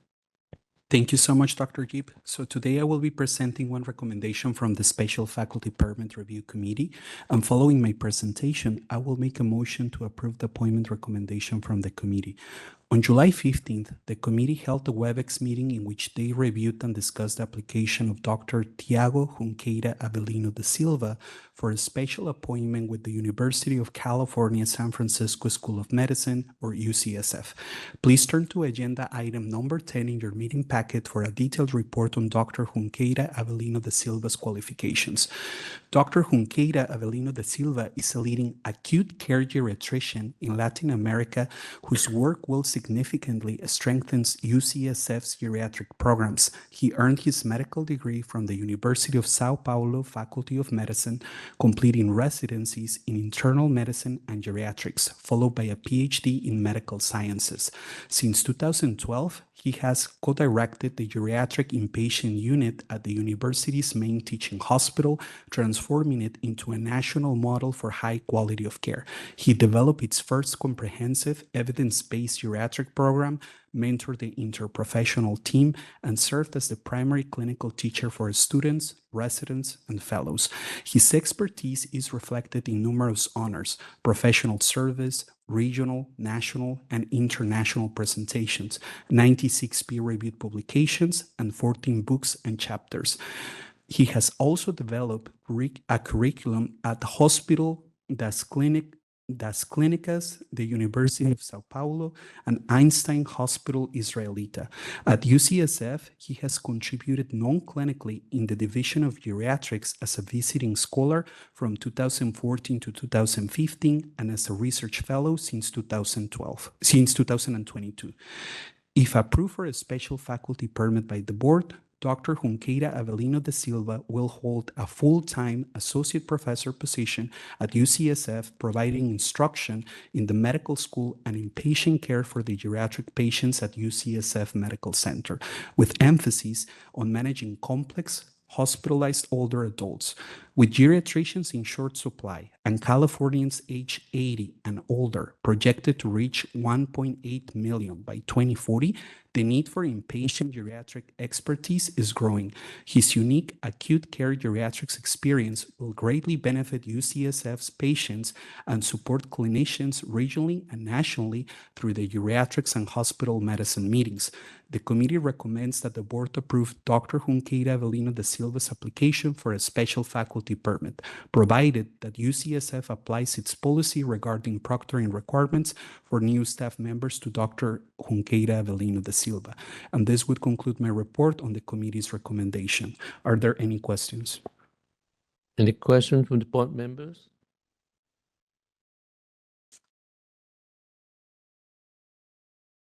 May I have the motion to approve the recommendation? then? Is it? I move to approve Dr. Ayala's recommendation. Second by Dr. Toba or Dr. Mahmood? Dr. Mahmood, second. Great. Any comments from the others in the room here? Seeing none. Any comments on WebEx?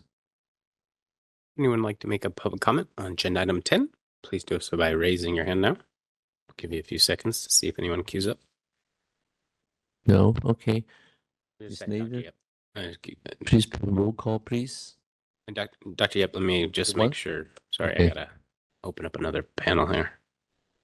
Okay, yeah, no requests. Thank you. All good? All good? Mr. Arcotto? Yes. Dr. Ayla Rodriguez? Yes. Ms. Chung? Yes. Ms. Holmes? Yes. Dr. Mahmood? Yes. Mr. Portillo? Yes. Dr. Solis? Yes. Dr. Tarp? Yes. Dr. Tolbert? Yes. Ms. Torres?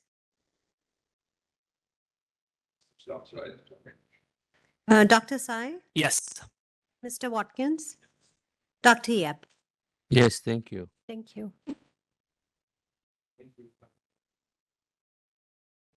Thank you, Dr. Rodriguez. Thank you.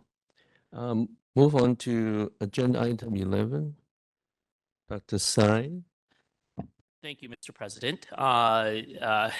As the ex officio member of the PA board, I will file this report for board information. The PA board meeting was held this Monday in San Diego. The PA board budget is sound with 8.5 months in reserve. That's approximately about $3 million. So the board itself is doing great.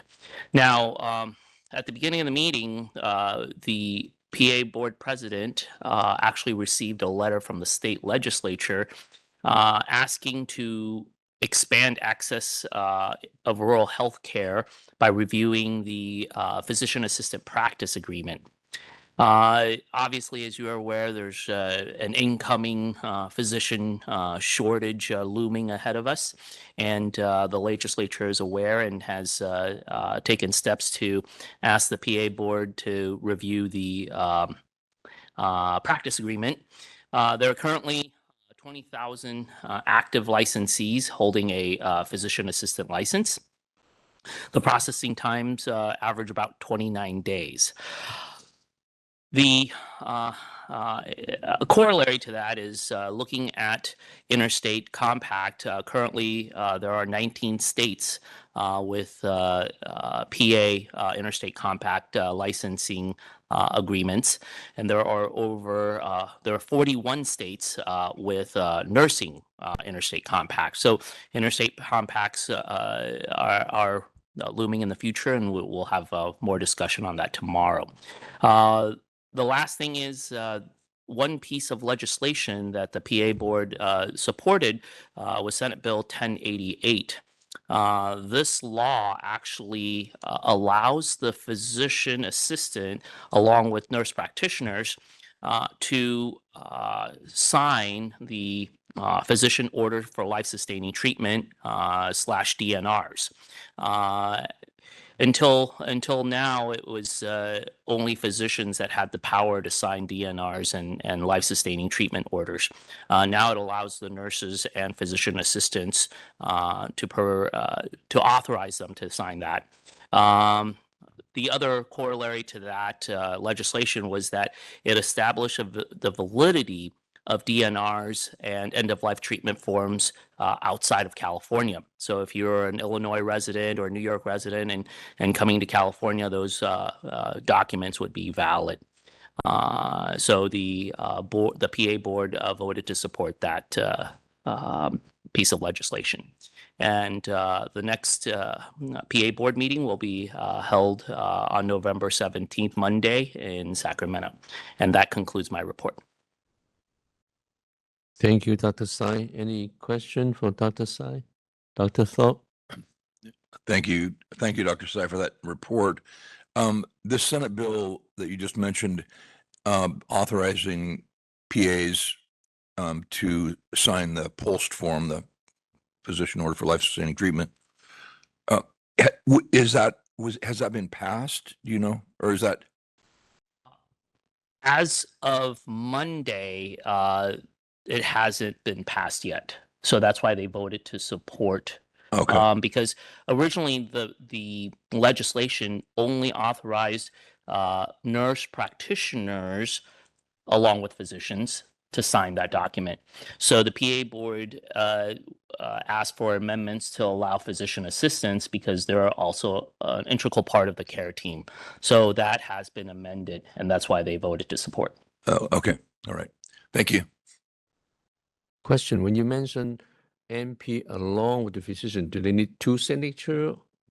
No, the bill would authorize electronic signatures on POLST and DNR, allowing nurse practitioners and physician assistants to sign certain orders, so that they would have the power to, if a patient said, you know, I will sign the DNR.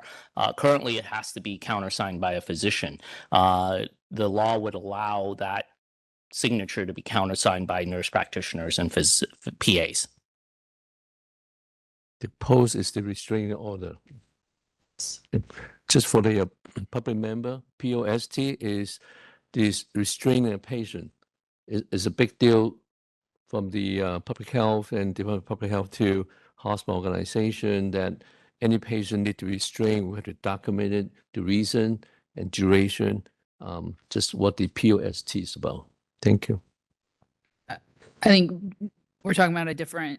I think we just want to clarify for the. No, it's the POLST is physician orders for life-sustaining treatment. I'm sorry. So yes, I apologize for that error. Thank you. Okay. Any question from other board member?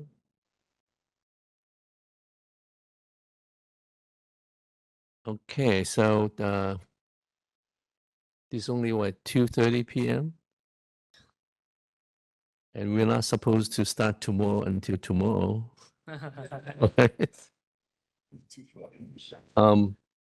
Reggie, anything to add before we adjourn the meeting? All right. Okay. All right. I guess we all want to go back and study and read and prepare. Dr. Yep, we're going to recess, not adjourn. Yes, recess. Recess, right. Thank you. Okay. Can we do tomorrow's agenda today? That's what I do. Oh, I hope that's not a trend. We want to work harder, okay? So, all right, meeting recess and start tomorrow 9 a.m. Thank you.